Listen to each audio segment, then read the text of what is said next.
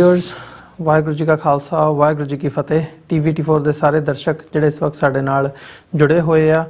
ਵੱਖ-ਵੱਖ ਮਾਧਿਅਮਾਂ ਰਾਹੀਂ ਤੇ ਸੋਸ਼ਲ ਮੀਡੀਆ ਰਾਹੀਂ ਸਾਨੂੰ ਦੁਨੀਆ ਭਰ ਦੇ ਵਿੱਚ ਦੇਖ ਰਹੇ ਆ। ਮੈਂ ਅਮਰਵੀਰ ਸਿੰਘ ਅੱਜ ਸੱਚੋ ਸੱਚ ਪ੍ਰੋਗਰਾਮ ਦੇ ਵਿੱਚ ਆਪ ਸਭ ਦਾ ਤਹਿ ਦਿਲੋਂ ਸਵਾਗਤ ਕਰਦਾ। ਅੱਜ ਅਸੀਂ ਵਿਚਾਰ ਚਰਚਾ ਕਰਨ ਜਾ ਰਹੇ ਹਾਂ ਸੱਚੋ ਸੱਚ ਪ੍ਰੋਗਰਾਮ ਦੇ ਵਿੱਚ ਮੇਰੇ ਨਾਲ ਸੁਖਵਿੰਦਰ ਸਿੰਘ ਸਾਡੇ ਕੋਰਸਪੋਂਡੈਂਟ ਟੋਰਾਂਟੋ ਤੋਂ ਇਸ ਵਕਤ ਜੁੜੇ ਹੋਏ ਆ। ਆਓ ਅੱਜ ਦੇ ਜਿਹੜੇ ਇਸ ਪ੍ਰੋਗਰਾਮ ਦੀ ਸ਼ੁਰੂਆਤ ਕਰਦੇ ਹਾਂ। ਸੁਖਵਿੰਦਰ ਸਿੰਘ ਜੀ ਤੁਹਾਡਾ ਸਵਾਗਤ ਹੈ ਜੀ। ਵਾਹਿਗੁਰੂ ਜੀ ਕਾ ਖਾਲਸਾ ਵਾਹਿਗੁਰੂ ਜੀ ਕੀ ਫਤਿਹ ਜੀ। ਹਾਂਜੀ ਭਾਜੀ, ਵਾਹਿਗੁਰੂ ਜੀ ਕਾ ਖਾਲਸਾ ਵਾਹਿਗੁਰੂ ਜੀ ਕੀ ਫਤਿਹ ਜੀ। ਸੁਖਵਿੰਦਰ ਸਿੰਘ ਜੀ ਅਸੀਂ ਅੱਜ 12 ਫਰਵਰੀ 2024 ਦੇ ਦਿਨ ਵਿਚਾਰ ਚਰਚਾ ਕਰਨ ਜਾ ਰਹੇ ਹਾਂ ਤੇ ਡਾਕਟਰ ਅਮਰਜੀਤ ਸਿੰਘ ਹੋਰਾਂ ਦੀ ਗੈਰ ਹਾਜ਼ਰੀ ਦੇ ਵਿੱਚ ਅੱਜ ਡਿਊਟੀ ਸਾਡੀ ਲੱਗੀ ਹੈ। ਸਾਡੇ ਦਰਸ਼ਕਾਂ ਨੂੰ ਦੱਸ ਦਈਏ ਕਿ ਅੱਜ ਦਾ ਜਿਹੜਾ ਸੱਚੋ ਸੱਚ ਪ੍ਰੋਗਰਾਮ ਹੈ ਅਸੀਂ ਕੰਡਕਟ ਕਰਾਂਗੇ ਉਹਨਾਂ ਦੀ ਗੈਰ ਹਾਜ਼ਰੀ ਦੇ ਵਿੱਚ ਤੇ ਵਿਚਾਰ ਚਰਚਾ ਕਰਾਂਗੇ ਜਿਹੜੀਆਂ ਬੀਤੇ 2-3 ਦਿਨਾਂ ਦੀਆਂ ਮੇਜਰ ਡਿਵੈਲਪਮੈਂਟਸ ਹੈਗੀਆਂ ਨੇ ਉਹਨਾਂ ਦੇ ਉੱਤੇ। ਤੇ ਪਹਿਲੇ ਸੈਗਮੈਂਟ ਦੇ ਵਿੱਚ ਪਹਿਲੇ ਟੌਪਿਕ ਦੇ ਤੌਰ ਦੇ ਉੱਤੇ ਜੋ ਅਸੀਂ ਪਿਛਲੇ ਸਮੇਂ ਦੇ ਵਿੱਚ ਕਿਸਾਨ ਸੰਘਰਸ਼ ਦੇਖਿਆ ਤੇ ਅੱਜ ਹੁਣ ਉਹਨੂੰ ਮੁੜ ਰਿਵਾਈਵ ਕਰਨ ਦੇ ਲਈ ਕਿਸਾਨ ਜਥੇਬੰਦੀਆਂ ਵੱਲੋਂ ਕਿਸਾਨ ਸੰਯੁਕਤ ਮੋਰਚੇ ਵੱਲੋਂ ਨਾਨ ਪੋਲੀਟੀਕਲ ਕਹਿ ਕੇ ਆਪਣੇ ਆਪ ਨੂੰ ਪੇਸ਼ ਕੀਤਾ ਗਿਆ ਤੇ ਉਹਨਾਂ ਨੇ ਦਿੱਲੀ ਜਾਣ ਦੀ ਜਿਹੜੀ ਕਾਲ ਹੈ ਉਹ ਦਿੱਤੀ ਹੋਈ ਹੈ। ਅੱਜ ਜਦੋਂ ਅਸੀਂ ਗੱਲ ਕਰ ਰਹੇ ਹਾਂ 12 ਫਰਵਰੀ ਦਾ ਦਿਨ ਹੈ ਤੇ ਉਹਨਾਂ ਨੇ 13 ਫਰਵਰੀ ਦੇ ਦਿਨ ਦੀ ਕਾਲ ਦਿੱਤੀ ਹੈ ਤੇ ਹੁਣ ਉੱਥੇ ਸਵੇਰ ਜਿਹੜੀ ਹੈ ਉਹ ਹੋ ਚੁੱਕੀ ਹੈ। ਕਿਸਾਨਾਂ ਵੱਲੋਂ ਆਲਰੇਡੀ ਜਿਹੜਾ ਅੱਜ ਦਿਨ ਲੰਘਿਆ ਆ ਇਹਦੇ ਵਿੱਚ ਆਲਰੇਡੀ ਪੰਜਾਬ ਦੇ ਵਿੱਚੋਂ ਵੱਖ-ਵੱਖ ਥਾਵਾਂ ਤੋਂ ਅੰਮ੍ਰਿਤਸਰ ਤੋਂ ਲੈ ਕੇ ਜਦੋਂ ਅਸੀਂ ਸਾਰਾ ਮਾਝਾ ਮਾਲਵਾ ਦੁਆਬਾ ਦੇਖਦੇ ਹਾਂ ਤੇ ਵਹੀਰਾਂ ਜਿਹੜੀਆਂ ਨੇ ਉਹ ਆਲਰੇਡੀ ਘੱਤੀਆਂ ਜਾ ਚੁੱਕੀਆਂ ਨੇ, ਤਿਆਰੀਆਂ ਹੋ ਚੁੱਕੀਆਂ ਨੇ ਤੇ ਕਾਲ ਦੇ ਥੱਲੇ ਕਿਸਾਨ ਜਥੇਬੰਦੀਆਂ ਆਪਣੇ ਜਿਹੜੇ ਔਜ਼ਾਰ ਨੇ, ਆਪਣੇ ਟਰੈਕਟਰ ਨੇ, ਟਰਾਲੀਆਂ ਲੈ ਕੇ ਉਹ ਦਿੱਲੀ ਵੱਲ ਨੂੰ ਉਹਨਾਂ ਨੇ ਕੂਚ ਕੀਤੀ ਹੈ। ਤੇ ਦੂਜੇ ਪਾਸੇ ਜਦੋਂ ਅਸੀਂ ਦੇਖ ਰਹੇ ਹਾਂ ਇਸ ਵਕਤ ਜੋ ਸਿਚੁਏਸ਼ਨ ਬਣੀ ਹੋਈ ਹੈ, ਬੈਰੀਕੇਟਿੰਗ ਪੰਜਾਬ ਤੇ ਹਰਿਆਣਾ ਦਾ ਬਾਰਡਰ ਸੀਲ ਕੀਤਾ ਹੋਇਆ, ਦਿੱਲੀ ਨੂੰ ਕੰਪਲੀਟਲੀ ਸੀਲ ਕੀਤਾ ਹੋਇਆ। ਉਹੀ ਜੋ ਅਸੀਂ 2020 ਦੇ ਵਿੱਚ ਅਸੀਂ ਦੇਖਿਆ ਕਿ ਕਿਵੇਂ ਬਾਰਡਰ ਕੰਪਲੀਟਲੀ ਸੀਲ ਕੀਤੇ ਹੋਏ ਸੀ, ਕੰਡਿਆਲੀਆਂ ਤਾਰਾਂ ਲਾਈਆਂ ਹੋਈਆਂ ਸੀ, ਵੱਡੇ ਵੱਡੇ ਪੱਥਰ ਰੱਖੇ ਗਏ ਸੀ ਪੁਲਿਸ ਵੱਲੋਂ। ਓਵਰਆਲ ਜਿਹੜੀਆਂ ਨੇ ਈਵਨ ਜਿਹੜੀ ਹਾਈਵੇ ਹੈਗੇ ਆ ਹਾਈਵੇ ਤੱਕ ਪੁੱਟ ਦਿੱਤੇ ਗਏ ਆ ਤੇ ਜਿਹੜੀਆਂ ਕਿੱਲਾਂ ਨੇ ਉਹ ਵੱਡੀਆਂ ਵੱਡੀਆਂ ਕਿੱਲਾਂ ਲਾਈਆਂ ਹੋਈਆਂ ਨੇ ਸੜਕਾਂ ਦੇ ਉੱਤੇ ਤਾਂ ਕਿ ਜਿਹੜੇ ਟਾਇਰ ਹੈਗੇ ਆ ਉਹ ਟਰੈਕਟਰ ਅੱਗੇ ਨਾ ਜਾ ਸਕਣ। ਸੋ ਇਸ ਕਿਸਮ ਦੀ ਇਸ ਵਕਤ ਸਿਚੁਏਸ਼ਨ ਬਣੀ ਹੋਈ ਹੈ। ਮੈਂ ਥੋੜ੍ਹਾ ਜਿਹਾ ਸਾਡੇ ਜਿਹੜੇ ਦਰਸ਼ਕ ਇਸ ਵਕਤ ਸਾਡੇ ਨਾਲ ਜੁੜੇ ਹੋਏ ਆ ਗੱਲ ਕਰ ਲਈਏ ਕਿਸਾਨਾਂ ਦੀਆਂ ਮੰਗਾਂ ਦੀ। ਮੰਗਾਂ ਉਹੀ ਨੇ ਜੋ ਪਹਿਲਾਂ ਸੀ। ਉਹਨਾਂ ਦੇ ਵਿੱਚੋਂ ਜੇ ਮੁੱਖ ਮੰਗਾਂ ਦੀ ਅਸੀਂ ਗੱਲ ਕਰਦੇ ਹਾਂ ਤੇ ਉਹ MSP ਦੀ ਗਰੰਟੀ ਦੀ ਗੱਲ ਕਰ ਰਹੇ ਆ ਕਿਸਾਨ, ਜਿਹੜਾ ਕਿ ਵਾਅਦਾ ਕਿਸਾਨਾਂ ਸਰਕਾਰ ਵੱਲੋਂ ਕੀਤਾ ਗਿਆ ਸੀ ਕਿ ਅਸੀਂ ਇਹਦੇ ਤੇ ਜਿਹੜੀ ਹੈ ਕਮੇਟੀ ਬਣਾਵਾਂਗੇ ਤੇ ਇਹਦੇ ਤੇ ਚਾਰਾਜੋਈ ਕਰਕੇ ਅਸੀਂ ਇਹਨੂੰ ਇੰਪਲੀਮੈਂਟ ਕਰਾਂਗੇ, ਪਰ ਹਜੇ ਤੱਕ MSP ਦੀ ਜਿਹੜੀ ਗਰੰਟੀ ਹੈ ਉਹ ਸਰਕਾਰ ਵੱਲੋਂ ਨਹੀਂ ਦਿੱਤੀ ਗਈ ਹੈਗੀ। ਦੂਜੀ ਗੱਲ ਆ ਜਾਂਦੀ ਹੈ ਜਿਹੜੇ ਕੇਸ ਕਿਸਾਨਾਂ ਦੇ ਉੱਤੇ ਉਦੋਂ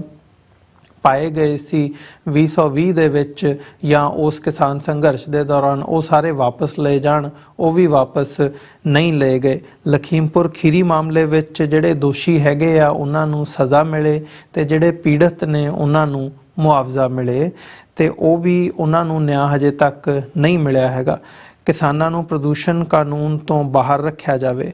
ਸਰਕਾਰ ਕਿਸਾਨਾਂ ਦਾ ਕਰਜ਼ਾ ਪੂਰਨ ਤੌਰ ਦੇ ਉੱਤੇ ਮਾਫ ਕਰੇ, ਕਿਸਾਨਾਂ ਅਤੇ ਖੇਤੀ ਮਜ਼ਦੂਰਾਂ ਨੂੰ ਪੈਨਸ਼ਨ ਦਿੱਤੀ ਜਾਵੇ। ਇਹ ਜਿਹੜੀਆਂ ਮੰਗਾਂ ਨੇ ਉਦੋਂ ਤੋਂ ਲੈ ਕੇ ਹੁਣ ਤੱਕ ਜਿਹੜਾ ਇਵੋਲਵ ਹੋ ਕੇ ਇਹ ਮੰਗਾਂ ਹੁਣ ਐਡ ਕੀਤੀਆਂ ਗਈਆਂ ਨੇ। ਸੋ ਇਸ ਵਕਤ ਇਹ ਸਿਚੁਏਸ਼ਨ ਬਣੀ ਹੋਈ ਹੈ। ਥੋੜ੍ਹਾ ਜਿਹਾ ਸੁਖਵਿੰਦਰ ਸਿੰਘ ਜੀ ਪਹਿਲਾਂ ਡੀਟੇਲ 'ਚ ਜਾਂ ਹੋਰ ਜਿਹੜੇ ਐਸਪੈਕਟ ਹੈਗੇ ਆ ਕਿਸਾਨ ਸੰਘਰਸ਼ ਦੇ ਉਹ ਐਨਾਲਾਈਜ਼ ਕਰਨ ਤੋਂ ਪਹਿਲਾਂ ਗੱਲ ਕਰੀਏ ਇਸ ਵਕਤ ਗਰਾਊਂਡ ਦੇ ਉੱਤੇ ਸਥਿਤੀ ਬਣੀ ਕੀ ਹੋਈ ਆ।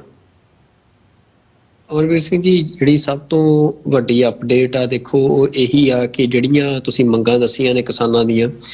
ਵੀ ਉਹਨਾਂ ਨੂੰ ਲੈ ਕੇ ਜਿਹੜਾ ਇਹ ਸੰਘਰਸ਼ ਮੁੜ ਸ਼ੁਰੂ ਕੀਤਾ ਗਿਆ ਆ। ਤੇ ਇਹਦੇ 'ਚ ਕੱਲ੍ਹ ਜਿਹੜੀ ਬੜੀ ਅਹਿਮ ਬੈਠਕ ਸੀ ਭਾਰਤ ਸਰਕਾਰ ਦੇ ਨੁਮਾਇੰਦਿਆਂ ਤੇ ਜਿਹਦੇ ਵਿੱਚ ਜਿਹੜੇ ਮੰਤਰੀ ਨੇ ਭਾਰਤ ਸਰਕਾਰ ਦੇ ਉਹਨਾਂ ਦੀ ਤੇ ਜਿਹੜੇ ਕਿਸਾਨ ਆਗੂ ਨੇ ਉਹਨਾਂ ਦੀ, ਇਹ ਕਾਫੀ ਰਾਤ ਦੇਰ ਤੱਕ ਜਿਹੜੀ ਇਹ ਬੈਠਕ ਆ, ਮੀਟਿੰਗ ਆ, ਇਹ ਚੰਡੀਗੜ੍ਹ ਦੇ ਵਿੱਚ ਚੱਲੀ ਪੰਜਾਬ ਦੀ ਰਾਜਧਾਨੀ 'ਚ। ਤੇ ਉੱਥੇ ਜਿਹੜਾ ਮਤਲਬ ਫੈਸਲਾ ਆ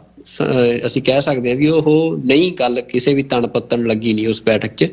ਤੇ ਜਦੋਂ ਕਿਸਾਨ ਆਗੂ ਬਾਹਰ ਨਿਕਲੇ ਆ ਤਾਂ ਉਹਨਾਂ ਨੇ ਐਲਾਨ ਕੀਤਾ ਕਿ ਜਿਹੜਾ ਇਹ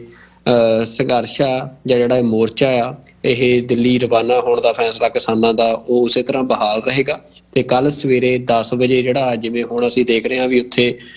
ਤੜਕਾ ਹੋ ਚੁੱਕਿਆ ਆ, ਮਤਲਬ ਸਵੇਰ ਹੋ ਚੁੱਕੀ ਆ, ਤੇ 10 ਵਜੇ ਦਾ ਸਮਾਂ ਆ ਵੀ ਜਦੋਂ ਸ਼ੰਭੂ ਬਾਰਡਰ ਜਿਹੜਾ ਆ ਉੱਥੋਂ ਕਿਸਾਨ ਅੱਗੇ ਦਿੱਲੀ ਵੱਲ ਨੂੰ ਰਵਾਨਾ ਹੋਣ ਦੀ ਕੋਸ਼ਿਸ਼ ਕਰਨਗੇ। ਕੋਸ਼ਿਸ਼ ਇਸ ਲਈ ਕਿ ਤੁਸੀਂ ਦੱਸਿਆ ਕਿ ਜਿਵੇਂ ਹਰਿਆਣਾ ਸਰਕਾਰ ਨੇ ਕਾਫੀ ਜ਼ਿਆਦਾ ਇਸ ਵਾਰ ਵੀ, ਪਹਿਲਾਂ ਵੀ ਜਿਵੇਂ 2020 ਦੇ ਵਿੱਚ ਅਸੀਂ ਦੇਖਿਆ ਵੀ ਉਦੋਂ ਰੋਕਣ ਦੇ ਲਈ ਰੋਕਾਂ ਲਾਈਆਂ ਗਈਆਂ ਸੀ, ਤਾਂ ਹੁਣ ਵੀ ਜਿਹੜਾ ਆ ਕਾਫੀ ਰੋਕਾਂ ਇਸੇ ਤਰੀਕੇ ਦੇ ਨਾਲ ਹਰਿਆਣਾ ਸਰਕਾਰ ਵੱਲੋਂ ਲਾਈਆਂ ਗਈਆਂ ਨੇ। ਹਾਈਵੇ ਬੰਦ ਕੀਤੇ ਗਏ ਆ, ਟੋਏ ਪੱਟੇ ਗਏ ਆ, ਕਿੱਲਾਂ ਲਾਈਆਂ ਗਈਆਂ ਨੇ। ਬਲਕਿ ਇਸ ਵਾਰ ਹੋਰ ਨਵਾਂ ਜਿਹੜਾ ਦੇਖਣ 'ਚ ਸਾਹਮਣੇ ਆ ਰਿਹਾ, ਜੋ ਰਿਪੋਰਟਾਂ ਆ ਰਹੀਆਂ ਨੇ ਕਿ ਕੁਝ ਮਹੀਨੇ ਪਹਿਲਾਂ ਭਾਰਤ ਦੇ ਵਿੱਚ ਜਿਹੜੀ BSF ਆ ਉਹਨੇ ਐਲਾਨ ਕੀਤਾ ਸੀ ਕਿ ਜਿਹੜੇ ਟੀਅਰ ਗੈਸ ਹੁੰਦੇ ਆ, ਟੀਅਰ ਗੈਸ ਦੇ ਗੋਲੇ ਹੁੰਦੇ ਆ, ਉਹ ਸੁੱਟਣ ਦੇ ਲਈ ਮਤਲਬ ਡਰੋਨ ਯੂਜ਼ ਕਰਨ ਦੇ ਸਮਰੱਥ ਜਿਹੜੀ BSF ਹੋ ਗਈ ਆ, ਤੇ ਉਹਨਾਂ ਨੇ ਡਰੋਨ ਬਣਾ ਲਏ ਆ ਜਿਨ੍ਹਾਂ ਦੇ ਨਾਲ ਕਿ ਜਿਹੜੇ ਰਾਇਟ ਕੰਟਰੋਲ ਕੀਤੇ ਜਾ ਸਕਦੇ ਆ, ਵੀ ਟੀਅਰ ਗੈਸ ਸੁੱਟੇ ਜਾ ਸਕਦੇ ਆ ਕਿਤੇ ਵੀ ਦੂਰੋਂ ਬੈਠ ਕੇ। ਤੇ ਇਸ ਬਾਰੇ ਦੇਖਣ ਚ ਆ ਰਿਹਾ ਕਿ ਜਿਹੜਾ ਪੰਜਾਬ ਹਰਿਆਣੇ ਦਾ ਬਾਰਡਰ ਆ ਉਹਦੇ ਉੱਤੇ ਜਿੱਥੇ ਰੋਕਾਂ ਲਾਈਆਂ ਗਈਆਂ ਨੇ, ਤਾਂ ਉੱਥੇ ਸਰਕਾਰ ਜਿਹੜਾ ਪ੍ਰਸ਼ਾਸਨ ਆ ਉਹ ਇਹਨਾਂ ਨੂੰ ਵਰਤ ਰਿਹਾ ਆ, ਇਹਨਾਂ ਨੂੰ ਯੂਜ਼ ਕਰਨ ਦੀ ਤਿਆਰੀ ਕਰ ਰਿਹਾ ਹੈ। ਜਿਹੜੇ ਟੀਅਰ ਗੈਸ ਦੇ ਗੋਲੇ ਨੇ ਇਸ ਵਾਰ, ਜਿੱਥੇ ਪਹਿਲਾਂ ਮੁਲਾਜ਼ਮ ਆਪਣੀ ਉਹਨਾਂ ਕੋਲ ਜਿਹੜੀ ਗਨ ਹੁੰਦੀ ਸੀ ਉਹਦੇ ਨਾਲ ਸੁੱਟਦੇ ਸੀ, ਪਰ ਹੁਣ ਉਹ ਇਸ ਵਾਰ ਡਰੋਨ ਵੀ ਮਤਲਬ ਇੱਥੇ ਜਿਹੜਾ ਆ ਕਿਸਾਨਾਂ ਦੇ ਉੱਤੇ ਵਰਤਣ ਦੀ ਤਿਆਰੀ ਆ। ਤਾਂ ਇਹ ਜਿਹੜੀ ਕੱਲ ਮੁਲਾਕਾਤ ਹੋਈ ਆ ਜਿਹਦੇ ਵਿੱਚ ਮਤਲਬ ਜਿਹੜੇ ਮੰਤਰੀਆਂ ਦੀ ਮੈਂ ਤੁਹਾਨੂੰ ਗੱਲ ਕੀਤੀ ਆ, ਉਹਨਾਂ ਦੇ ਵਿੱਚੋਂ ਪੀਯੂਸ਼ ਗੋਇਲ ਤੇ ਅਰਜੁਨ ਮੁੰਡਾ, ਮਤਲਬ ਇਹ ਦੋ ਮੰਤਰੀ ਜਿਹੜੇ ਆ ਇਸ ਬੈਠਕ ਦੇ ਵਿੱਚ ਸ਼ਾਮਲ ਸੀ, ਤੇ ਜਗਜੀਤ ਸਿੰਘ ਡੱਲੇਵਾਲ ਤੇ ਜਿਹੜੇ ਕਿਸਾਨ ਮਜ਼ਦੂਰ ਸੰਘਰਸ਼ ਕਮੇਟੀ ਦੇ ਸਵਰਨ ਸਿੰਘ ਪੰਧੇਰ ਆ, ਜਿਹੜੀਆਂ ਦੋ ਵੱਡੀਆਂ ਜਥੇਬੰਦੀਆਂ ਨੇ ਲੀਡ ਕਰ ਰਹੀਆਂ ਨੇ ਸਾਰੇ ਪ੍ਰੋਟੈਸਟ ਨੂੰ। ਤਾਂ ਇਹ ਮੁਲਾਕਾਤ ਅਮਰਵੀਰ ਸਿੰਘ ਜੀ ਕਿਸੇ ਵੀ ਤਣ ਪੱਤਣ ਨਹੀਂ ਲੱਗੀ, ਬਲਕਿ ਇਹ ਵੀ ਹੋਇਆ ਕਿ ਕਾਫੀ ਤਲਖੀ ਵੀ ਹੋਈ ਬੈਠਕ ਦੇ ਵਿੱਚ। ਤੇ ਤਲਖੀ ਦਾ ਜਿਹੜਾ ਮੁੱਖ ਮੁੱਦਾ ਰਿਹਾ ਉਹ ਰਿਹਾ ਜਿਹੜੀ MSP ਗਰੰਟੀ ਕਾਨੂੰਨ, ਵੀ ਸਰਕਾਰ ਜਿਹੜੀ ਆ ਉਹ ਇਹਦੇ ਤੇ ਸਹਿਮਤ ਨਹੀਂ ਹੋ ਰਹੀ ਆ, ਜਿਹੜਾ MSP ਗਰੰਟੀ ਕਾਨੂੰਨ ਆ। ਹਾਲਾਂਕਿ ਜਦੋਂ ਕਿਹਾ ਜਾ ਰਿਹਾ ਕਿ ਜਿਹੜੇ ਨਰਿੰਦਰ ਮੋਦੀ ਆ ਉਹ ਗੁਜਰਾਤ ਦੇ ਮੁੱਖ ਮੰਤਰੀ ਸੀ, ਉਦੋਂ ਇਹਦਾ ਸਮਰਥਨ ਵੀ ਕਰਦੇ ਰਹੇ ਆ ਵੀ MSP ਹੋਣੀ ਚਾਹੀਦੀ ਆ, ਮਿਨੀਮਮ ਸਪੋਰਟ ਪ੍ਰਾਈਸ ਹਰ ਫਸਲ ਦੇ ਉੱਤੇ ਕਿਸਾਨਾਂ ਦੇ ਲਈ। ਤੇ ਨਾਲ ਹੀ ਜਦੋਂ ਪਿਛਲਾ ਜਿਹੜਾ ਸੰਘਰਸ਼ ਹੋਇਆ ਕਿਸਾਨਾਂ ਦਾ, ਉਦੋਂ ਵੀ ਜਦੋਂ ਕਿਸਾਨ ਉੱਠ ਕੇ ਆਏ ਆ ਉੱਥੋਂ, ਤਾਂ ਵਾਅਦਾ ਕੀਤਾ ਸੀ ਕਿ ਅਸੀਂ MSP ਜਿਹੜੀ ਆ ਉਹਨੂੰ ਇੱਕ ਮਤਲਬ ਹੌਲੀ ਹੌਲੀ ਜਿਹੜਾ ਆ ਉਹ ਲਾਗੂ ਕਰਾਂਗੇ, ਸਟੈਪ ਬਾਏ ਸਟੈਪ ਜਿਹੜਾ ਆ ਵੀ ਜਿਹੜੇ ਸਾਰੀਆਂ ਫਸਲਾਂ ਦੇ ਉੱਤੇ। ਪਰ ਉਹਦੇ ਤੇ ਜਦੋਂ ਕੋਈ ਫੈਸਲਾ ਨਹੀਂ ਹੋਇਆ, ਤੇ ਬਾਕੀ ਦੀਆਂ ਜਿਹੜੀਆਂ ਸਾਰੀਆਂ ਤੁਸੀਂ ਮੰਗਾਂ ਦੱਸੀਆਂ ਨੇ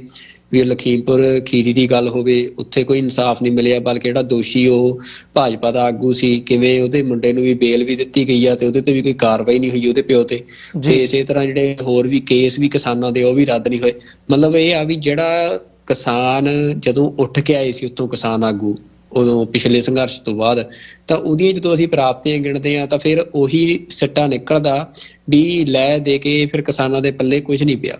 ਵੀ ਜਿਹੜੇ ਉਹ ਕਾਨੂੰਨ ਵੀ ਸੀ ਜਿਨ੍ਹਾਂ ਦੇ ਖਿਲਾਫ ਲੜਾਈ ਲੜ ਰਹੇ ਸੀ ਕਿਸਾਨ, ਉਹਨਾਂ ਨੂੰ ਸਰਕਾਰ ਟੇਢੇ ਤਰੀਕੇ ਦੇ ਨਾਲ ਹੁਣ ਅਸੀਂ ਕਹਿ ਸਕਦੇ ਹਾਂ ਵੀ ਲਾਗੂ ਕਰ ਰਹੀ ਆ, ਤੇ ਜਿਨ੍ਹਾਂ ਦਾ ਕਿਸਾਨ ਜਥੇਬੰਦੀਆਂ ਵਾਰ-ਵਾਰ ਵਿਰੋਧ ਕਰ ਰਹੀਆਂ ਨੇ। ਭਾਵੇਂ ਕਿ ਜਿਹੜਾ ਇਹ ਸੰਘਰਸ਼ ਆ ਇਹਦੇ ਵਿੱਚ ਸਾਰੀਆਂ ਕਿਸਾਨ ਜਥੇਬੰਦੀਆਂ ਨੇ ਇੱਕ ਮੁੱਠ, ਖਾਸ ਤੌਰ ਤੇ ਦੇਖਣਾ ਹੋਵੇ ਤਾਂ ਜਿਹੜੀਆਂ ਕਿਸਾਨ ਜਥੇਬੰਦੀਆਂ ਨੇ ਸਿਆਸੀ ਪਾਰਟੀ ਬਣਾ ਕੇ ਉਦੋਂ ਚੋਣ ਲੜੀ ਸੀ ਉਹ, ਤੇ ਕੁਝ ਹੋਰ ਵੀ ਜਿਹੜੀਆਂ ਬੜੀਆਂ ਵੱਡੀਆਂ ਜਥੇਬੰਦੀਆਂ ਨੇ ਪੰਜਾਬ ਦੇ ਵਿੱਚ ਕਿਸਾਨਾਂ ਦੀਆਂ, ਜਿਹਦੇ 'ਚ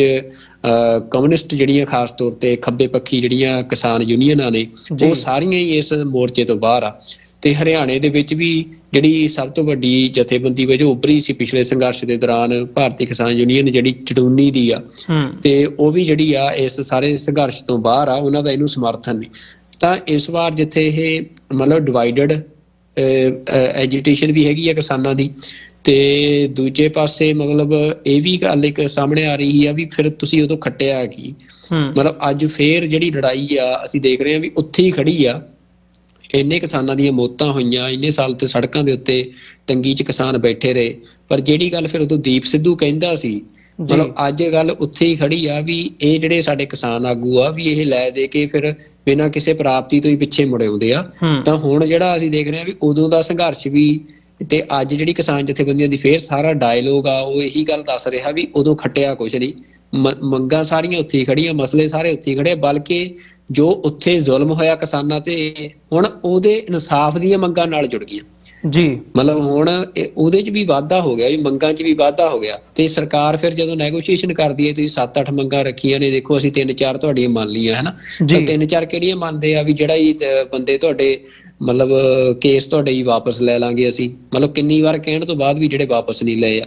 ਤੇ ਅਸੀਂ ਮੁਆਵਜ਼ਾ ਦੇ ਦਾਂਗੇ, ਜਿਹੜੇ ਲਖੀਮਪੁਰ ਖੀਰੀ ਦੇ ਵਿੱਚ ਕਿਸਾਨ ਜਿਹੜੇ ਆ ਉੱਥੇ ਜਿਨ੍ਹਾਂ ਦੀ ਮੌਤ ਹੋਈ ਸੀ ਉਹਨਾਂ ਨੂੰ ਮੁਆਵਜ਼ਾ ਦੇ ਦਾਂਗੇ, ਜ਼ਖਮੀਆਂ ਨੂੰ ਮੁਆਵਜ਼ਾ ਦੇ ਦਾਂਗੇ। ਉਹ ਕਿੰਨੀ ਵਾਰ ਪਹਿਲਾਂ ਕਹਿ ਚੁੱਕੇ ਆ ਤੇ ਉਹ ਨਹੀਂ ਹੋਇਆ। ਮਤਲਬ ਉਹੀ ਲਾਰੇ ਲੱਪੇ, ਉਹੀ ਸਾਰੀ ਜਿਹੜਾ ਮਤਲਬ ਪਹਿਲਾਂ ਦਾ ਵਿਹਾਰ ਸਰਕਾਰਾਂ ਦਾ ਰਿਹਾ ਕਿਸਾਨਾਂ ਦੇ ਨਾਲ, ਉਹੀ ਚੱਲ ਰਿਹਾ। ਤੇ ਕਿਸਾਨ ਜਥੇਬੰਦੀਆਂ ਦੀ ਅਪਰੋਚ ਵੀ ਜਿਹੜੀ ਆ ਉਹ ਹੁਣ ਮਤਲਬ ਦੇਖੋ, ਮਤਲਬ ਡਿਵਾਈਡ ਹੋ ਕੇ ਕਿਸਾਨ ਜਥੇਬੰਦੀਆਂ ਦੇ ਆਗੂ ਅੱਗੇ ਤੁਰੇ ਆ। ਪਰ ਅਮਰਵੀਰ ਸਿੰਘ ਜੀ, ਜੋ ਮੈਨੂੰ ਨਿੱਜੀ ਤੌਰ ਤੇ ਲੱਗਦਾ ਆ, ਇਹ ਲੱਗਦਾ ਵੀ ਹਜੇ ਵੀ ਕਿਸਾਨ ਜਥੇਬੰਦੀਆਂ ਜਿਹੜੀ ਬਿਮਾਰੀ ਆ ਉਹਦੀ ਜੜ ਨੂੰ ਨਹੀਂ ਹੱਥ ਪਾ ਰਹੀਆਂ। ਵੀ ਉਹ ਸਿਰਫ ਜਿਹੜਾ ਉੱਤੇ ਅਸੀਂ ਕਹਿ ਸਕਦੇ ਹਾਂ ਵੀ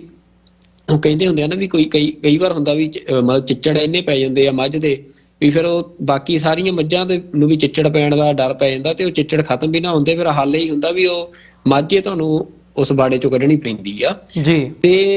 ਇਹੀ ਹਾਲ ਇੱਥੇ ਖੇਤੀ ਦਾ ਪੰਜਾਬ ਦੀ ਦਾ ਹੋ ਚੁੱਕਿਆ, ਵੀ ਜਿੰਨੀ ਪੰਜਾਬ ਦੀ ਖੇਤੀ ਦਾ ਜਿੰਨਾ ਬੜਾ ਕ੍ਰਾਈਸਿਸ ਆ, ਉਹਦਾ ਜਿਹੜਾ ਸੋਲਿਊਸ਼ਨ ਆ ਪਿਛਲੇ ਟਾਈਮ ਵੀ ਜਿਹੜਾ ਸ਼ੰਭੂ ਮੋਰਚਾ ਦੀਪ ਸਿੱਧੂ ਦਾ ਸੀ, ਉਹਦੇ 'ਚ ਜਿਹੜੀ ਗੱਲ ਦੀਪ ਸਿੱਧੂ ਕਹਿੰਦਾ ਸੀ ਵੀ ਜਿਹੜਾ ਇਹ ਮਸਲਾ ਇਹ 3 ਕਾਨੂੰਨਾਂ ਦਾ ਨਹੀਂ ਆ, ਇਹ ਮਸਲਾ ਖੁਦ ਮੁਖਤਿਆਰੀ ਦਾ ਵੀ ਸੂਬਿਆਂ ਦੇ ਕੋਲ ਆਪਣੀ ਖੇਤੀ ਨੀਤੀ ਬਣਾਉਣ ਦੀ ਖੁਦ ਮੁਖਤਿਆਰੀ ਹੋਣੀ ਚਾਹੀਦੀ ਆ। ਸੂਬਿਆਂ ਦੇ ਕੋਲ ਆਪਣਾ ਵਪਾਰ ਹੋਰ ਮੁਲਕਾਂ ਦੇ ਨਾਲ ਆਪਣੇ ਪ੍ਰੋਡਕਟ ਦਾ ਕਰਨ ਦੀ ਖੁਦ ਮੁਖਤਿਆਰੀ ਹੋਣੀ ਚਾਹੀਦੀ ਆ। ਜਦੋਂ ਤੱਕ ਇਹ ਜਿਹੜਾ ਤੁਸੀਂ ਖੇਤੀ ਦੇ ਢਾਂਚੇ ਨੂੰ ਸੈਂਟਰਲਾਈਜ਼ਡ ਸਿਸਟਮ ਚੋਂ ਨਹੀਂ ਕੱਢਦੇ, ਉਦੋਂ ਤੱਕ ਪੰਜਾਬ ਦੀ ਖੇਤੀ ਹੋਵੇ, ਹਰਿਆਣੇ ਦੀ ਖੇਤੀ ਹੋਵੇ, ਚਾਹੇ ਛੋਟੀ ਕਿਸਾਨੀ ਦੀ ਗੱਲ ਪੂਰੇ ਭਾਰਤ ਦੇ ਵਿੱਚ ਕਰਨੀ ਹੋਵੇ, ਤਾਂ ਉਹਨੂੰ ਨਹੀਂ ਬਚਾਇਆ ਜਾ ਸਕਦਾ। ਕਿਉਂਕਿ ਭਾਰਤ ਦੇ ਵਿੱਚ ਜਿਹੜੀ ਖੇਤੀ ਆ ਉਹ ਬੜੀ ਡਾਇਵਰਸ ਆ। ਹਰ ਥਾਂ ਦੇ ਉੱਤੇ, ਹਰ ਸਟੇਟ ਦੇ ਵਿੱਚ, ਹਰ ਖਿੱਤੇ ਦੇ ਵਿੱਚ ਖੇਤੀ ਦੀਆਂ ਲੋੜਾਂ ਵੱਖਰੀਆਂ, ਚੈਲੰਜਸ ਵੱਖਰੇ ਆ। ਪਰ ਉਹ ਸਾਰੇ ਖੇਤੀ ਦੇ ਪ੍ਰਬੰਧ ਦੇ ਉੱਤੇ ਸੈਂਟਰ ਦੀ ਇੱਕੋ ਨੀਤੀ ਨੂੰ ਲਾਗੂ ਕਰਨਾ ਹੀ ਅਸੀਂ ਦੇਖ ਰਹੇ ਹਾਂ। ਵੀ ਅੱਜ ਚੌਲਾਂ ਦੀ ਲੋੜ ਭਾਰਤ ਦੇ ਵਿੱਚ, ਦੁਨੀਆ ਦੇ ਵਿੱਚ ਅੱਜ ਸਭ ਤੋਂ ਵੱਡੀ ਆਬਾਦੀ ਬਣ ਚੁੱਕੀ ਆ ਭਾਰਤ ਦੇ ਵਿੱਚ ਲੋਕਾਂ ਦੀ। ਤੇ ਖਾਸ ਤੌਰ ਤੇ ਜਿਹੜੇ ਕਾਓ ਬੈਲਟ ਦਾ ਖਿੱਤਾ ਆ, ਵੀ ਜਿੱਥੇ ਲਗਾਤਾਰ ਕੋਈ ਆਬਾਦੀ ਦੇ ਉੱਤੇ ਕੰਟਰੋਲ ਨਹੀਂ ਆ, ਪੋਪੂਲੇਸ਼ਨ ਵੱਧ ਰਹੀ ਆ, ਤਾਂ ਉਹਨਾਂ ਦੀ ਲੋੜ ਜਿਹੜੇ ਚੌਲ ਹੈਗੇ ਆ, ਵੀ ਉਹ ਚੌਲ ਪੰਜਾਬ ਦੇ ਵਿੱਚ ਤਾਂ ਲੋਕਾਂ ਦੇ ਪੰਜਾਬ ਦੇ ਵਿੱਚ ਉਹਦੀ ਖਪਤ ਨਹੀਂ ਆ। ਪਰ ਭਾਰਤ ਮਤਲਬ ਇੱਕ ਸਸਤੇ ਚੌਲ ਭਾਰਤ ਨੂੰ ਮੁਹੱਈਆ ਕਰਾਉਣ ਦੇ ਲਈ ਪੰਜਾਬ ਦਾ ਮਾੜਾ ਮੁਹੀ ਜਿਹੜਾ ਤੁਸੀਂ ਕਹਿ ਸਕਦੇ ਹੋ ਵੀ ਜਿਹੜਾ ਸਭ ਤੋਂ ਇੰਪੋਰਟੈਂਟ ਰਿਸੋਰਸ ਆ ਦੁਨੀਆ ਦੇ ਵਿੱਚ, ਸਭ ਤੋਂ ਬੇਸ਼ਕੀਮਤੀ ਰਿਸੋਰਸ ਆ ਗਰਾਊਂਡ ਵਾਟਰ, ਉਹ ਸਾਰਾ ਅਸੀਂ ਮਤਲਬ ਬਰਬਾਦ ਕਰ ਰਹੇ ਹਾਂ। ਤੇ ਅੱਜ ਪੰਜਾਬ ਇੱਕ ਐਗਰੀਕਲਚਰ ਕ੍ਰਾਈਸਿਸ ਦੇ ਨਾਲ ਨਾਲ ਇੱਕ ਬੜਾ এনवायरमेंटल ਕ੍ਰਾਈਸਿਸ ਫੇਸ ਕਰ ਰਿਹਾ, ਜਿਹਦੇ ਚ ਜਿੱਥੇ ਗਰਾਊਂਡ ਵਾਟਰ ਡਿਪਲੀਟ ਹੋ ਰਿਹਾ ਸਾਡਾ, ਉਹਦੇ ਨਾਲ ਸਾਡੇ ਜਿਹੜਾ ਦਰਿਆਈ ਪਾਣੀ ਹੈ, ਸਾਡੇ ਦਰਿਆ ਸੁੱਕ ਗਏ। ਕਿਉਂਕਿ ਜਿਹੜੇ ਹੋਰ ਸੂਬੇ ਆ, ਰਾਜਸਥਾਨ ਵਰਗੇ, ਜਿੱਥੇ ਖੇਤੀ ਹੋਰ ਤਰੀਕੇ ਦੀ ਹੋ ਸਕਦੀ ਸੀ, ਪਰ ਉੱਥੇ ਮਤਲਬ ਪਾਣੀ ਵਾਲੀਆਂ ਫਸਲਾਂ ਪੈਦਾ ਕਰਨ ਦੇ ਲਈ ਧੱਕੇ ਨਾਲ ਪੰਜਾਬ ਦਾ ਪਾਣੀ ਲੁੱਟ ਕੇ ਲਿਜਾਇਆ ਜਾ ਰਿਹਾ ਜੀ। ਵੀ ਇਹ ਜਿਹੜਾ ਮਤਲਬ ਜਦੋਂ ਤੱਕ ਹੁਣ ਪੰਜਾਬ ਦੀ ਕਿਸਾਨ ਜਥੇਬੰਦੀਆਂ ਦੀ ਇਹ ਸਮੱਸਿਆ ਵੀ ਉਹ ਪੰਜਾਬ ਸੈਂਟਰਿਕ ਹੋ ਕੇ ਨਹੀਂ ਸੋਚਦੀ, ਵੀ ਜਿੱਦਾਂ ਮਤਲਬ ਜਿਹੜੀ ਪੰਜਾਬ ਜਿਹੜੀ ਪੋਲਿਟਿਕਸ ਦਾ ਹਾਲ ਆ, ਵੀ ਪੰਜਾਬ ਸੈਂਟਰਿਕ ਕੋਈ ਵੀ ਪਾਰਟੀ ਨੀਤੀ ਨਹੀਂ ਲੈ ਕੇ ਆਉਂਦੀ। ਵੀ ਉਹਨੂੰ ਲੱਗਦਾ ਵੀ ਅਸੀਂ ਭਾਰਤ ਦੇ ਵਿੱਚ ਅਸੀਂ ਦੇਖਦੇ ਵੀ ਨੈਸ਼ਨਲ ਪਾਰਟੀਆਂ ਦੇ ਇੰਟਰਸਟ ਹੁੰਦੇ ਆ ਵੀ ਅਸੀਂ ਬਾਕੀ ਸੂਬਿਆਂ 'ਚ ਵੀ ਵੋਟਾਂ ਲੈਣੀ। ਤੇ ਇਹੀ ਹਾਲ ਕਿਸਾਨ ਜਥੇਬੰਦੀਆਂ ਦਾ ਹੋਇਆ ਪਿਆ, ਵੀ ਲੜਨਾ ਪੰਜਾਬ ਦੇ ਲੋਕਾਂ ਨਾਲ ਜਾਂ ਲੜਨਾ ਅੱਗੇ ਹੋ ਕੇ ਹਰਿਆਣੇ ਦੇ ਲੋਕਾਂ ਨਾਲ ਆ। ਪਰ ਜਿਹੜੀ ਉਹ ਚਾਹੁੰਦੇ ਆ ਵੀ ਦੇਖੋ ਜੀ, ਸਾਡੀ ਜਿਹੜੀ ਅਸੀਂ ਸਾਰੀ ਐਜੀਟੇਸ਼ਨ ਸਾਰੇ ਕਿਸਾਨਾਂ ਦੀ ਕਰ ਰਹੇ ਆ, ਸਾਰੇ ਭਾਰਤ ਦੇ ਕਿਸਾਨਾਂ ਲਈ ਕਰ ਰਹੇ ਆ। ਪਰ ਉਹਨਾਂ ਨੂੰ ਇਹ ਗੱਲ ਤਾਂ ਸਮਝਣੀ ਚਾਹੀਦੀ ਆ ਵੀ ਜੇ ਤੁਸੀਂ ਸਾਰੇ ਭਾਰਤ ਦੇ ਕਿਸਾਨਾਂ ਲਈ ਵੀ ਐਜੀਟੇਸ਼ਨ ਕਰਨੀ ਆ, ਉਹਦਾ ਹੱਲ ਤਾਂ ਵੀ ਇੰਡੀਆ ਦੀ ਸੈਂਟਰਲਾਈਜ਼ਡ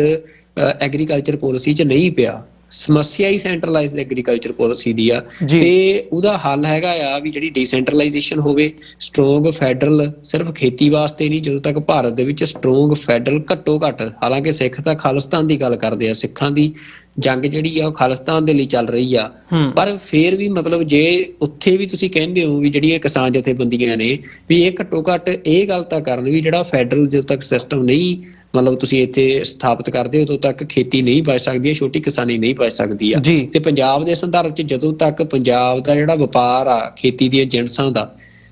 ਖੇਤੀ ਦੇ ਪ੍ਰੋਡਕਟਸ ਦਾ, ਉਹ ਜਿਹੜਾ ਨੈਚੁਰਲ ਟ੍ਰੇਡ ਰੂਟ ਆ ਪੰਜਾਬ ਦਾ, ਜਿਹੜਾ ਸਦੀਆਂ ਤੋਂ ਚੱਲਿਆ ਆ, ਜਦੋਂ ਪੰਜਾਬ ਨੇ ਤਰੱਕੀ ਕੀਤੀ ਆ, ਜਿਹੜਾ ਕਿ ਈਸਟ ਨੂੰ ਨਾ ਹੋ ਕੇ ਵੈਸਟ ਨੂੰ ਸੀ, ਵੀ ਪੱਛਮ ਦਾ ਜਿਹੜਾ ਵਪਾਰ ਦਾ ਲਾਂਘਾ ਆ ਜਿਹੜਾ ਪਾਕਿਸਤਾਨ ਵਾਲੇ ਪਾਸੇ ਨੂੰ ਹੋ ਕੇ ਜਾਂਦਾ ਹੈ, ਜਦੋਂ ਤੱਕ ਉਹ ਨਹੀਂ ਖੁੱਲਦਾ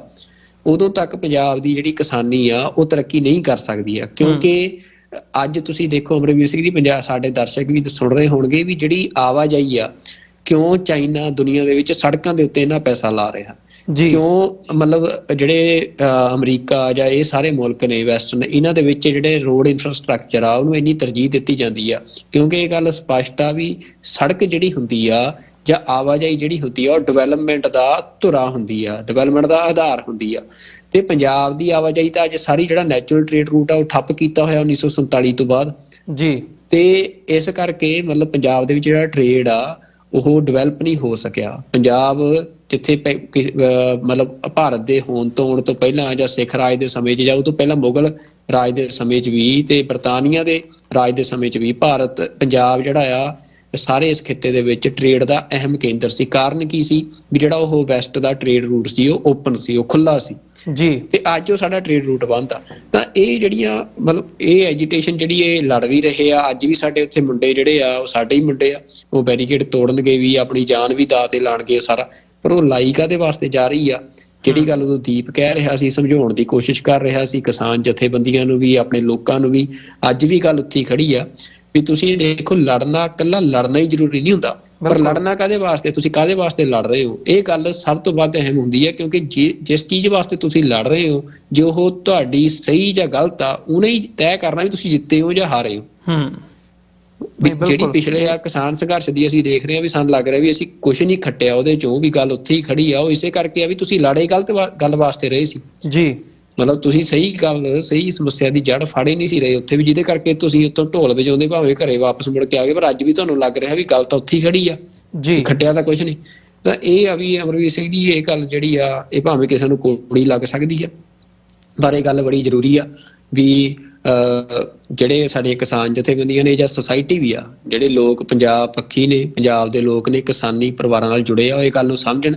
ਵੀ ਲੜਾਈ ਹੈ ਕੀ ਆ ਤੇ ਲੜਾਈ ਲੜਨੀ ਕਾਹਦੇ ਵਾਸਤੇ ਆ। ਬਿਲਕੁਲ ਇਹ ਗੱਲ ਸਮਝਣ ਦੀ ਵੀ ਲੋੜ ਹੈ। ਤੇ ਇਹਦੇ ਤੇ ਜੇ ਉਸ ਕਿਸਮ ਦੀ ਕਲੈਰਿਟੀ ਆਵੇ ਜਾਂ ਉਸ ਕਿਸਮ ਦਾ ਤੁਸੀਂ ਨੈਰੇਟਿਵ ਸਿਰਜਦੇ ਹੋ ਤੇ ਤਾਂ ਤੁਸੀਂ ਮਤਲਬ ਅੱਗੇ ਜਾ ਕੇ ਉਹਨੂੰ ਕੁਝ ਇੰਪਲੀਮੈਂਟੇਸ਼ਨ ਦੇ ਫਾਰਮ ਦੇ ਵਿੱਚ ਲਿਆ ਸਕਦੇ ਹੋ। ਤੇ ਗੱਲ ਹੁਣ ਕਰੀਏ ਜਿਹੜੀ ਇਸ ਵਕਤ ਸਥਿਤੀ ਹੈਗੀ ਹੈ, ਜਿਹੜਾ ਇਸ ਵਕਤ ਜਦੋਂ ਹੁਣ ਦੇਖ ਰਹੇ ਹਾਂ ਵੀ ਬਾਰਡਰ ਦੇ ਉੱਤੇ ਜਿਹੜੀ ਬੈਰੀਕੇਟਿੰਗ ਕੀਤੀ ਹੋਈ ਹੈ, ਦਿੱਲੀ ਦਾ ਬਾਰਡਰ ਕੰਪਲੀਟਲੀ ਪੰਜਾਬ ਨਾਲ ਸੀਲ ਕਰ ਦਿੱਤਾ ਗਿਆ ਆ, ਹਰਿਆਣੇ ਦੇ ਵਿੱਚ ਐਂਟਰ ਕਰਨ ਦੇ ਲਈ ਸਾਰੇ ਜਿਹੜੇ ਬਾਰਡਰ ਹੈਗੇ ਆ ਉਹਨਾਂ ਨੂੰ ਬੰਦ ਕਰ ਦਿੱਤਾ ਗਿਆ ਆ। ਇਹਦੇ ਤੇ ਹਰਿਆਣਾ ਦੇ ਮੁੱਖ ਮੰਤਰੀ ਦਾ ਵੱਖਰੀ ਕਿਸਮ ਦਾ ਬਿਆਨ ਹੈਗਾ, ਪੰਜਾਬ ਦੇ ਮੁੱਖ ਮੰਤਰੀ ਵੀ ਇਹ ਗੱਲ ਕਹਿ ਰਹੇ ਆ ਕਿ ਜਿਸ ਕਿਸਮ ਦਾ ਬਾਰਡਰ ਮੁਲਕਾਂ ਦਾ ਹੁੰਦਾ ਉਸ ਕਿਸਮ ਦਾ ਬਾਰਡਰ ਬਣਾ ਦਿੱਤਾ ਗਿਆ ਆ। ਸਿਮਰਨਜੀਤ ਸਿੰਘ ਮਾਨ ਹੋਰਾਂ ਦਾ ਸਟੈਂਡ ਹੈਗਾ, ਉਹਨਾਂ ਨੇ ਕਿਹਾ ਕਿ ਜੀ ਪੰਜਾਬ ਤੇ ਕਸ਼ਮੀਰ ਨੂੰ ਪੂਰੇ ਭਾਰਤ ਨਾਲੋਂ ਕੱਟ ਦਿੱਤਾ ਹੈਗਾ ਤੇ ਸਾਰਾ ਜਿਹੜਾ ਇੰਟਰਨੈਟ ਹੈ ਉਹ ਕੰਪਲੀਟਲੀ ਸ਼ਟ ਡਾਊਨ ਕੀਤਾ ਹੋਇਆ ਇਸ ਵਕਤ ਹਰਿਆਣੇ ਦੇ ਵਿੱਚ, ਤਾਂ ਕਿ ਕੋਈ ਵੀ ਉੱਥੋਂ ਖਬਰ ਜਿਹੜੀ ਹੈ ਉਹ ਬਾਹਰ ਨਾ ਆ ਸਕੇ। ਜੇ ਕੋਈ ਬੈਰੀਕੇਟਿੰਗ ਟੁੱਟਦੀ ਹੈ ਤੇ ਕਿਸਾਨ ਹਰਿਆਣੇ ਦੇ ਵਿੱਚ ਜਾਂਦੇ ਆ ਤੇ ਉੱਥੋਂ ਕੋਈ ਖਬਰ ਨਾ ਬਾਹਰ ਆਵੇ। ਧਾਰਾ 144 ਲਾਈ ਹੋਈ ਹੈ, ਕਰਫਿਊ ਵਰਗੀ ਸਿਚੁਏਸ਼ਨ ਲਾਈ ਹੋਈ ਹੈ ਕਈ ਜ਼ਿਲ੍ਹਿਆਂ ਦੇ ਵਿੱਚ, ਦਿੱਲੀ ਦੇ ਵਿੱਚ ਜਿਵੇਂ ਤੁਸੀਂ ਜ਼ਿਕਰ ਕੀਤਾ ਟੀਅਰ ਗੈਸ ਦਾ। ਪਿਛਲੇ 2 ਦਿਨ ਤੋਂ ਇਸ ਕਿਸਮ ਦੀਆਂ ਖਬਰਾਂ ਆ ਰਹੀਆਂ ਨੇ ਕਿ ਟੀਅਰ ਗੈਸ ਦੀ ਜਿਹੜੀ ਵਰਤੋਂ ਹੈ ਉਹ ਐਜ਼ ਅ ਟੈਸਟ ਫਾਇਰ ਕਰਕੇ ਦੇਖੇ ਗਏ ਆ। ਦਿੱਲੀ ਦੇ ਇਲਾਕਿਆਂ ਦੇ ਵਿੱਚ ਵੀ ਇਹ ਗੱਲ ਜਿਹੜੇ ਬਾਰਡਰ ਦੇ ਨਾਲ ਲੱਗਦੇ ਆ ਉੱਥੋਂ ਸਾਹਮਣੇ ਆਈ ਹੈ ਕਿ ਟੀਅਰ ਗੈਸ ਯੂਜ਼ ਕਰਕੇ ਦੇਖੀ ਗਈ ਹੈ, ਜਿਸ ਤੋਂ ਆਮ ਲੋਕਾਂ ਨੇ ਕੰਪਲੇਂਟਸ ਕੀਤੀਆਂ ਨੇ ਕਿ ਅੱਖਾਂ ਦੇ ਵਿੱਚ ਇਰੀਟੇਸ਼ਨ ਤੇ ਉਸ ਕਿਸਮ ਦੀ ਜਿਹੜੀ ਉਹਨਾਂ ਨੇ ਕੰਪਲੇਂਟ ਕੀਤੀ ਹੈ। ਪਰ ਮੁੜ ਕੇ ਗੱਲ ਇਹੀ ਸਾਹਮਣੇ ਆਈ ਕਿ ਟੈਸਟ ਫਾਇਰ ਕਰਕੇ ਦੇਖੇ ਗਏ ਆ ਕਿ ਕਿਸਾਨ ਆ ਰਹੇ ਆ। ਜੇ ਉਸ ਕਿਸਮ ਦੀ ਸਿਚੁਏਸ਼ਨ ਬਣਦੀ ਹੈ ਤੇ ਪੂਰੀ ਜਿਹੜੀ ਤਿਆਰੀ ਹੈ ਉਹ ਕੀਤੀ ਹੋਈ ਹੈ। ਸੋ ਜੋ ਸਰਕਾਰ ਦਾ ਰਵੱਈਆ ਉਹ ਸਾਡੇ ਸਾਹਮਣੇ ਪਹਿਲਾਂ ਨਜ਼ਰ ਆ ਰਿਹਾ ਹੈ। ਸੋ ਜੋ ਹੁਣ ਇਸ ਵਕਤ ਕਿਸਾਨ ਜਥੇਬੰਦੀਆਂ ਨੇ, ਜਦੋਂ ਅਸੀਂ ਇੱਕ ਡਿਵਾਈਡਡ ਫਰੰਟ ਦੀ ਗੱਲ ਦੇਖਦੇ ਹਾਂ, ਉਹ ਚੜੂਨੀ ਹੋਣ, ਉਗਰਾਹਾਂ ਗਰੁੱਪ ਹੋਵੇ ਜਾਂ ਜਿਹੜੀਆਂ ਧਿਰਾਂ ਰਾਜੇਵਾਲ ਦੇ ਥੱਲੇ ਜਿਨ੍ਹਾਂ ਨੇ ਚੋਣਾਂ ਲੜੀਆਂ, ਜਦੋਂ ਅਸੀਂ ਇਹਨਾਂ ਸਾਰਿਆਂ ਨੂੰ ਦੇਖਦੇ ਹਾਂ ਤੇ ਇੱਕ ਡਿਵਾਈਡਡ ਫਰੰਟ ਜਦੋਂ ਨਜ਼ਰ ਆਉਂਦਾ ਤੇ ਕੀ ਨਜ਼ਰ ਆ ਰਿਹਾ ਹੈ ਵੀ ਕਿਸਾਨ ਜਿਹੜੇ ਇਸ ਵਕਤ ਅੱਗੇ ਵੱਧ ਵੀ ਰਹੇ ਆ। ਜਿਹੜੀ ਤੁਸੀਂ ਗੱਲ ਕੀਤੀ ਹੈ, ਜੇ ਉਹਨੂੰ ਇੱਕ ਪਾਸੇ ਰੱਖ ਕੇ ਵੀ ਗੱਲ ਕੀਤੀ ਜਾਵੇ ਤੇ ਤੁਹਾਨੂੰ ਲੱਗਦਾ ਵੀ ਇਹ ਕਿਸੇ ਪਾਸੇ ਨੂੰ ਗੱਲ ਜਾ ਸਕਦੀ ਆ? ਦੇਖੋ ਹਰਵੀਰ ਸਿੰਘ ਜੀ, ਕਿਸਾਨ ਜਥੇਬੰਦੀਆਂ ਦੀ ਜਿਹੜੀ ਅਪਰੋਚ ਆ, ਜਿਵੇਂ ਮਾਝੇ ਦੇ ਵਿੱਚ ਸਵਰਨ ਸਿੰਘ ਪੰਧੇਰ ਹੋਰਾਂ ਦੀ ਵੱਡੀ ਜਥੇਬੰਦੀ ਆ, ਉਹ ਇਸ ਐਜੀਟੇਸ਼ਨ 'ਚ ਸ਼ਾਮਲ ਹੋਏ ਆ ਤੇ ਜਿਹੜੀ ਜਗਜੀਤ ਸਿੰਘ ਡੱਲੇਵਾਲ ਹੋਰਾਂ ਦੀ ਜਥੇਬੰਦੀ ਆ ਉਹਦੇ ਨਾਲ ਉਹਨਾਂ ਦੀਆਂ ਸਹਿਯੋਗੀ ਜਥੇਬੰਦੀਆਂ ਜਿਹੜੀਆਂ ਨੇ, ਜਿਨ੍ਹਾਂ ਨੂੰ ਨੋਨ ਪੋਲੀਟੀਕਲ ਕਿਹਾ ਨਾਂ ਦਿੱਤਾ ਗਿਆ ਆ ਗੈਰ ਸਿਆਸੀ ਜਿਹੜੀਆਂ ਨੇ ਵੀ ਉਹਨਾਂ ਦਾ ਮਾਲਵੇ 'ਚ ਕਾਫੀ ਚੰਗਾ ਆਧਾਰ ਹੈਗਾ ਤੇ ਉਹ ਵੀ ਸ਼ਾਮਲ ਹੋਈਆਂ ਨੇ। ਤੇ ਇਸ ਤੋਂ ਇਲਾਵਾ ਦੁਆਬੇ ਤੋਂ ਵੀ ਹੁਣ ਪਤਾ ਲੱਗ ਰਿਹਾ ਵੀ ਜਿਹੜੀ ਦੁਆਬੇ ਦੀ ਮਨਜੀਤ ਸਿੰਘ ਰਾਏ ਹੋਰਾਂ ਦੀ ਜਥੇਬੰਦੀ ਆ ਉਹਨੇ ਵੀ ਫੈਸਲਾ ਕਰ ਲਿਆ ਇਸ ਐਜੀਟੇਸ਼ਨ 'ਚ ਸ਼ਾਮਲ ਹੋਣ ਦਾ। ਤੇ ਮਤਲਬ ਹਾਲਾਂਕਿ ਡਿਵਾਈਡਡ ਇਸ ਫਰੰਟ ਹੈਗਾ, ਇਹ ਵੀ ਇੱਕ ਕਮਜ਼ੋਰੀ ਹੈਗੀ ਹੈ ਇਸ ਵਾਰ ਦੀ ਐਜੀਟੇਸ਼ਨ 'ਚ। ਨਾਲ ਸਰਕਾਰ ਦੀ ਜਿਹੜੀ ਤਿਆਰੀ ਆ ਉਹ ਸਰਕਾਰ ਨੇ ਹੁਣ ਪਿਛਲੀ ਵਾਰ ਨਾਲੋਂ ਇਸ ਵਾਰ ਥੋੜੀ ਵੱਧ ਵੀ ਕੀਤੀ ਆ, ਪਰ ਮਸਲਾ ਇਹ ਵੀ ਸਰਕਾਰ ਦੀਆਂ ਰੋਕਾਂ ਮੈਨੂੰ ਨਹੀਂ ਲੱਗਦਾ ਕਿ ਉਹ ਜ਼ਿਆਦਾ ਦੇਰ ਤੱਕ ਕਿਸਾਨਾਂ ਨੂੰ ਰੋਕ ਸਕਣਗੀਆਂ ਜੇ ਕਿਸਾਨ ਆਗੂ ਜਿਹੜੇ ਆ ਉਹ ਇਹ ਫੈਸਲਾ ਕਰ ਲੈਂਦੇ ਆ ਵੀ ਅਸੀਂ ਅੱਗੇ ਵਧਣਾ। ਕਿਉਂਕਿ ਪਿਛਲੀ ਵਾਰ ਵੀ ਅਸੀਂ ਦੇਖਿਆ ਵੀ ਕਿਸਾਨ ਆਗੂ ਜਿਹੜੇ ਆ ਉਹ ਕਨਫਰੰਟੇਸ਼ਨ ਤੋਂ ਬਚਣ ਦੀ ਉਹਨਾਂ ਦੀ ਪਾਲਿਸੀ ਹੁੰਦੀ ਆ ਤੇ ਉਹ ਨਹੀਂ ਸੀ ਚਾਹੁੰਦੇ ਵੀ ਕਿਸੇ ਤਰੀਕੇ ਵੀ ਉਹ ਸ਼ੰਭੂ ਬਾਰਡਰ ਤੇ ਬੈਠਣਾ ਚਾਹੁੰਦੇ ਸੀ। ਹੁਣ ਕੱਲ ਦੇਖਣ ਵਾਲੀ ਗੱਲ ਆ ਵੀ ਪਿਛਲੀ ਵਾਰ ਤਾਂ ਦੀਪ ਹੈਗਾ ਸੀ, ਇਹ ਦੀਪ ਨੇ ਜਿਵੇਂ ਅਸੀਂ ਦੇਖਿਆ ਵੀ ਉਹ ਐਜੀਟੇਸ਼ਨ ਜਿਹੜੀ ਆ ਉਹ ਇੰਨੀ ਵਿਸ਼ਾਲ ਬਣੀ ਇਸ ਕਰਕੇ ਕਿਉਂਕਿ ਮੋਰਚਾ ਦਿੱਲੀ ਪਹੁੰਚਿਆ ਤੇ ਦਿੱਲੀ ਤਾਂ ਪਹੁੰਚਿਆ ਕਿਉਂਕਿ ਜਿਹੜਾ ਸ਼ੰਭੂ ਮੋਰਚੇ ਦੇ ਉੱਤੇ ਦੀਪ ਦਾ ਉਹ ਸਾਰਾ ਐਕਸ਼ਨ ਸੀ, ਦੀਪ ਦੀ ਅਗਵਾਈ ਦੇ ਵਿੱਚ ਨੌਜਵਾਨਾਂ ਨੇ ਜਿਹੜਾ ਉਹ ਐਕਸ਼ਨ ਕੀਤਾ ਸੀ। ਤੇ ਇਸ ਵਾਰ ਹੁਣ ਕਿਸਾਨ ਜਥੇਬੰਦੀਆਂ ਦੀ ਕੀ ਨੀਤੀ ਹੁੰਦੀ ਹੈ, ਕੱਲ ਰਾਤ ਦੀ ਮੀਟਿੰਗ ਹੋ ਕੇ ਹਟੀ ਆ, ਹੁਣ ਸਵੇਰੇ ਕਿਸਾਨ ਜਥੇਬੰਦੀਆਂ ਦੇ ਆਗੂ ਕੀ ਫੈਸਲਾ ਕਰਦੇ ਆ ਵੀ ਉੱਥੇ ਬੈਠਣਗੇ ਜਾਂ ਉਹ ਤੋਂ ਅੱਗੇ ਬੈਰੀਕੇਡ ਤੋੜ ਕੇ ਨਿਕਲਣਗੇ ਅੱਗੇ, ਇਹ ਫੈਸਲਾ ਹੁਣ ਕੱਲ ਸਵੇਰ ਤੇ ਦੇਖਣ ਵਾਲੀਆਂ ਗੱਲਾਂ ਨੇ। ਪਰ ਜੇ ਕਿਸਾਨ ਜਥੇਬੰਦੀਆਂ ਦੇ ਆਗੂਆਂ ਦਾ ਫੈਸਲਾ ਹੋਇਆ ਵੀ ਬੈਰੀਕੇਡ ਤੋੜਨੇ ਆ ਤਾਂ ਮੈਨੂੰ ਨਹੀਂ ਲੱਗਦਾ ਵੀ ਇਹ ਬੈਰੀਕੇਡ ਜਿਹੜੇ ਆ ਪੰਜਾਬ ਦੇ ਨੌਜਵਾਨਾਂ ਨੂੰ ਰੋਕ ਸਕਣਗੇ ਕਿਉਂਕਿ ਜਿੰਨੀ ਕੁ ਚੜ੍ਹਦੀ ਕਲਾ ਇਸ ਟਾਈਮ ਪੰਜਾਬ ਦੇ ਨੌਜਵਾਨਾਂ 'ਚ ਹੈਗੀ ਆ। ਪਰ ਹੁਣ ਸਰਕਾਰ ਦੀ ਗੱਲ ਕਰੀਏ ਤਾਂ ਧਾਰਾ 144 ਲਾਤੀ ਗਈ ਆ ਸਾਰੇ ਥਾਵਾਂ ਤੇ, ਹਰਿਆਣੇ 'ਚ ਵੀ ਦਿੱਲੀ 'ਚ ਵੀ ਬੜੀਆਂ ਥਾਵਾਂ ਤੇ ਧਾਰਾ 144 ਲਾਤੀ ਗਈ ਆ। ਬਲਕਿ ਦਿੱਲੀ ਦੇ ਵਿੱਚ ਇੱਕ ਗਰਾਊਂਡ ਆ ਜਿਹੜਾ ਉਹਨੂੰ ਆਰਜੀ ਜੇਲ੍ਹ ਬਣਾਉਣ ਦੇ ਲਈ ਦਿੱਲੀ ਦੀ ਸਰਕਾਰ ਨੂੰ ਚਿੱਠੀ ਵੀ ਲਿਖਤੀ ਗਈ ਆ ਕੇਂਦਰ ਸਰਕਾਰ ਵੱਲੋਂ ਜਿੱਥੇ ਕਿਸਾਨਾਂ ਨੂੰ ਜਿਹੜਾ ਆ ਥਾਂ ਦਿੱਤੀ ਜਾ ਸਕੇ। ਤਾਂ ਸਰਕਾਰ ਸ਼ਾਇਦ ਪਿਛਲੀ ਵਾਰ ਜਿਵੇਂ ਸੜਕ ਤੇ ਬੈਠੇ ਸੀ, ਜੇ ਕਿਸਾਨ ਇਸ ਵਾਰ ਪਹੁੰਚਦੇ ਵੀ ਆ ਦਿੱਲੀ ਤਾਂ ਹੋ ਸਕਦਾ ਵੀ ਉਸ ਗਰਾਊਂਡ ਦੇ ਉੱਤੇ ਜਾਂ ਉੱਥੇ ਬੈਠਣ। ਤਾਂ ਕੁਛ ਵੀ ਹੋਵੇ ਵਰਗੀਰ ਸਿੰਘ ਜੀ, ਐਜੀਟੇਸ਼ਨ ਲੰਮੀ ਚੱਲੇ, ਪਰ ਮੈਂ ਕਹਿੰਦਾ ਵੀ ਸਰਕਾਰ ਕਿਉਂਕਿ ਅੱਗੇ ਇਲੈਕਸ਼ਨ ਆ ਭਾਰਤ ਦੇ ਵਿੱਚ ਤਾਂ ਸਰਕਾਰ ਕੋਈ ਵੱਡਾ ਜਿਹੜਾ ਅਸੌਲਟ ਆ ਉਹ ਕਿਸਾਨਾਂ ਦੇ ਉੱਤੇ ਲੱਗਦਾ ਨਹੀਂ ਵੀ ਇਹ ਸਰਕਾਰ ਕਰੂਗੀ ਜੀ। ਪਰ ਕੁਛ ਵੀ ਹੋ ਸਕਦਾ, ਇਹ ਸੰਭਾਵਨਾ ਤਾਂ ਮਤਲਬ ਆਪਾਂ ਕੋਈ ਇਹਦੇ ਪੱਕਾ ਨਹੀਂ ਕਹਿ ਸਕਦੇ। ਪਰ ਮੇਰਾ ਗੱਲ ਮੈਂ ਉੱਥੇ ਹੀ ਖੜਾ ਆ ਵੀ ਜਿਹੜੀ ਗੱਲ ਵਾਸਤੇ ਤੁਸੀਂ ਲੜ ਰਹੇ ਹੋ ਉਹ ਗੱਲ ਕੀ ਆ, ਕੀ ਉਸ ਗੱਲ ਪਿੱਛੇ ਲੜਨ ਦੀ ਕੋਈ ਤੁੱਕ ਬਣਦੀ ਆ? ਲੜਨਾ ਜ਼ਰੂਰੀ ਆ, ਕਿਸਾਨੀ ਦਾ ਕ੍ਰਾਈਸਿਸ ਆ, ਕਿਸਾਨੀ ਨੂੰ ਬਚਾਉਣਾ ਜ਼ਰੂਰੀ ਆ। ਪਰ ਜਿਹੜੀਆਂ ਮੰਗਾਂ ਰੱਖ ਰਹੇ ਹੋ, ਜਿਹੜੇ ਮੁੱਦਿਆਂ ਦੇ ਲੜ ਰਹੇ ਹੋ, ਮੈਨੂੰ ਲੱਗਦਾ ਵੀ ਉਹ ਮੁੱਦੇ ਜਿਹੜੇ ਆ ਉਹ ਮੁੱਦੇ ਲੜਾਈ ਦਾ ਕੇਂਦਰ ਨਹੀਂ ਹੋਣਾ ਚਾਹੀਦਾ, ਉਹਦੇ ਨਾਲ ਕਿਸਾਨੀ ਦਾ ਕ੍ਰਾਈਸਿਸ ਦੂਰ ਨਹੀਂ ਹੋਣ ਵਾਲਾ। ਤਾਂ ਇਹਦੇ ਬਾਰੇ ਕਿਸਾਨ ਜਥੇਬੰਦੀਆਂ ਦੇ ਆਗੂਆਂ ਨੂੰ ਸੋਚਣਾ ਚਾਹੀਦਾ। ਹਾਂ, ਪੰਜਾਬ ਦੇ ਵਿੱਚੋਂ ਜਿਹੜਾ ਨੌਜਵਾਨ ਆ ਉਹ ਇਸ ਗੱਲ ਦਾ ਕੋਈ ਫਰਕ ਨਹੀਂ ਪੈ ਰਿਹਾ ਕਿ ਕੁਝ ਕਿਸਾਨ ਜਥੇਬੰਦੀਆਂ ਖਾਸ ਤੌਰ ਤੇ ਖੱਬੇ ਪੱਖੀ ਜਿਹੜੀਆਂ ਜਥੇਬੰਦੀਆਂ ਨੇ ਉਹ ਐਜੀਟੇਸ਼ਨ ਦਾ ਹਿੱਸਾ ਨਹੀਂ ਆ, ਪਰ ਨੌਜਵਾਨਾਂ 'ਚ ਕਾਫੀ ਉਤਸ਼ਾਹ ਆ। ਅਸੀਂ ਦੇਖ ਰਹੇ ਹਾਂ ਵੀ ਕਾਫੀ ਵੱਡੀ ਗਿਣਤੀ ਦੇ ਵਿੱਚ ਨੌਜਵਾਨ ਤਿਆਰੀ ਕਰਕੇ ਤੇ ਐਜੀਟੇਸ਼ਨ 'ਚ ਸ਼ਾਮਲ ਹੋਣ ਲਈ ਪਹੁੰਚ ਰਹੇ ਆ। ਪਰ ਇਹ ਹੁਣ ਕੱਲ ਦੇ ਉੱਤੇ ਆ ਵੀ ਪਿਛਲੀ ਵਾਰ ਕਿਉਂਕਿ ਜਿਹੜੀ ਹੁਣ ਟੈਸਟ ਹੋਣਾ ਆ, ਕੰਪੈਰੀਜ਼ਨ ਹੋਣਾ ਆ, ਉਹ ਪਿਛਲੀ ਵਾਰ ਦੀ ਐਜੀਟੇਸ਼ਨ ਨਾਲ ਹੋਣਾ ਵੀ ਕਿੰਨਾ ਕੁ ਲੋਕਾਂ ਦਾ ਝੁਕਾਅ ਆ, ਕਿੰਨੀ ਕੁ ਲੋਕਾਂ ਦੀ ਸ਼ਮੂਲੀਅਤ ਆ। ਤਾਂ ਇਹ ਗੱਲ ਦੇ ਉੱਤੇ ਅਮਰਵੀਰ ਸਿੰਘ ਜੀ ਹਜੇ ਹੁਣ ਕੁਝ ਘੰਟਿਆਂ ਬਾਅਦ ਹੀ ਸਪਸ਼ਟ ਹੋ ਸਕਦਾ। ਸਰਕਾਰ ਦੀ ਤਿਆਰੀ ਹਜੇ ਤੱਕ ਦੀ ਇਹੀ ਲੱਗ ਰਹੀ ਆ ਵੀ ਸਰਕਾਰ ਦਾ ਰਵੱਈਆ ਕਿਸਾਨਾਂ ਨੂੰ ਪਹਿਲਾਂ ਰੋਕਣ ਦਾ, ਜਿਹਦੇ ਲਈ ਉਹਨਾਂ ਨੇ ਬੈਰੀਕੇਡਿੰਗ ਕੀਤੀ ਆ ਤੇ ਟੀਅਰ ਗੈਸ ਦੀ ਜਿਵੇਂ ਅਸੀਂ ਕਹਿ ਰਹੇ ਹਾਂ ਵੀ ਉਹ ਜਿਹੜਾ ਇੱਕ ਤਰੀਕਾ ਹੁੰਦਾ ਵੀ ਉਹ ਸਿੱਧਾ ਡਾਇਰੈਕਟ ਜਿਹੜੀ ਫਾਇਰਿੰਗ ਆ ਉਹਦੀ ਅਪਰੋਚ ਸਰਕਾਰ ਮੈਨੂੰ ਨਹੀਂ ਲੱਗਦਾ ਕਿ ਹਜੇ ਲਾਊਗੀ ਜਾਂ ਇਸ ਤਰ੍ਹਾਂ ਦਾ ਫੈਸਲਾ ਕਰੂਗੀ। ਪਰ ਉਹ ਕਿਸਾਨਾਂ ਨੂੰ ਰੋਕਣ ਦੀ ਉੱਥੇ ਜਿਹੜਾ ਪੰਜਾਬ ਦਾ ਬਾਰਡਰ ਆ ਉਹਦੇ ਤੇ ਕੋਸ਼ਿਸ਼ ਕਰਨਗੇ ਜੇ ਕਿਸਾਨ ਜਥੇਬੰਦੀਆਂ ਦੇ ਨਾਲ ਗੱਲਬਾਤ ਉਹਨਾਂ ਦੀ ਕਿਸੇ ਤਰੀਕੇ ਇਸ ਗੱਲ ਤੱਕ ਪਹੁੰਚਦੀ ਹੈ। ਜੀ ਬਿਲਕੁਲ। ਸੋ ਇੱਕ ਛੋਟੇ ਜਿਹੇ ਕਮਰਸ਼ੀਅਲ ਬ੍ਰੇਕ ਦੇ ਲਈ ਅਸੀਂ ਇੱਥੇ ਰੁਕਦੇ ਹਾਂ ਤੇ ਸਾਡੇ ਦਰਸ਼ਕਾਂ ਦੇ ਨਾਲ ਦੁਬਾਰਾ ਬ੍ਰੇਕ ਤੋਂ ਬਾਅਦ ਵਿਚਾਰਾਂ ਦੀ ਸਾਂਝ ਪਾਉਂਦੇ ਹਾਂ।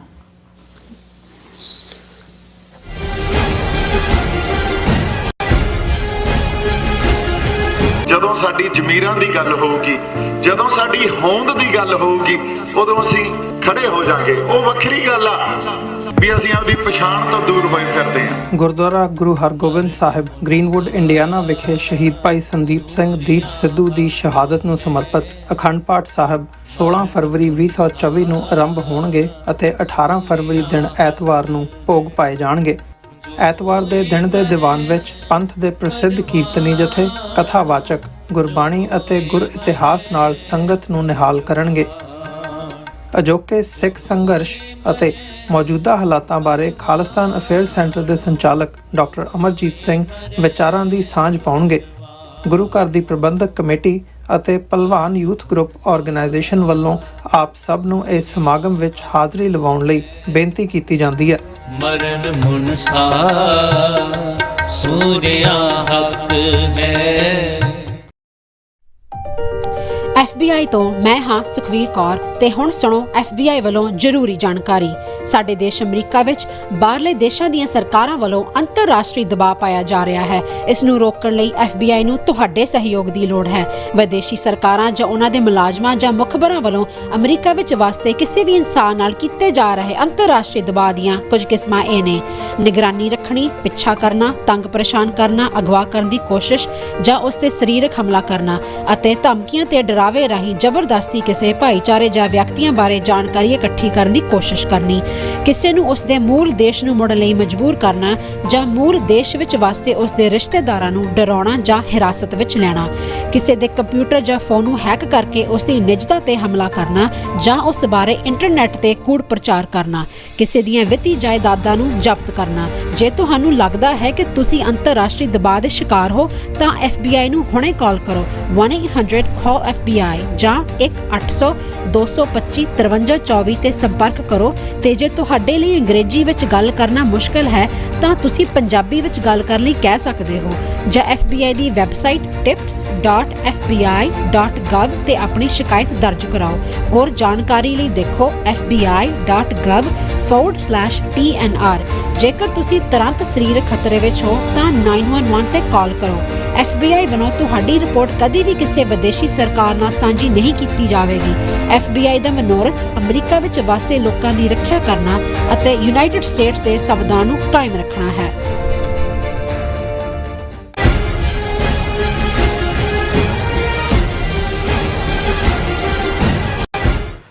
ਵਿਊਅਰਸ ਬ੍ਰੇਕ ਤੋਂ ਤੁਹਾਡਾ ਸਾਰਿਆਂ ਦਾ ਸਵਾਗਤ ਹੈ। ਗੱਲਬਾਤ ਨੂੰ ਅੱਗੇ ਤੋਰਦੇ ਹਾਂ। ਸੁਖਵਿੰਦਰ ਸਿੰਘ ਜੀ, ਹੁਣ ਗੱਲ ਕਰੀਏ ਥੋੜ੍ਹਾ ਜਿਹਾ ਇੰਟਰਨੈਸ਼ਨਲ ਐਰੀਨਾ ਦੇ ਵਿੱਚ ਆਈਏ ਤੇ ਜਿਹੜੀ ਜੀਓਪੋਲਿਟਿਕਸ ਹੈਗੀ ਆ ਉਹਦੇ ਤੇ ਜਦੋਂ ਅਸੀਂ ਪਿਛਲੇ ਸਾਰੇ ਸਮੇਂ ਦੇ ਵਿੱਚ ਦੇਖ ਰਹੇ ਹਾਂ ਇੰਡੀਆ ਨੂੰ ਕਿਵੇਂ ਜਿਹੜੀ ਇੰਡੀਆ ਵੱਲੋਂ ਟਰਾਂਸਨੈਸ਼ਨਲ ਰਿਪਰੈਸ਼ਨ ਕੀਤੀ ਗਈ ਹੈ ਉਹਦੇ ਥੱਲੇ ਟਾਰਗੇਟਡ ਕਿਲਿੰਗ ਦੀ ਜਿਹੜੀ ਲਾਈਨ ਫੜੀ ਹੈ ਉਸ ਨੂੰ ਲੈ ਕੇ ਕਿਵੇਂ ਭਾਰਤ ਲਾਈਮਲਾਈਟ ਦੇ ਵਿੱਚ ਆਇਆ ਆ, ਇਹ ਸਾਡੇ ਸਾਰਿਆਂ ਦੇ ਸਾਹਮਣੇ ਆ। ਸੋ ਹੁਣ ਇਹ ਇੱਕ ਅਜਿਹਾ ਪੁਆਇੰਟ ਬਣਿਆ ਇਹ ਸਾਰੇ ਟਾਈਮ ਪੀਰੀਅਡ ਦੇ ਵਿੱਚ ਪਿੱਛੋਂ ਜਦੋਂ ਅਸੀਂ ਦੇਖਦੇ ਹਾਂ ਕਿ ਕਿਵੇਂ ਵੈਸਟ ਨੇ ਖਾਸ ਤੌਰ ਤੇ ਅਮਰੀਕਾ ਨੇ ਚੀਨ ਦੇ ਖਿਲਾਫ ਤੇ ਰੂਸ ਦੇ ਖਿਲਾਫ ਭਾਰਤ ਨੂੰ ਜਿਵੇਂ ਜਿਸ ਕਿਸਮ ਦੀ ਪੋਜੀਸ਼ਨਿੰਗ ਇਹ ਚਾਹੁੰਦੇ ਆ ਕਿ ਭਾਰਤ ਲਵੇ, ਉਸ ਦੇ ਲਈ ਭਾਰਤ ਨੂੰ ਇਹਨਾਂ ਨੇ ਆਪਣਾ ਦੋਸਤ ਵੀ ਬਣਾਇਆ, ਆਪਣਾ ਹਮਸਾਇਆ ਵੀ ਬਣਾਇਆ ਤੇ ਉਸ ਦੇ ਥੱਲੇ ਜਿਹੜੀ ਇਹ ਸਾਰੀ ਪੋਲਿਟਿਕਸ ਹੈਗੀ ਹੈ ਉਹ ਚੱਲ ਰਹੀ ਹੈ ਪਿਛਲੇ ਸਾਰੇ ਸਮੇਂ ਤੋਂ। ਪਰ ਉਹਦਾ ਜਿਵੇਂ ਚੀਨ ਦੇ ਪ੍ਰਤੀ ਗਲਵਾਨ ਵੈਲੀ ਤੋਂ ਲੈ ਕੇ ਜਿਹੜੀ ਅੱਜ ਤੱਕ ਦੀ ਸਿਚੁਏਸ਼ਨ ਹੈਗੀ ਹੈ, ਹੁਣ ਜੋ ਇਸ ਵਕਤ ਭਾਰਤ ਦਾ ਯੂਕਰੇਨ ਵਾਰ ਦੇ ਵਿੱਚ ਉਹਨਾਂ ਦਾ ਰੋਲ ਹੋਵੇ, ਮਿਡਲ ਈਸਟ ਦੇ ਵਿੱਚ ਜੋ ਹੁਣ ਕ੍ਰਾਈਸਿਸ ਬਣਿਆ ਹੋਇਆ ਉਹਦੇ ਵਿੱਚ ਜਿਵੇਂ ਭਾਰਤ ਦੀ ਜਿਹੜੀ ਦਿੱਲੀ ਡੈਲੀ ਸਿਚੁਏਸ਼ਨ ਬਣੀ ਹੋਈ ਹੈ ਉਹ ਅਸੀਂ ਦੇਖ ਰਹੇ ਹਾਂ। ਸੋ ਇਸ ਨੂੰ ਮੁੱਖ ਰੱਖਦਿਆਂ ਹੋਇਆਂ ਕਿਤੇ ਨਾ ਕਿਤੇ ਅਮਰੀਕਾ ਹੁਣ ਦੁਬਾਰਾ ਜਾਂ ਵੈਸਟ ਦੁਬਾਰਾ ਰੀਇਵੈਲੂਏਟ ਕਰ ਰਿਹਾ ਹੈ ਭਾਰਤ ਦੀ ਪੋਜੀਸ਼ਨ ਨੂੰ ਜਾਂ ਭਾਰਤ ਦੇ ਨਾਲ ਅਮਰੀਕਾ ਦੇ ਕਿਸ ਕਿਸਮ ਦੇ ਸੰਬੰਧ ਹੋਣ। ਇੰਜ ਲੱਗ ਰਿਹਾ ਅੱਜ ਦੀ ਡੇਟ ਦੇ ਵਿੱਚ, ਇਹ ਕੋਈ ਸਰਟਨਟੀ ਦੇ ਨਾਲ ਤੇ ਨਹੀਂ ਗੱਲ ਕਹੀ ਜਾ ਸਕਦੀ, ਪਰ ਅੱਜ ਇਹ ਲੱਗ ਰਿਹਾ, ਮਹਿਸੂਸ ਹੋ ਰਿਹਾ ਕਿ ਅਮਰੀਕਾ ਜਿਹੜੀ ਰਿਲੇਸ਼ਨਸ਼ਿਪ ਹੈਗੀ ਹੈ ਭਾਰਤ ਦੇ ਨਾਲ ਉਹਨੂੰ ਕਿਤੇ ਨਾ ਕਿਤੇ ਉਹਦੇ ਤੇ ਕੁਐਸਚਨ ਮਾਰਕ ਲੱਗਾ ਤੇ ਉਹਨੂੰ ਰੀਇਵੈਲੂਏਟ ਕਰਨ ਦੀ ਜਿਹੜੀ ਲਾਈਨ ਹੈ ਉਹ ਦੇਖੀ ਜਾ ਰਹੀ ਹੈ। ਤੇ ਉੱਥੇ ਹੀ ਹੁਣ ਜਦੋਂ ਅਸੀਂ ਚਾਈਨਾ ਦੇ ਨਾਲ ਤੇ ਰੂਸ ਦੇ ਨਾਲ ਭਾਰਤ ਦੀ ਰਿਲੇਸ਼ਨਸ਼ਿਪ ਦੇਖਦੇ ਹਾਂ, ਹੁਣ ਰੂਸ ਉਹਦੇ ਵਿੱਚ ਇੰਪੋਰਟੈਂਟ ਫੈਕਟਰ ਹੈ ਕਿਉਂਕਿ ਭਾਰਤ ਦੀ ਬੜੀ ਡੂੰਘੀ ਰਿਲੇਸ਼ਨਸ਼ਿਪ ਰੂਸ ਦੇ ਨਾਲ ਰਹੀ ਹੈ ਤੇ ਅਮਰੀਕਾ ਤੇ ਰੂਸ ਦੀ ਰਿਲੇਸ਼ਨਸ਼ਿਪ ਅਸੀਂ ਜਾਣਦੇ ਹਾਂ ਕਿਸ ਕਿਸਮ ਦੀ ਹੈਗੀ ਹੈ। ਤੇ ਹੁਣ ਇੱਥੇ ਆ ਕੇ ਉਹ ਜਿਹੜੀ ਸਿਚੁਏਸ਼ਨ ਹੈ ਅੱਜ ਜਿਹੜੇ ਰੂਸ ਦੇ ਇਨਵੋਏ ਹੈਗੇ ਆ ਇੰਡੀਆ ਦੇ ਵਿੱਚ ਡੈਨਿਸ ਐਲਪੋਵ, ਉਹਨਾਂ ਨੇ ਇਹ ਗੱਲ ਸਿੱਧਾ ਕਹੀ ਹੈ ਕਿ ਭਾਰਤ ਤੇ ਰੂਸ ਦੇ ਜਿਹੜੇ ਸੰਬੰਧ ਹੈਗੇ ਆ ਉਹਨਾਂ ਨੂੰ ਤਾਰਪੀਡੋ ਕਰਨ ਦੇ ਲਈ, ਉਹਨਾਂ ਨੂੰ ਠੇਸ ਪਹੁੰਚਾਉਣ ਦੇ ਲਈ ਅਮਰੀਕਾ ਵਜੋਂ ਚਾਰਾਜੋਈ ਕੀਤੀ ਜਾ ਰਹੀ ਹੈ, ਯਤਨ ਕੀਤੇ ਜਾ ਰਹੇ ਆ। ਇੱਥੋਂ ਤੱਕ ਕਿ ਪਾਬੰਦੀਆਂ ਲਾਉਣ ਦੀ ਗੱਲ ਜਿਹੜੀ ਹੈ ਉਹ ਕਹੀ ਗਈ ਹੈ ਅਮਰੀਕਾ ਵੱਲੋਂ ਭਾਰਤ ਨੂੰ ਡਰਾਵਾ ਦੇਣ ਦੇ ਲਈ, ਧਮਕਾਉਣ ਦੇ ਲਈ ਕਿ ਭਾਈ ਤੁਸੀਂ ਜਿਹੜੀ ਹੈ ਉਹ ਮਤਲਬ ਹੁਣ ਜਿਹੜੀ ਇਹ ਗੱਲ ਹੈ ਇਹਨੂੰ ਜਿਹੜਾ ਇਹ ਰੂਸ ਦੇ ਸਫੀਰ ਦਾ ਬਿਆਨ ਹੈ ਇਹਨੂੰ ਕਿਵੇਂ ਦੇਖਿਆ ਜਾਵੇ, ਕੀ ਸਮਝਿਆ ਜਾਵੇ ਤੇ ਕਿਵੇਂ ਉਹਦੇ ਤੋਂ ਜਿਹੜੀ ਇਹ ਸਾਰੀ ਰਿਲੇਸ਼ਨਸ਼ਿਪ ਹੈ ਉਹਨੂੰ ਸਮਝਿਆ ਜਾਵੇ ਜੋ ਇਸ ਵਕਤ ਸਥਿਤੀ ਬਣੀ ਹੋਈ ਹੈ? ਬਿਲਕੁਲ ਅਮਰਵੀਰ ਸਿੰਘ ਜੀ, ਜਿਹੜੀ ਇਹ ਰੂਸ ਦਾ ਐਨਵੋਏ ਹੈ ਜਿਹੜਾ, ਦੇਖੋ ਉਹਦੀ ਇਹ ਸਟੇਟਮੈਂਟ ਆਪਣੇ ਆਪ ਦੇ ਵਿੱਚ ਇਸ ਗੱਲ ਵੱਲ ਹੋਰ ਜ਼ਿਆਦਾ ਪੁਖਤਾ ਇਸ਼ਾਰਾ ਕਰਦੀ ਆ ਵੀ ਜਿਹੜੀ ਇਸ ਟਾਈਮ ਸਿਚੁਏਸ਼ਨ ਆ, ਜੀਓਪੋਲੀਟੀਕਲ ਸਿਚੁਏਸ਼ਨ ਆ ਉਸ ਖਿੱਤੇ ਦੀ, ਉਹ ਕਾਫੀ ਜ਼ਿਆਦਾ ਗੜਬੜਾਈ ਹੋਈ ਆ। ਤੇ ਇੰਡੀਆ ਦੇ ਜਿਹੜੇ ਰਿਲੇਸ਼ਨਸ ਨੇ, ਮਤਲਬ ਉਹ ਇਸ ਟਾਈਮ ਜਿੱਦਾਂ ਮਤਲਬ ਲਗਾਤਾਰ ਇੰਡੀਆ ਨੇ ਹਮੇਸ਼ਾ ਕੋਸ਼ਿਸ਼ ਕੀਤੀ ਵੀ ਦੋਵੇਂ ਪਾਸੇ ਬਣਾ ਕੇ ਰੱਖਣ ਦੀ। ਜਿਹੜਾ US ਤੇ ਰਸ਼ੀਆ ਦਾ ਇਹ ਸਾਰਾ ਆਪਸੀ ਅਸੀਂ ਕਹਿ ਸਕਦੇ ਹਾਂ ਵੀ ਇੱਕ ਆਈਡੀਓਲੋਜੀਕਲ ਜਿਹੜੀ ਵਾਰ ਆ ਜਿਹੜੀ ਲਗਾਤਾਰ ਚੱਲ ਰਹੀ ਆ, ਕਦੇ ਉਹ ਠੰਡੀ ਆ ਕਦੇ ਉਹ ਗਰਮ ਹੈ ਨਾ, ਮਤਲਬ ਕੋਲਡ ਵਾਰ ਆ। ਪਰ ਉਹਦੇ 'ਚ ਇੰਡੀਆ ਨੇ ਆਪਣੇ ਆਪ ਨੂੰ ਇੱਕ ਸਟੇਬਲ ਪੋਜੀਸ਼ਨ 'ਚ ਰੱਖਣ ਦੀ ਕੋਸ਼ਿਸ਼ ਕੀਤੀ ਆਪਣੀ ਫੋਰਨ ਪੋਲਿਸੀ 'ਚ। ਪਰ ਇਸ ਵਾਰ ਜਿਹੜੀ ਸਿਚੁਏਸ਼ਨ ਆ ਉਹ ਬਹੁਤ ਡਿਫਰੈਂਟ ਨਜ਼ਰ ਆ ਰਹੀ ਆ। ਅਸੀਂ ਪਹਿਲਾਂ ਵੀ ਗੱਲਬਾਤ ਕਰ ਚੁੱਕੇ ਹਾਂ ਵੀ ਇੰਡੀਆ ਜਿਹੜਾ ਆ ਉਹ ਇਸ ਤੋਂ ਪਹਿਲਾਂ ਆਪਣੇ ਅਸੀਂ ਕਹਿਣਾ ਹੋਵੇ ਤਾਂ ਜਿਹੜਾ ਅਸਰਟਿਵਨੈਸ ਘੱਟ ਹੁੰਦੀ ਸੀ ਇੰਡੀਆ ਦੀ ਫੋਰਨ ਪੋਲਿਸੀ ਦੇ ਵਿੱਚ, ਅਸਰਟ ਘੱਟ ਕਰਦਾ ਸੀ। ਪਰ ਜਿਹੜੀ ਹੁਣ ਮੋਦੀ ਦੀ ਗਵਰਨਮੈਂਟ ਆ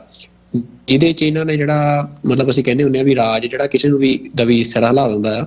ਤਾਂ ਉਹ ਇਹਨਾਂ ਦਾ ਹਿੱਲਿਆ ਨਜ਼ਰ ਆ ਰਿਹਾ ਵੀ ਜਿਹਦੇ 'ਚ ਇਹ ਇਸ ਟਾਈਮ ਆਪਣੇ ਆਪ ਨੂੰ ਦੁਨੀਆ ਦੀ ਇੱਕ ਵੱਡੀ ਸੁਪਰ ਪਾਵਰ ਹੋਣ ਦਾ ਭਰਮ ਪਾਲੀ ਬੈਠੇ ਆ ਜੀ, ਜਿਸ ਭਰਮ ਦੇ ਵਿੱਚੋਂ ਹੀ ਇਹਨਾਂ ਦੀ ਸਾਰੀ ਫੋਰਨ ਪੋਲਿਸੀ ਨਿਰਧਾਰਿਤ ਹੋ ਰਹੀ ਆ। ਤੇ ਇਹਦੇ ਵਿੱਚੋਂ ਜੋ ਇਹਨਾਂ ਨੇ ਐਕਸ਼ਨਸ ਕੀਤੇ ਆ, ਚਾਹੇ ਉਹ ਸਿੱਖਾਂ ਦਾ ਅਸੀਂ ਦੇਖਿਆ ਵੀ ਵੈਸਟਰਨ ਕੰਟਰੀਜ਼ ਹੋਣ, ਪਾਕਿਸਤਾਨ ਹੋਵੇ, ਉੱਥੇ ਜਿਵੇਂ ਸਿੱਖਾਂ ਨੂੰ ਇਹਨਾਂ ਨੇ ਐਲੀਮੀਨੇਟ ਕੀਤਾ। ਇਸ ਤੋਂ ਇਲਾਵਾ ਪਾਕਿਸਤਾਨ ਨੇ ਜਿਵੇਂ ਦੱਸਿਆ ਕਿ ਪਾਕਿਸਤਾਨ ਦੇ ਵਿੱਚ ਹੋਰ ਵੀ ਜਿਹੜੇ ਕਸ਼ਮੀਰੀ ਲੀਡਰ ਸੀ ਉਹਨਾਂ ਨੂੰ ਐਲੀਮੀਨੇਟ ਕੀਤਾ। ਜਿਹੜੀ ਇਹ ਉਹ ਇੰਡੀਆ ਨੇ ਆਪਣੀ ਪੋਲਿਸੀ ਦੇ ਵਿੱਚ ਇਨਕਲੂਡ ਕੀਤੀ ਹੈ ਨਾ। ਤੇ ਉਸ ਤੋਂ ਬਾਅਦ US ਨੇ ਤੇ ਕੈਨੇਡਾ ਨੇ ਜਿਵੇਂ ਰਿਐਕਟ ਕੀਤਾ, ਫਿਰ ਮਤਲਬ ਓਪਨਲੀ ਵਰਲਡ ਤੇ ਇੰਡੀਆ ਨੂੰ ਭੰਡਿਆ ਤੇ ਇੰਡੀਆ ਨੂੰ ਸ਼ੀਸ਼ਾ ਦਿਖਾਇਆ ਵੀ ਤੁਸੀਂ ਕਿੰਨੀ ਕੁ ਤੁਹਾਡੀ ਔਕਾਤ ਹੈਗੀ ਆ ਜੇ। ਪਰ ਉਹ ਤੋਂ ਬਾਅਦ ਫਿਰ ਇੰਡੀਆ ਨੇ ਇਹ ਦੇਖਣ ਵਾਲੀ ਗੱਲ ਆ ਵੀ ਇਹ ਇੰਡੀਆ ਹਜੇ ਜਿਵੇਂ S ਜੈਸ਼ੰਕਰ ਉਹ ਤੋਂ ਬਾਅਦ ਫਿਰ ਰਸ਼ੀਆ ਦੇ ਦੌਰੇ ਤੇ ਗਏ ਤੇ ਜਿਵੇਂ ਉਸ ਦੌਰੇ ਨੂੰ ਉਹਨਾਂ ਨੇ ਗਲੋਰੀਫਾਈ ਕੀਤਾ ਤੇ ਜਿਵੇਂ ਉਸ ਦੌਰੇ ਨੂੰ ਪਬਲਿਕਲੀ ਇੱਕ ਬਿਲਡ ਅਪ ਕੀਤੀ ਗਈ ਉਹਦੀ ਇਮੇਜ ਵੀ ਰਸ਼ੀਆ ਦਾ ਸਭ ਤੋਂ ਸਟਰੋਂਗ ਪਾਰਟਨਰ ਆ। ਤੇ ਉਸ ਸਮੇਂ ਦੇ ਵਿੱਚ ਜਦੋਂ US ਤੇ ਇੰਡੀਆ ਦੇ ਜਿਹੜੇ ਰਿਲੇਸ਼ਨ ਆ ਉਹ ਸਾਰੇ ਦੁਨੀਆ ਦੇ ਵਿੱਚ ਡਿਸਕਸ ਹੋ ਰਹੇ ਸੀ ਵੀ ਉਹ ਹੁਣ ਜਿਹੜਾ ਸਹੀ ਨਹੀਂ ਚੱਲ ਰਹੇ ਆ। ਤੇ ਉਹ ਹੈ ਇੰਡੀਆ ਦੇ ਲਈ ਉਹਦੀ ਇਹ ਸਟੇਟਮੈਂਟ ਦਾ ਆਉਣਾ ਜਿਹੜੀ ਤੁਸੀਂ ਜ਼ਿਕਰ ਕੀਤਾ ਵੀ ਜਿਹਦੇ 'ਚ ਉਹ ਕਹਿ ਰਿਹਾ ਵੀ ਜਿਹੜਾ US ਆ ਉਹ ਮੈਕਸੀਕੋ ਤੋਂ ਭਾਵ ਰਸ਼ੀਆ ਤੋਂ ਇੰਡੀਆ ਨੂੰ ਵੱਖ ਕਰਨ ਵਾਸਤੇ ਉਹ ਸੈਂਕਸ਼ਨਸ ਲਾਉਣ ਦੀ ਤਿਆਰੀ ਕਰ ਰਿਹਾ ਜੀ ਵੀ ਇੰਡੀਆ ਦੇ ਉੱਤੇ। ਤੇ ਉਹਦੇ 'ਚ ਉਹਨਾਂ ਕਿਹਾ ਵੀ ਇੰਡੀਵਿਜੂਅਲਸ ਵੀ ਜਿਹੜੇ ਆ ਉਹਦੇ ਸੈਂਕਸ਼ਨਸ ਦਾ ਟਾਰਗੇਟ ਹੋ ਸਕਦੇ ਕਿਉਂਕਿ US ਦੀ ਪਾਲਿਸੀ ਰਹੀ ਹੈ US ਕੰਟਰੀਜ਼ ਦੇ ਨਾਲ ਇੰਡੀਵਿਜੂਅਲਸ ਨੂੰ ਵੀ ਟਾਰਗੇਟ ਕਰਦਾ, ਸੈਂਕਸ਼ਨ ਲਾਉਂਦਾ ਆ। ਤੇ ਉਹ ਜਿਹੜੀਆਂ ਅਸੀਂ ਕਹਿ ਸਕਦੇ ਵੀ ਇੰਡੀਆ ਦੇ ਵੱਡੇ ਜਿਹੜੇ ਟ੍ਰੇਡ ਹੈਗੇ ਆ ਫੈਮਲੀਜ਼ ਹੈਗੀਆਂ ਨੇ ਜਿਹੜੀਆਂ ਰਸ਼ੀਆ ਦੇ ਨਾਲ ਟ੍ਰੇਡ ਕਰਦੀਆਂ ਹੋਣਗੀਆਂ, ਖਾਸ ਤੌਰ ਤੇ ਚਾਹੇ ਆਇਲ ਦਾ ਹੈ ਜਾਂ ਕੁਝ ਵੀ ਆ, ਉਹਨਾਂ ਦੇ ਅਫੀਸ਼ੀਅਲਸ ਨੂੰ ਸੈਂਕਸ਼ਨ ਕਰਨਾ ਜਾਂ ਕੁਝ ਵੀ, ਉਹ ਕੋਈ ਨਾ ਕੋਈ ਗੱਲਬਾਤ ਚੱਲ ਰਹੀ ਹੈ ਜਿਹਦਾ ਉਹਨੇ ਜ਼ਿਕਰ ਕੀਤਾ ਜੀ। ਪਰ ਇਹਦੇ 'ਚ ਇੱਕ ਹੋਰ ਗੱਲ ਵੀ ਆ ਵੀ ਰਸ਼ੀਆ ਜਿਹੜਾ ਆ ਤੇ USA ਜਿਹੜਾ ਉਹਨਾਂ ਦੀ ਹਮੇਸ਼ਾ ਹੀ ਇਸ ਗੱਲ ਦੇ ਉੱਤੇ ਜ਼ੋਰ ਰਿਹਾ ਆ ਵੀ ਇੰਡੀਆ ਕਿਹਦੇ ਅਸੀਂ ਕਹਿ ਸਕਦੇ ਪਾਲੇ 'ਚ ਜੀ, ਕਿਉਂਕਿ ਇੰਡੀਆ ਇਸ ਸਾਰੇ ਖਿੱਤੇ ਦੇ ਵਿੱਚ ਇੱਕ ਇੰਪੋਰਟੈਂਟ ਪਲੇਅਰ ਆ ਕਿਉਂਕਿ ਇੱਕ ਵੱਡੀ ਕੰਟਰੀ ਆ, ਦੁਨੀਆ ਦੀ ਸਭ ਤੋਂ ਵੱਡੀ ਆਬਾਦੀ ਸਾਂਭੀ ਬੈਠਾ ਆ ਹੁਣ। ਤੇ ਇੱਥੇ ਜੇ ਅਸੀਂ ਕਹਿਣਾ ਹੋਵੇ ਰਿਸੋਰਸਿਸ ਦੀ ਗੱਲ ਕਰਨੀ ਹੋਵੇ, ਇੱਕ ਵੱਡੀ ਮਾਰਕੀਟ ਵੀ ਆ, ਤਾਂ ਉਹਦੇ ਕਰਕੇ ਜਿਹੜੀ US ਆ ਉਹਦੇ ਲਈ ਇੰਡੀਆ ਸਾਊਥ ਜਿਹੜਾ ਮਤਲਬ ਅਸੀਂ ਕਹਿੰਦੇ ਵੀ ਜਿਹੜੀ ਇੰਡੀਅਨ ਓਸ਼ਨ ਦੀ ਪੋਲਿਸੀ ਆ ਜਾਂ ਮਤਲਬ ਜਿਹੜੀ ਇੰਡੋ ਪੈਸੀਫਿਕ ਦੀ ਪੋਲਿਸੀ ਆ ਸਾਰੀ ਵੈਸਟ ਦੀ, ਉਹਦੇ 'ਚ ਇੰਪੋਰਟੈਂਟ ਪਾਰਟਨਰ ਆ। ਤਾਂ ਕਰਕੇ ਜਿਹੜਾ 80s ਦੇ ਵਿੱਚ ਵੀ ਕੋਲਡ ਵਾਰ ਦੇ ਵਿੱਚ ਵੀ ਇਸ ਗੱਲ ਦੇ ਉੱਤੇ ਬੜਾ ਜ਼ੋਰ ਰਿਹਾ ਰਸ਼ੀਆ ਤੇ US ਦਾ ਵੀ ਦੋਨਾਂ ਦੀ ਪੋਲਿਸੀ ਇਸੇ ਗੱਲ ਦੇ ਉੱਤੇ ਡਿਪੈਂਡ ਸੀ ਇੰਡੀਆ 'ਚ ਕਿ ਇੰਡੀਆ ਨੂੰ ਆਪਣੇ ਪਾਲੇ 'ਚ ਲੈ ਕੇ। ਪਰ ਇੰਡੀਆ ਜਿਹੜਾ ਆ ਉਦੋਂ ਤੱਕ ਮਤਲਬ ਅਸੀਂ ਦੇਖਿਆ ਵੀ ਕਿਉਂਕਿ ਸੋਵੀਅਤ ਯੂਨੀਅਨ ਬਾਕੀ ਹੋਰ ਜਿਹੜੇ ਸਾਰੇ ਗਰਾਊਂਡ ਸੀ ਉੱਥੇ US ਤੋਂ ਹਾਰ ਗਿਆ ਤਾਂ ਕਰਕੇ ਇੰਡੀਆ ਨੇ ਫਿਰ ਆਪਣੀ ਮਾਰਕੀਟ ਨੂੰ ਓਪਨ ਕੀਤਾ ਯੂਐਸ ਵਾਸਤੇ ਤੇ ਹੌਲੀ ਹੌਲੀ ਇੰਡੀਆ ਜਿਹੜਾ ਆ ਉਹ ਸੋਵੀਅਤ ਦੇ ਨਾਲ ਜਿੱਥੇ ਡਿਫੈਂਸ ਦੇ ਵਿੱਚ ਵੱਡੀ ਪਾਰਟਨਰਸ਼ਿਪ ਸੀ ਉਹਦੇ ਨਾਲ ਬਾਕੀ ਹੋਰ ਜਿਹੜੀ ਮਾਰਕੀਟ ਦੇ ਵਿੱਚ ਵੱਡੀ ਪਾਰਟਨਰਸ਼ਿਪ ਆ ਉਹ ਵੈਸਟਰਨ ਕੰਟਰੀਜ਼ ਦੇ ਨਾਲ ਉਹਨੇ ਆਪਣੀ ਖੋਲੀ ਜੀ। ਤੇ ਉਹ ਇਸੇ ਕਰਕੇ ਸੀ ਵੀ ਫਿਰ ਜਿਹੜਾ ਯੂਐਸ ਦਾ ਇੰਟਰਸਟ ਸੀ ਇੰਡੀਆ ਦੇ ਵਿੱਚ ਉਹ ਮਾਰਕੀਟ ਨੂੰ ਲੈ ਕੇ ਸੀ ਤੇ ਹੌਲੀ ਹੌਲੀ ਯੂਐਸ ਅਸੀਂ ਦੇਖ ਰਹੇ ਹਾਂ ਵੀ ਡਿਫੈਂਸ ਦੇ ਵਿੱਚ ਵੀ ਬਹੁਤ ਜ਼ਿਆਦਾ ਮਤਲਬ ਇੰਡੀਆ ਦਾ ਜਿਹੜਾ ਡਿਫੈਂਸ ਆ ਉਹਦੇ 'ਚ ਬਹੁਤ ਜ਼ਿਆਦਾ ਖਰੀਦ ਯੂਐਸ ਤੋਂ ਜਾਂ ਯੂਐਸ ਦੇ ਅਲਾਈਜ਼ ਤੋਂ ਹੋ ਰਹੀ ਆ ਪਿਛਲੇ ਸਮੇਂ 'ਚ ਤੇ ਉਹ ਸਾਰਾ ਕੁਝ ਮਤਲਬ ਯੂਐਸ ਉਸ ਕੋਲਡ ਵਾਰ ਦੇ ਤੋਂ ਬਾਅਦ ਆਪਣੇ ਪਾਲੀ 'ਚ ਲੈ ਕੇ ਆਇਆ ਇੰਡੀਆ ਨੂੰ, ਜੋ ਉਹਦਾ ਇੰਟਰਸਟ ਸੀ ਉਹਨੇ ਪੂਰਾ ਕੀਤਾ। ਪਰ ਹੁਣ ਦੁਬਾਰਾ ਜਦੋਂ ਅਸੀਂ ਦੇਖ ਰਹੇ ਹਾਂ ਵੀ ਚਾਈਨਾ ਤੇ ਰਸ਼ੀਆ ਇੱਕ ਕੋਲੈਬੋਰੇਸ਼ਨ ਦੇ ਵਿੱਚ ਯੂਐਸ ਨੂੰ ਇੱਕ ਵੱਡੀ ਚੁਣੌਤੀ ਦੇ ਰਹੇ ਆ, ਤਾਂ ਉਹਦੇ ਵਿੱਚ ਇੰਡੀਆ ਜਿਹੜਾ ਆ ਮਤਲਬ ਉਹ ਰਸ਼ੀਆ ਦੇ ਉੱਤੇ ਵੱਧ ਰਿਲਾਈ ਕਰ ਰਿਹਾ ਜਾਂ ਉਹਨੇ ਆਪਣਾ ਭਰੋਸਾ ਰਸ਼ੀਆ ਦੇ ਉੱਤੇ ਵੱਧ ਦਿਖਾਇਆ ਤੇ ਉਹਦੇ 'ਚ ਜਿਹੜੀ ਐਨਵੋਏ ਦੀ ਸਟੇਟਮੈਂਟ ਵੀ ਆ ਤੇ ਉਹ ਆਪਣੇ ਆਪ ਦੇ ਵਿੱਚ ਤੁਸੀਂ ਦੇਖੋ ਵੀ ਉਹ ਕਹਿੰਦਾ ਵੀ in India Russia enjoys a solid reputation as a reliable sincere well intentioned time tested friend. ਮਤਲਬ ਇਹ ਜਿਹੜੀ ਉਹਦੀ ਸਟੇਟਮੈਂਟ ਆ ਇਹ ਆਪਣੇ ਆਪ ਦੇ ਵਿੱਚ ਜਿਹੜਾ ਇੰਡੀਆ ਤੇ ਰਸ਼ੀਆ ਦਾ ਜਿਹੜਾ ਰਿਲੇਸ਼ਨ ਆ ਉਹ ਇਹੀ ਹੈ ਵੀ ਇੰਡੀਆ ਦੀ ਜਿਹੜੀ ਐਲੀਟ ਆ ਉਹ ਯੂਐਸ ਤੇ ਯਕੀਨ ਨਹੀਂ ਕਰਦੀ, ਭਾਵੇਂ ਯੂਐਸ ਜਿੰਨੀ ਮਰਜ਼ੀ ਇੰਡੀਆ ਦੀ ਮਦਦ ਕਰੇ ਜੀ, ਭਾਵੇਂ ਯੂਐਸ ਨੇ ਜਿੰਨਾ ਮਰਜ਼ੀ ਇੰਡੀਆ ਨੂੰ ਅੱਜ ਜਿੰਨੀ ਇਕਨੋਮਿਕ ਗਰੋਥ ਆ ਉਹਦੇ 'ਚ ਹੈਲਪ ਕੀਤੀ ਹੋਵੇ,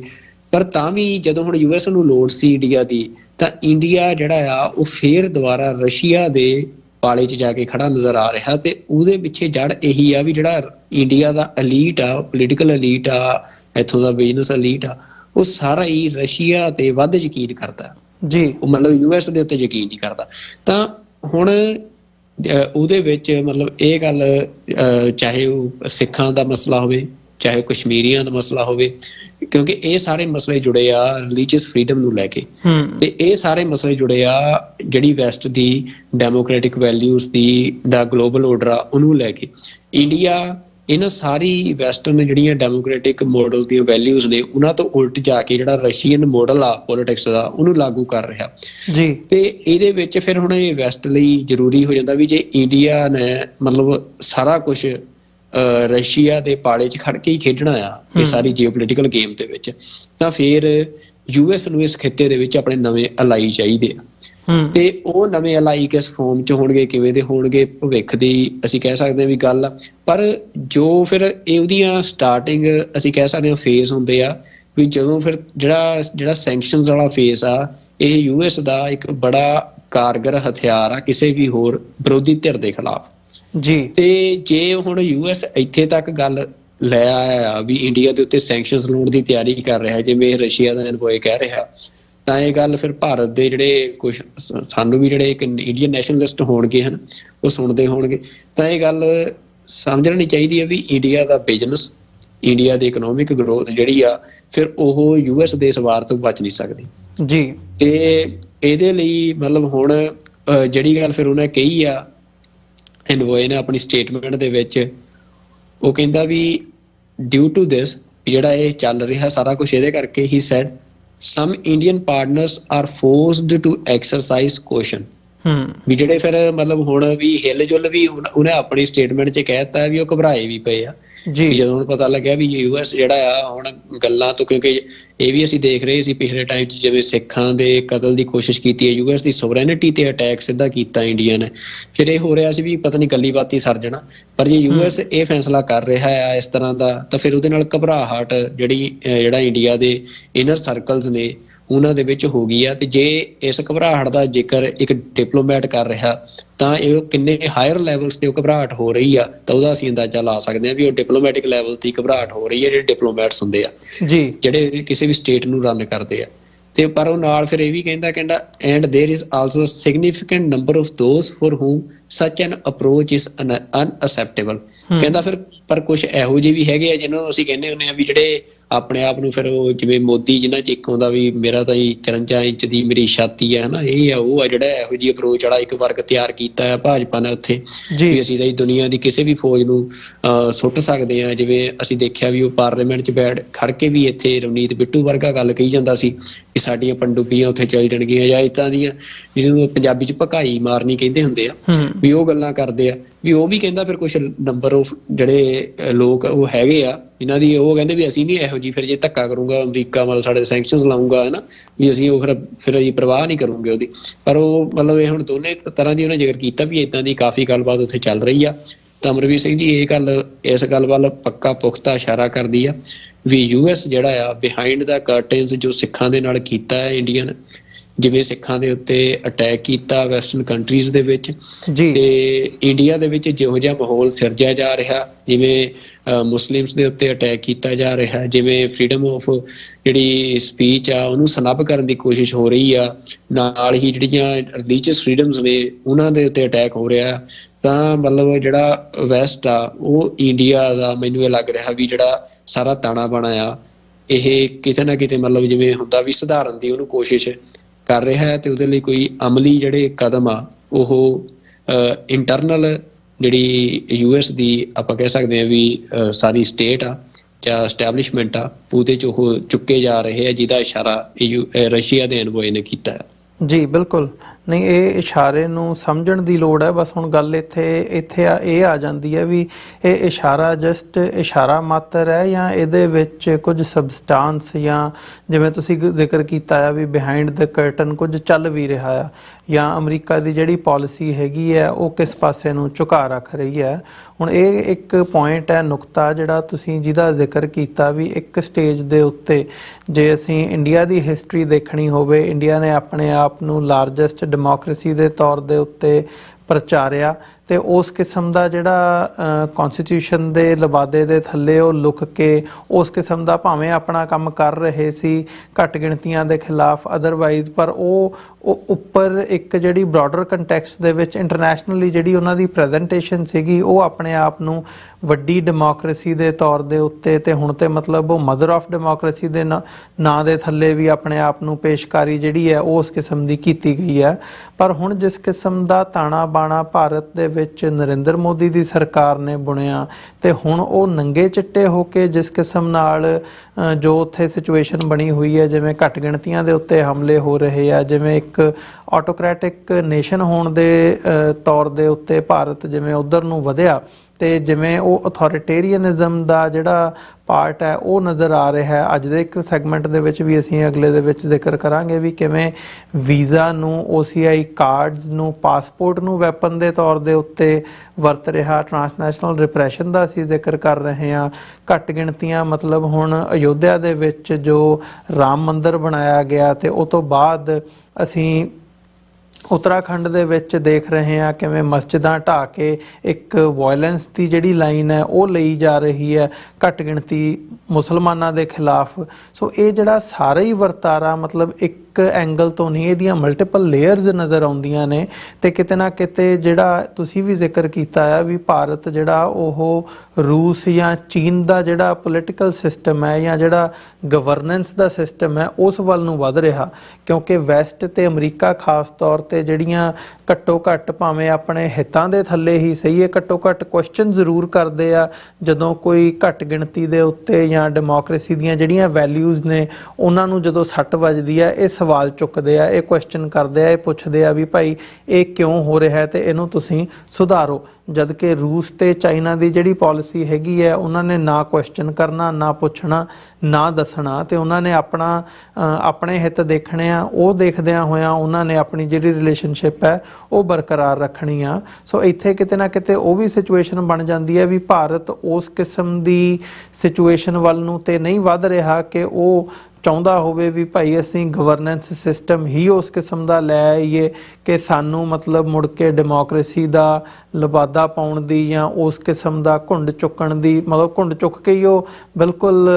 ਜਿਹੜਾ ਆ ਆਪਣੀ ਗਵਰਨੈਂਸ ਦੇ ਉੱਤੇ ਆ ਜਾਣ, ਜੋ ਉਹਨਾਂ ਦੀ ਪਾਲਿਸੀ ਹੈਗੀ ਹੈ ਹਿੰਦੁਸਤਾਨ ਦੀ, ਤੇ ਉਹ ਬਿਲਕੁਲ ਹੀ ਜਿਹੜਾ ਆ ਉਹ ਵੈਸਟ ਦੇ ਘੇਰੇ ਚੋਂ ਬਾਹਰ ਚਲੇ ਜਾਣ। ਅਮਰੀਕਾ ਲਈ ਇਹ ਵੀ ਇੱਕ ਵੱਡਾ ਕੁਐਸਚਨ ਹੈ, ਤੇ ਅੱਜ ਦੀ ਡੇਟ ਦੇ ਵਿੱਚ ਅਮਰੀਕਾ ਦੀ ਜਿਹੜੀ ਪਾਲਿਸੀ ਹੈਗੀ ਹੈ, ਇੱਥੇ ਵੀ ਚੋਣਾਂ ਹੋਣੀਆਂ ਨੇ, ਮਤਲਬ ਉਹ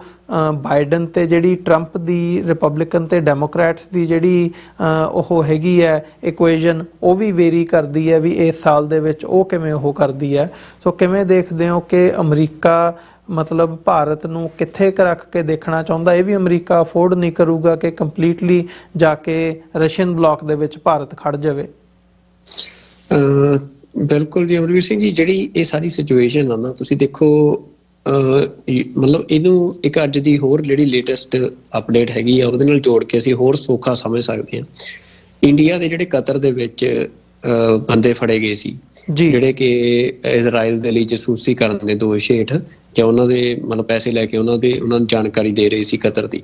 ਤੇ ਉਹ ਸਾਰਿਆਂ ਨੂੰ ਅੱਜ ਮਤਲਬ ਰਿਲੀਜ਼ ਕਰਤਾ ਗਿਆ। ਤੇ ਉਹ ਮਤਲਬ ਜਿਹੜੀ ਇਹ ਇੱਕ ਇੰਡੀਆ ਦੇ ਵਿੱਚ ਵੱਡੀ ਅੱਜ ਪ੍ਰਚਾਰੀ ਜਾ ਰਹੀ ਆ ਵੀ ਜਿਹੜੀ ਇੰਡੀਆ ਦੀ ਡਿਪਲੋਮੈਟਿਕ ਵਿਨ ਆ, ਤੇ ਹੁਣ ਸ਼ੁਕਰ ਕਰਨ ਮਤਲਬ ਧੰਨਵਾਦ ਕਰਨ ਵਾਸਤੇ ਜਿਹੜਾ ਤੁਸੀਂ ਦੇਖੋ ਵੀ 14 ਫਰਵਰੀ ਨੂੰ ਮੋਦੀ ਦੋਹਾ ਵੀ ਜਾ ਰਹੇ ਆ, ਜਿਹੜੇ ਕਤਰ ਦੇ ਅਮੀਰ ਆ ਉਹਨਾਂ ਨਾਲ ਮੁਲਾਕਾਤ ਕਰਨ ਦੇ ਲਈ। ਤੇ ਇਹਦੇ ਵਿੱਚ ਅਮਰਵੀਰ ਸਿੰਘ ਜੀ ਇਹ ਹੁਣ ਕਿਉਂ ਛੱਡਿਆ, ਕਿਉਂਕਿ ਕਤਰ ਦੀ ਬੜੀ ਸਖਤ ਪਾਲਿਸੀ ਆ ਇਸ ਤਰ੍ਹਾਂ ਦੇ ਮਾਮਲਿਆਂ ਨੂੰ ਲੈ ਕੇ। ਪਰ ਜਿਹੜੀ ਇਹ ਸਾਰੀ ਗੱਲਬਾਤ ਚੱਲੀ ਆ ਤੇ ਇਹਦੇ ਵਿੱਚ ਰਸ਼ੀਆ ਦੀ ਬਹੁਤ ਵੱਡੀ ਇਨਵੋਲਵਮੈਂਟ ਪੱਕੀ ਗੱਲ ਆ ਵੀ ਰਸ਼ੀਆ ਦੀ ਜਿਹੜੀ ਅਸੀਂ ਕਹਿ ਸਕਦੇ ਵਿਚੋਲਗੀ ਦੇ ਨਾਲ ਇਹ ਸਾਰਾ ਫੈਸਲਾ ਹੋਇਆ, ਕਿਉਂਕਿ ਜੋ ਮਿਡਲ ਈਸਟ ਵਿੱਚ ਚੱਲ ਰਿਹਾ ਉਸ ਤੇ ਮਤਲਬ ਉਹਨਾਂ ਚੀਜ਼ਾਂ ਦੇ ਨਾਲ ਤੁਸੀਂ ਜੋੜ ਕੇ ਇਹਨੂੰ ਦੇਖ ਸਕਦੇ ਹੋ। ਜੇ ਮੋਟੀ ਜੀ ਗੱਲ ਕਹਿਣੀ ਹੋਵੇ ਤਾਂ ਜਿਹੜਾ ਕਤਰ ਆ ਤੇ ਉਹ ਅਸੀਂ ਜਾਣਦੇ ਹਾਂ ਵੀ ਜਿਹੜੇ ਇਜ਼ਰਾਈਲ ਦੇ ਖਿਲਾਫ ਜਿਹੜੇ ਲੜ ਰਹੇ ਲੜਾਕੇ ਆ ਉਹਨਾਂ ਦੀ ਖੁੱਲ੍ਹ ਕੇ ਮਦਦ ਕਰਦਾ, ਤੇ ਹਮੇਸ਼ਾ ਜਿਹੜਾ ਮਤਲਬ ਐਂਟੀ US ਬਲੋਕ ਆ ਜਿਹੜਾ ਮਿਡਲ ਈਸਟ ਦਾ ਉਹਦੇ ਵਿੱਚ ਇੱਕ ਅਹਿਮ ਮਤਲਬ ਮੁਲਕ ਰਿਹਾ ਆ ਜੀ। ਤੇ ਉਹ ਹੁਣ ਕਤਰ ਦੇ ਨਾਲ ਜਿਹੜਾ ਅਸੀਂ ਕਹਿ ਸਕਦੇ ਵੀ ਕਤਰ, ਇਰਾਨ ਜਿਹੜੇ ਮੁਲਕ ਨੇ ਇਹਨਾਂ ਦੇ ਰਸ਼ੀਆ ਦੇ ਨਾਲ ਤੇ ਚਾਈਨਾ ਦੇ ਨਾਲ ਜਿਹੜੇ ਰਿਲੇਸ਼ਨ ਆ ਉਹ ਬਹੁਤ ਜ਼ਿਆਦਾ ਸਟਰੋਂਗ ਨੇ। ਤੇ ਜਿਹੜੀਆਂ ਮਿਡਲ ਈਸਟ ਦੇ ਵਿੱਚ ਸਾਰੀਆਂ ਕਨਫਲਿਕਟ ਚੱਲ ਰਹੀਆਂ ਨੇ ਉਹਦੇ ਵਿੱਚ ਜਿਹੜੀ ਡਿਵੀਜ਼ਨ ਹੋ ਰਹੀ ਆ ਕੰਟਰੀਜ਼ ਦੀ, ਤਾਂ ਇਹ ਤੁਸੀਂ ਇੱਕ ਬਲੋਕ ਉੱਥੇ ਬਣਿਆ ਹੋਇਆ ਤੇ ਜਿਹਦੇ ਵਿੱਚ ਮਤਲਬ ਇਹ ਹਾਲਾਂਕਿ ਕਤਰ ਦਾ ਇਹ ਨਹੀਂ ਕਿ ਕਤਰ ਟੋਟਲੀ ਜਿਹੜਾ ਆ ਉਹ ਰਸ਼ੀਅਨ ਬਲੋਕ ਦਾ ਹਿੱਸਾ ਆ, ਪਰ ਕਤਰ ਦੇ ਆਪਣੇ ਜਿਹੜੇ ਕਤਰ ਨੇ ਇੰਟਰਸਟ ਜਿਹੜੇ ਆ ਉਹ ਕੋਈ ਨਾ ਕੋਈ ਸਮਝੌਤਾ ਹੋਇਆ, ਪਰ ਉਹ ਸਮਝੌਤਾ ਇਹ ਮੋਦੀ ਦੀ ਅਸੀਂ ਕਹਿ ਸਕਦੇ ਹਾਂ ਵੀ ਮੋਦੀ ਕਰਕੇ ਨਹੀਂ, ਪਰ ਜਿਹੜੇ ਰਸ਼ੀਆ ਦੇ ਇੰਟਰਸਟ ਆ ਇੰਡੀਆ 'ਚ ਜੀ ਵੀ ਉਹਨਾਂ ਦੇ ਚੱਲਦਿਆਂ ਜਿਹੜਾ ਇਹ ਸਮਝੌਤਾ ਰਸ਼ੀਆ ਦੇ ਰਾਹੀਂ ਇਹ ਸਿਰੇ ਚੜਿਆ, ਜਿਹਦੇ 'ਚ ਫਿਰ ਜਿਹੜੇ ਭਾਰਤ ਦੇ ਬੰਦੇ ਆ ਇਹ ਛੱਡੇ ਗਏ ਆ। ਪਰ ਉਹ ਸਮਝੌਤੇ ਦੇ ਨਾਲ ਜਿਹੜਾ ਕਤਰ ਦੀ ਸਭ ਤੋਂ ਵੱਡੀ ਜਿਹੜੀ ਡੀਲ ਆ, ਕਿਉਂਕਿ ਕਤਰ ਦੀ ਜਿਹੜੀ ਇਕੋਨਮੀ ਆ ਉਹਦਾ ਸਭ ਤੋਂ ਵੱਡਾ ਪਾਰਟ LNG ਗੈਸ ਤੋਂ ਆਉਂਦਾ ਹੈ, ਜਿਹੜੀ ਲਿਕੁਇਫਾਈਡ ਨੈਚੁਰਲ ਗੈਸ ਹੁੰਦੀ ਆ, ਤੇ ਉਹ ਸਭ ਤੋਂ ਮਤਲਬ US ਤੋਂ ਬਾਅਦ ਦੂਜੇ ਨੰਬਰ ਤੇ ਜਿਹੜਾ ਦੁਨੀਆ ਦੇ ਵਿੱਚ ਇਹਦਾ ਐਕਸਪੋਰਟਰ ਆ ਉਹ ਕਤਰ ਆ। ਤੇ ਕਤਰ ਜਿਹੜਾ ਆ ਉਹਦੀ ਲਗਾਤਾਰ US ਦੇ ਨਾਲ ਇਹ ਕੰਪੀਟੀਸ਼ਨ ਵੀ ਚੱਲ ਰਿਹਾ LNG ਦੀ ਵਰਲਡ ਮਾਰਕੀਟ ਨੂੰ ਲੈ ਕੇ। ਤਾਂ ਉਹਦੇ ਵਿੱਚ ਹੁਣ ਪਿਛਲੇ ਦਿਨਾਂ ਦੇ ਵਿੱਚ ਮਤਲਬ ਇਹ ਇੱਕ ਬਹੁਤ ਵੱਡੀ ਡੀਲ ਹੋਈ ਹੈ। ਮੈਂ ਉਹਦਾ ਡਾਟਾ ਕਿਉਂਕਿ ਬਿਲੀਅਨਸ ਦੇ ਵਿੱਚ ਅਮਰਵੀਰ ਸਿੰਘ ਜੀ ਉਹ ਡੀਲ ਆ ਜਿਹੜੀ ਇੰਡੀਆ ਨੇ ਕੀਤੀ ਹੈ ਕਤਰ ਦੇ ਨਾਲ ਉਹਨਾਂ ਤੋਂ LNG ਲੈਣ ਦੀ ਜੀ, ਤੇ ਉਹ ਫਿਰ LNG ਸਾਰੀ ਇੰਡੀਆ ਦੇ ਵਿੱਚ ਜਿਹੜੀ ਪੋਪੂਲੇਸ਼ਨ ਆ ਉਹ ਤੱਕ ਸਪਲਾਈ ਕਰਨ ਦੀ। ਤਾਂ ਜਿੱਥੇ ਇੱਕ ਪਾਸੇ ਇਹ ਡੀਲ ਹੋਈ ਆ ਤੇ ਦੂਜੇ ਪਾਸੇ ਮੈਂ ਤੁਹਾਨੂੰ ਦੱਸਿਆ ਵੀ ਜਿਹੜਾ ਰਸ਼ੀਆ ਵਾਲਾ ਤੇ ਸਾਰਾ ਉਹ ਚੱਲ ਰਿਹਾ ਸਿਸਟਮ ਆ, ਮਤਲਬ ਇੰਡੀਆ ਜਿਹੜਾ ਆ ਇੱਕ ਤਰ੍ਹਾਂ ਦੇ ਨਾਲ ਡਿਕਲੇਅਰਡ ਅਲਾਈ ਹੋ ਚੁੱਕਿਆ ਹੈ। ਜਿਹੜੀ ਹੁਣ ਨਵਾਂ ਇੱਕ ਵਰਲਡ ਆਰਡਰ ਦੀ ਜਿਹੜੀ ਆ ਸਾਰੀ ਅਸੀਂ ਕਹਿ ਸਕਦੇ ਵੀ ਜੰਗ ਵੱਲ ਨੂੰ ਦੁਨੀਆ ਵੱਧ ਰਹੀ ਆ, ਤੇ ਉਹਦੇ 'ਚ ਮਤਲਬ ਇਹ ਡੀਲ ਹੋਈ ਆ, ਤੇ ਜਿਹਦੇ ਕਰਕੇ ਮਤਲਬ ਇਹ ਜਿੱਧਰ ਇਹ ਚੀਜ਼ਾਂ ਜਦੋਂ ਚੱਲ ਰਹੀਆਂ ਨੇ ਤਾਂ ਫਿਰ US ਜਿਹੜਾ ਆ ਉਹਦੇ ਅੰਦਰ ਵੀ ਕਾਫੀ ਕੁਛ ਇੰਡੀਆ ਨੂੰ ਲੈ ਕੇ ਚੱਲ ਰਿਹਾ ਹੋਣਾ ਵੀ ਜੋ ਜਿਹਦੇ ਚੱਲਦੇ ਆ ਉਹ ਇੰਡੀਆ ਨੂੰ ਪਤਾ ਹੈ, ਕਿਉਂਕਿ ਜਦੋਂ FBI ਦਾ ਚੀਫ ਵੀ ਗਿਆ ਇੰਡੀਆ 'ਚ ਤਾਂ ਉਹ ਕੀ ਗੱਲਬਾਤ ਕਰਕੇ ਆਇਆ ਉਹ ਕਿਸੇ ਨੂੰ ਨਹੀਂ ਪਤਾ ਵੀ ਉੱਥੇ ਕੀ ਗੱਲਬਾਤ ਹੋਈ ਆ ਜੀ, ਮਤਲਬ ਅੰਦਰ ਕਮਰਿਆਂ ਦੇ ਵਿੱਚ। ਤਾਂ ਜਿਹੜੀ ਉਹ ਮਤਲਬ ਇਹ ਤਲਖੀ ਆ ਇੰਡੀਆ ਤੇ USA ਦੀ, ਉਹਦੇ 'ਚ USA ਜੋ ਕਰ ਰਿਹਾ ਜਾਂ ਜੋ ਕਹਿੰਦਾ ਆ, ਜਦੋਂ ਮਤਲਬ ਆਮੋ ਸਾਹਮਣੇ ਬੈਠ ਕੇ ਕਮਰਿਆਂ 'ਚ ਗੱਲਾਂ ਹੁੰਦੀਆਂ ਨੇ, US ਦੇ ਕਿੰਨੇ ਹਾਇਰ ਓਫੀਸ਼ੀਅਲ ਕਿੰਨੇ ਫਰੀਕੁਐਂਟ ਵਿਜ਼ਿਟ ਇੰਡੀਆ ਦੇ ਕਰਕੇ ਗਏ ਆ, ਤੇ ਉਹ ਸਾਰੀਆਂ ਗੱਲਾਂ ਤੋਂ ਬਾਅਦ ਮਤਲਬ ਇੰਡੀਆ ਜਿਹੜਾ ਆ ਫਿਰ ਰਸ਼ੀਆ ਦੇ ਬਲੋਕ ਦੇ ਵਿੱਚ ਓਪਨਲੀ ਜਿਵੇਂ ਜਾ ਕੇ ਖੜ ਗਿਆ ਆ। ਤਾਂ ਹੁਣ ਮਤਲਬ ਇਹੀ ਆ ਵੀ ਫਿਰ ਜਿਹੜਾ US ਆ ਉਹ ਅੱਗੇ ਕੀ ਸਟੈਪ ਲੈਣ ਜਾ ਰਿਹਾ, ਜਿਹਦਾ ਇਸ਼ਾਰਾ ਅਸੀਂ ਅੱਜ ਜ਼ਿਕਰ ਕੀਤਾ ਹੈ ਵੀ ਜਿਹੜਾ ਇਹ ਰਸ਼ੀਅਨ ਐਨਵੋਏ ਕਹਿ ਰਿਹਾ ਹੈ ਜੀ। ਤਾਂ ਮਤਲਬ ਇਹ ਆ ਵੀ ਹੁੰਦਾ ਕੀ ਆ, ਹਰ ਦੇਸ਼ ਦੇ ਆਪਣੇ ਇੰਟਰਸਟ ਆ, ਉਹ ਮਤਲਬ ਕਿਸੇ ਵੀ ਟਾਈਮ ਤੇ ਉਹ ਆਪਣੇ ਸਟੈਪ ਨੂੰ ਬੈਕ ਵੀ ਲੈ ਸਕਦੇ ਆ ਜਾਂ ਉਹਨਾਂ ਨੇ ਇੰਪਲੀਮੈਂਟ ਕਰਨਾ ਜਾਂ ਨਹੀਂ ਕਰਨਾ। ਪਰ ਇੰਨੀ ਗੱਲ ਅਮਰਵੀਰ ਸਿੰਘ ਜੀ ਜ਼ਰੂਰ ਆ ਵੀ ਜਿਹੜਾ US ਤੇ ਇੰਡੀਆ ਦਾ ਰਿਲੇਸ਼ਨ ਆ ਜਿਹੜਾ ਉਹਦੇ 'ਚ ਬਹੁਤ ਜ਼ਿਆਦਾ ਡਿਪਲੋਮੈਟਿਕ ਟੈਂਸ਼ਨਸ ਨੇ ਇਸ ਟਾਈਮ, ਤੇ US ਇੰਡੀਆ ਦੀ ਜਿਹੜੀ ਪੋਲੀਟੀਕਲ ਪੋਲਿਸੀ ਆ ਜਾਂ ਫੋਰਨ ਪੋਲਿਸੀ ਆ ਉਹ ਤੋਂ ਪੂਰੀ ਤਰ੍ਹਾਂ ਨਾਖੁਸ਼ ਆ। ਤੇ ਜਦੋਂ ਫਿਰ ਯੂਐਸ ਨਾ ਖੁਸ਼ ਹੋ ਜੇ ਜਾਂ ਯੂਐਸ ਨੂੰ ਜਿਹੜਾ ਬੰਦਾ ਮਤਲਬ ਆਪਣਾ ਵਿਰੋਧੀ ਲੱਗਣ ਲੱਗ ਜੇ, ਤੇ ਫਿਰ ਯੂਐਸ ਦੀ ਇਹ ਪਾਲਿਸੀ ਆ ਵੀ ਫਿਰ ਉਹ ਐਕਸਟ੍ਰੀਮ ਤੱਕ ਜਾਂਦੇ ਆ। ਮਤਲਬ ਤੁਸੀਂ ਦੇਖ ਸਕਦੇ ਹੋ ਬੰਦਿਆਂ ਨੂੰ ਮਤਲਬ ਯੂਐਸ ਜੰਗ ਲੜਨ ਲਈ ਕਿਸੇ ਵੀ ਮੁਲਕ ਦੇ ਨਾਲ ਉਹ ਹਮੇਸ਼ਾ ਤਿਆਰ ਰਹਿੰਦਾ,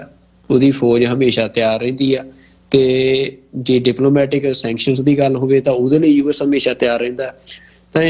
ਜਿੰਨੀ ਕਿ ਮਤਲਬ ਯੂਐਸ ਨੂੰ ਚੈਲੰਜ ਇੰਡੀਆ ਪਬਲਿਕ ਸਟੇਜ ਤੇ ਕਰ ਰਿਹਾ ਹੈ, ਮੈਨੂੰ ਇਹ ਲੱਗਦਾ ਵੀ ਯੂਐਸ ਇਹਦਾ ਰਿਐਕਸ਼ਨ ਬੜਾ ਸਟਰੋਂਗ ਕਿਸੇ ਤਰੀਕੇ ਦੇ ਨਾਲ ਦਊਗਾ। ਉਹ ਸੈਂਕਸ਼ਨਸ ਦੇ ਰੂਪ ਚ ਹੁੰਦਾ ਜਾਂ ਕਿਵੇਂ ਹੁੰਦਾ, ਇਹ ਹੁਣ ਭਵਿੱਖ ਦੇ ਵਿੱਚ। ਪਰ ਹੁਣ ਸਾਡੇ ਕੋਲ ਵੀ ਮਤਲਬ ਜਿੰਨੀ ਕੁ ਜਾਣਕਾਰੀ ਹੈ ਜਾਂ ਜੋ ਦੁਨੀਆ 'ਚ ਵਾਪਰ ਰਿਹਾ ਉਹ ਤੋਂ ਜੋ ਤੁਸੀਂ ਅੰਦਾਜ਼ਾ ਲਾ ਸਕਦੇ ਹੋ ਤਾਂ ਇਹੀ ਹੈ ਅਮਰਵੀਰ ਸਿੰਘ ਜੀ ਕਿ ਕੁਛ ਨਾ ਕੁਛ ਜ਼ਰੂਰ ਮਤਲਬ ਯੂਐਸ ਵੱਲੋਂ ਜਿਹੜਾ ਐਕਸ਼ਨ ਆ ਉਹ ਇੰਡੀਆ ਦੇ ਖਿਲਾਫ ਅਸੀਂ ਦੇਖ ਸਕਦੇ ਵੀ ਨੇੜਲੇ ਭਵਿੱਖ ਦੇ ਵਿੱਚ ਸਾਨੂੰ ਦੇਖਣ ਨੂੰ ਮਿਲ ਸਕਦਾ ਹੈ। ਨਹੀਂ ਬਿਲਕੁਲ, ਇਹ ਗੱਲ ਜੇ ਇਸ ਪਾਸੇ ਨੂੰ ਗੱਲ ਤੁਰਦੀ ਹੈ ਤੇ ਉਹਦੇ ਲਈ ਉਹ ਸਿੱਖਾਂ ਦੇ ਲਈ ਖਾਸ ਤੌਰ ਤੇ ਸਾਡੇ ਲਈ ਜੇ ਅਸੀਂ ਕੌਮੀ ਤੌਰ ਤੇ ਦੇਖਣਾ ਹੋਵੇ ਤੇ ਇੱਕ ਯੂਨੀਕ ਜੀ ਸਿਚੁਏਸ਼ਨ ਬਣ ਜਾਂਦੀ ਆ ਜਿੱਥੇ ਸਾਡੇ ਲਈ ਜਥੇਬੰਦ ਹੋ ਕੇ ਜਾਂ ਉਸ ਕਿਸਮ ਦੀ ਸਿਚੁਏਸ਼ਨ ਦੇ ਵਿੱਚੋਂ ਜਿਹਨੂੰ ਕਹਿੰਦੇ ਹੁੰਦੇ ਆ ਵੀ ਜਦੋਂ ਵੱਡੇ ਭਲਵਾਨਾਂ ਦੀ ਲੜਾਈ ਹੁੰਦੀ ਹੈ ਤੇ ਸਾਡਾ ਉਹਦੇ ਵਿੱਚ ਕੀ ਫਾਇਦਾ ਹੋ ਸਕਦਾ ਹੈ ਜਾਂ ਅਸੀਂ ਆਪਣੇ ਆਪ ਦੀ ਜਿਹੜੀ ਆਪਣੇ ਆਪ ਨੂੰ ਕਿਵੇਂ ਪ੍ਰੈਜ਼ੈਂਟ ਕਰਕੇ ਕੋਈ ਉਸ ਓਪਰਚੁਨਿਟੀ ਦੇ ਵਿੱਚੋਂ ਕੁਝ ਕੱਢ ਸਕਦੇ ਹਾਂ, ਇਹ ਸਾਡੇ ਲਈ ਇੱਕ ਵੱਡਾ ਸਵਾਲ ਹੋਵੇਗਾ ਆਉਣ ਵਾਲੇ ਸਮੇਂ ਦੇ ਵਿੱਚ ਜਿਵੇਂ ਜਿਵੇਂ ਇਹ ਸਿਚੁਏਸ਼ਨ ਜਿਹੜੀ ਹੈ ਇਵੋਲਵ ਹੁੰਦੀ ਹੈ। ਇਹਨਾਂ ਹੀ ਸ਼ਬਦਾਂ ਦੇ ਨਾਲ ਸੁਖਵਿੰਦਰ ਸਿੰਘ ਜੀ ਇੱਕ ਛੋਟੇ ਜਿਹੇ ਕਮਰਸ਼ੀਅਲ ਬ੍ਰੇਕ ਦੇ ਲਈ ਇੱਥੇ ਰੁਕਦੇ ਹਾਂ। ਬ੍ਰੇਕ ਤੋਂ ਬਾਅਦ ਦੁਬਾਰਾ ਸਾਡੇ ਦਰਸ਼ਕਾਂ ਦੇ ਨਾਲ ਵਿਚਾਰਾਂ ਦੀ ਸਾਂਝ ਪਾਉਂਦੇ ਹਾਂ।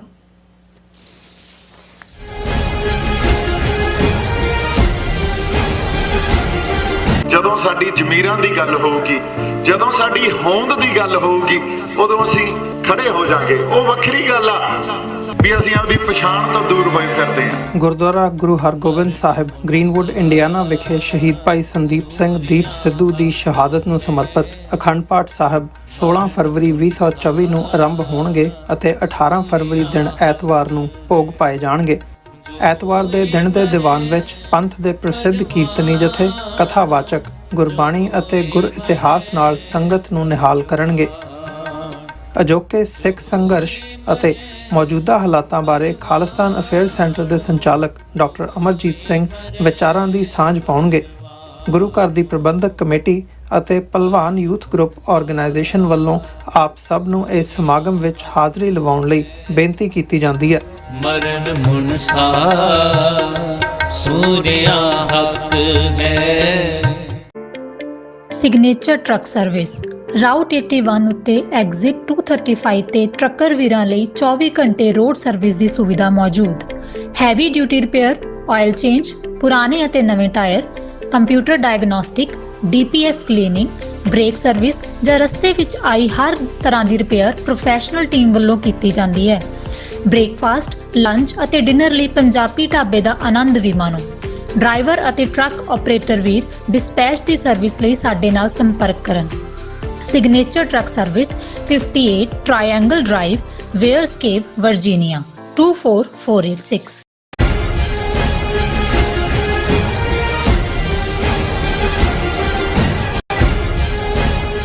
ਵਿਊਅਰਸ, ਬ੍ਰੇਕ ਤੋਂ ਬਾਅਦ ਤੁਹਾਡਾ ਸਾਰਿਆਂ ਦਾ ਸਵਾਗਤ ਹੈ। ਗੱਲਬਾਤ ਨੂੰ ਅੱਗੇ ਤੋਰਦੇ ਹਾਂ।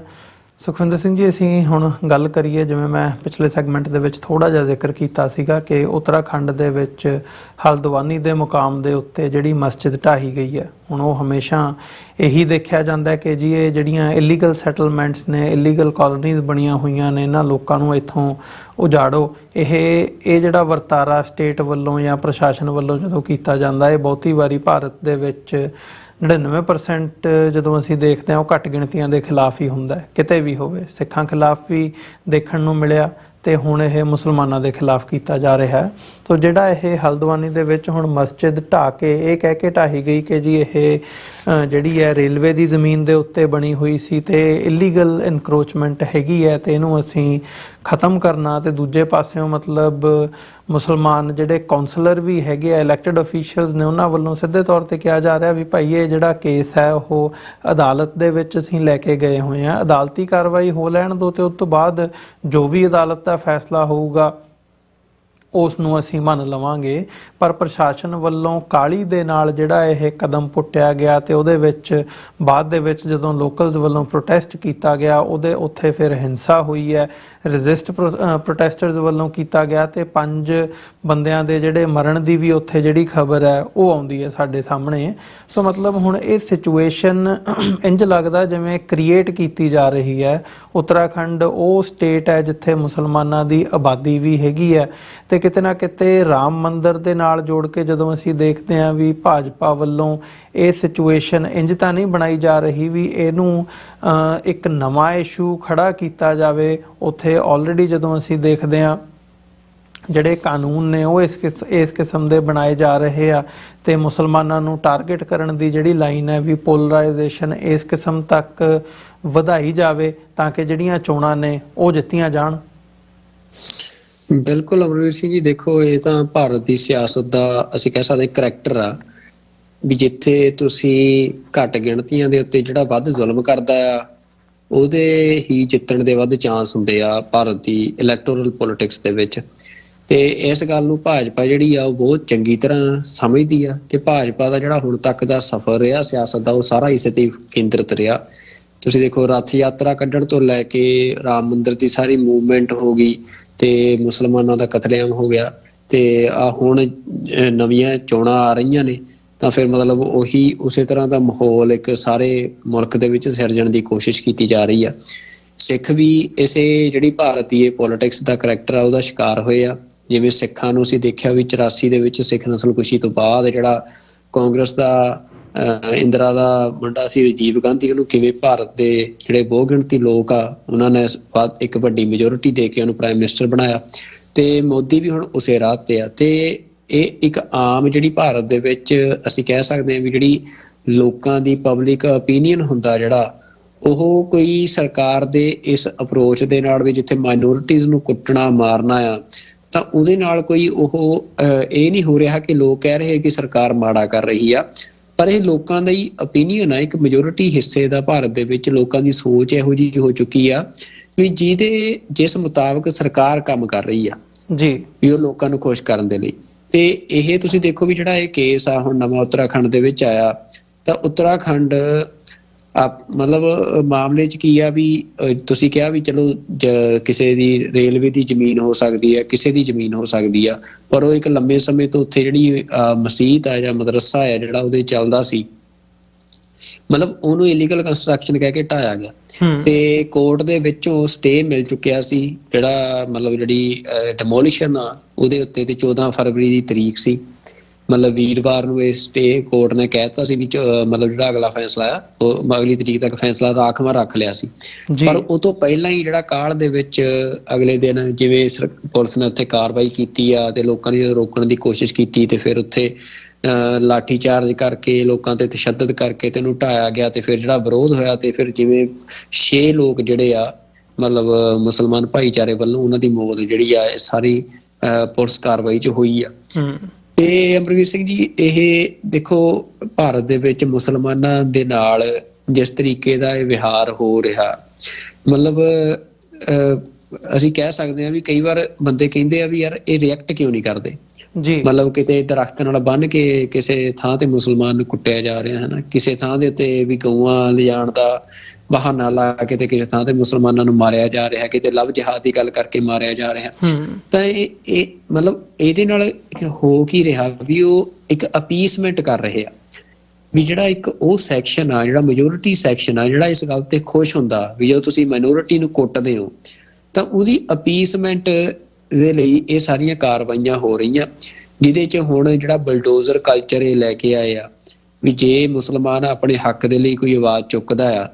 ਜਾਂ ਸਰਕਾਰ ਦੇ ਜ਼ੁਲਮ ਦੇ ਖਿਲਾਫ ਕਿਤੇ ਬੋਲਦੇ ਆ, ਕਿਤੇ ਧਰਨਾ ਮੁਜ਼ਾਹਰਾ ਕਰਦੇ ਆ, ਜਿਹੜੀ ਅਸੀਂ ਕਹਿ ਸਕਦੇ ਹਾਂ ਵੀ ਪ੍ਰੋਟੈਸਟ ਕਰਨ ਦੀ ਆਜ਼ਾਦੀ ਹੁੰਦੀ ਆ, ਜੋ ਸ਼ਾਂਤਮਈ ਪ੍ਰੋਟੈਸਟ ਵੀ ਕਰਦੇ ਆ, ਫਿਰ ਸਰਕਾਰ ਨੇ ਹੁਣ ਇਹ ਕਰ ਲਿਆ ਜੀ ਕਿਉਂਕਿ ਜਿਹੜੇ ਪੁਰਾਣੇ ਸ਼ਹਿਰ ਨੇ ਅਮਰਵੀਰ ਸਿੰਘ ਜੀ ਜਿਹੜੇ ਬਣੇ ਹੋਏ ਆ ਉਹਦੇ ਉੱਤੇ ਕੋਈ ਕਾਗਜ਼ ਪੱਤਰ ਨਹੀਂ, ਲੋਕ ਸੀਨਾ ਪਸੀਨਾ ਆਪਣੀ ਮਤਲਬ ਪੀੜ੍ਹੀ ਦਰ ਪੀੜ੍ਹੀ ਜਿਹੜੇ ਆ ਉਹਨਾਂ ਥਾਵਾਂ ਤੇ ਬੈਠੇ ਹੁੰਦੇ ਆ ਜੀ। ਤੇ ਪਰ ਉਹ ਬੈਠੇ ਤਾਂ ਹਿੰਦੂ ਵੀ ਉਵੇਂ ਹੀ ਆ ਤੇ ਮੁਸਲਮਾਨ ਵੀ ਉਵੇਂ ਹੀ ਆ ਤੇ ਸਰਕਾਰ ਫਿਰ ਕੀ ਕਰਦੀ ਹੈ ਵੀ ਹਾਂਜੀ ਉਹਨਾਂ ਬੰਦਿਆਂ ਨੂੰ ਜਿਹੜੇ ਜਿੱਥੇ ਜਿਸ ਕਿਸੇ ਮੁਹੱਲੇ ਦੇ ਵਿੱਚ ਕੋਈ ਪ੍ਰਦਰਸ਼ਨ ਹੁੰਦਾ ਮੁਸਲਮਾਨਾਂ ਵੱਲੋਂ ਤਾਂ ਉਸ ਮੁਹੱਲੇ ਦੇ ਵਿੱਚ ਜੀ ਦੇਖੋ ਇਹ ਤੁਹਾਡੇ ਕੋਲ ਕਾਗਜ਼ ਪੱਤਰ ਨਹੀਂ ਹੈਗੇ ਤੇ ਅਗਲੇ ਦਿਨ ਬਲਡੋਜ਼ਰ ਲੈ ਕੇ ਉੱਥੇ ਪੁਲਿਸ ਪਹੁੰਚ ਜਾਂਦੀ ਆ ਤੇ ਉਹਨਾਂ ਦੇ ਜਿਹੜੇ ਘਰ ਢਾਹ ਤੇ ਜਾਂਦੇ ਆ। ਮਤਲਬ ਵੀ ਜਿੱਥੇ ਸਰਕਾਰ ਦਾ ਅਸੀਂ ਕਹਿੰਦੇ ਆ ਵੀ ਜਿਹੜੇ ਇਹ ਪੱਛਮੀ ਮੁਲਕ ਨੇ ਇੱਥੇ ਜੇ ਕੋਈ ਬੰਦਾ ਦੋਸ਼ੀ ਵੀ ਆ ਜੇ ਉਹਨੂੰ ਸਜ਼ਾ ਵੀ ਹੋਈ ਆ ਤਾਂ ਜਿਹੜੇ ਉਹਦੇ ਬੇਸਿਕ ਫੰਡਾਮੈਂਟਲ ਰਾਈਟ ਆ ਜਿਹੜੇ ਉਹ ਨਹੀਂ ਉਹ ਤੋਂ ਖੋਏ ਜਾਂਦੇ। ਪਰ ਇੱਥੇ ਸਿਰਫ ਸਰਕਾਰ ਦਾ ਕ੍ਰਿਟੀਕ ਕਰਨ ਦੇ ਚੱਲਦਿਆਂ ਜਾਂ ਆਪਣੇ ਹੱਕ ਲਈ ਆਵਾਜ਼ ਚੁੱਕਣ ਦੇ ਚੱਲਦਿਆਂ ਤੁਸੀਂ ਦੇਖੋ ਵੀ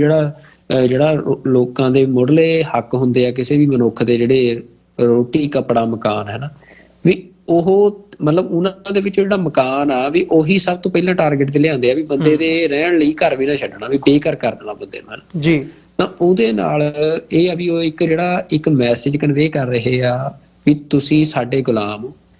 ਤੇ ਤੁਹਾਨੂੰ ਜਿਹੜੇ ਗੁਲਾਮ ਹੁੰਦੇ ਆ ਉਹਨਾਂ ਨੂੰ ਬੋਲਣ ਦਾ ਹੱਕ ਨਹੀਂ ਹੁੰਦਾ, ਉਹਨਾਂ ਨੂੰ ਵਿਰੋਧ ਕਰਨ ਦਾ ਹੱਕ ਨਹੀਂ ਹੁੰਦਾ। ਤੇ ਜੇ ਤਾਂ ਤੁਸੀਂ ਮਤਲਬ ਜਿੱਦਾਂ ਅਸੀਂ ਰੱਖਦੇ ਆ ਤੁਹਾਨੂੰ ਜਿਸ ਦਿਨ ਸਾਡਾ ਜੀ ਕੀਤਾ ਤੁਹਾਨੂੰ ਕੁੱਟਣ ਮਾਰਨ ਦਾ ਤੇ ਅਸੀਂ ਕੁੱਟ ਲਿਆ ਤੇ ਜੇ ਕੁੱਟਣ ਤੋਂ ਬਾਅਦ ਫਿਰ ਤੁਸੀਂ ਸੀ ਵੀ ਨਾ ਕਰਨੀ ਆ ਤੇ ਜੇ ਤੁਸੀਂ ਸੀ ਵੀ ਕਰੋਗੇ ਤਾਂ ਅਸੀਂ ਤੁਹਾਨੂੰ ਬਸਣ ਜੋਗੇ ਵੀ ਨਾ ਛੱਡਣਾ। ਮਤਲਬ ਜੇ ਬਸਣਾ ਤਾਂ ਗੁਲਾਮਾਂ ਵਾਂਗ ਬਸੋ ਪਰ ਜੇ ਤੁਸੀਂ ਆਵਾਜ਼ ਸਾਡੇ ਮਤਲਬ ਕੁੱਟਣ ਤੋਂ ਬਾਅਦ ਤੁਸੀਂ ਬੋਲਦੇ ਵੀ ਰੋਂਦੇ ਵੀ ਹੋ ਤਾਂ ਅਸੀਂ ਤੁਹਾਨੂੰ ਬਸਣ ਜੋਗੇ ਵੀ ਨਾ ਛੱਡਣਾ। ਫਿਰ ਉਹਦੇ ਨਾਲ ਇੱਕ ਜਿਹੜਾ ਕਮਿਊਨਿਟੀ ਦੇ ਵਿੱਚ ਫੀਅਰ ਪੈਦਾ ਹੁੰਦਾ ਵੀ ਯਾਰ ਵੀ ਦੇਖੋ ਬੰਦੇ ਦਾ ਜਦੋਂ ਘਰ ਨਹੀਂ ਰਹਿੰਦਾ ਤਾਂ ਜਵਾਕ ਕਿੱਥੇ ਰੱਖਣੇ ਆ। ਮਤਲਬ ਬੰਦਾ ਖੁਦ ਤਾਂ ਲੜ ਲੈਂਦਾ ਕੋਈ ਵੀ ਮਤਲਬ ਬੰਦਾ ਹੁੰਦਾ ਵੀ ਅਗਲਾ ਕਹਿੰਦਾ ਮੈਂ ਸੜਕ ਤੇ ਉਤਰ ਕੇ ਆਪ ਲੜ ਲੂੰ ਪਰ ਜਦੋਂ ਉਹਦਾ ਘਰ ਉੱਜੜਦਾ ਆ ਜਦੋਂ ਪਿੱਛੇ ਜਵਾਕ ਸੜਕਾਂ ਤੇ ਆ ਜਾਂਦੇ ਆ ਫਿਰ ਜਿਹੜਾ ਇੱਕ ਇਮੋਸ਼ਨਲ ਟਰੋਮਾ ਹੁੰਦਾ ਉਹ ਤੋਂ ਫਿਰ ਬੰਦਾ ਬਚਣ ਦੀ ਕੋਸ਼ਿਸ਼ ਕਰਦਾ ਜੀ। ਫਿਰ ਬਚਣ ਦੀ ਕੋਸ਼ਿਸ਼ ਕੀ ਆ ਵੀ ਫਿਰ ਕਹਿੰਦਾ ਬੰਦਾ ਚਲੋ ਜਿਵੇਂ ਰੱਖਦੇ ਆ ਉਵੇਂ ਰਹੀ ਜੀ। ਫਿਰ ਉਹ ਕਮਿਊਨਿਟੀ ਜਿਹੜੀ ਆ ਚੁੱਪ ਕਰ ਜਾਂਦੀ ਆ ਤੇ ਦੂਜੇ ਪਾਸੇ ਜਿਹੜੀ ਉਹਨਾਂ ਦੀ ਮੈਜੋਰਟੀ ਕਮਿਊਨਿਟੀ ਆ ਉਹ ਫਿਰ ਇਸ ਗੱਲ ਤੋਂ ਖੁਸ਼ ਹੁੰਦੀ ਆ ਵੀ ਅਸੀਂ ਦਬਾ ਲਏ ਆ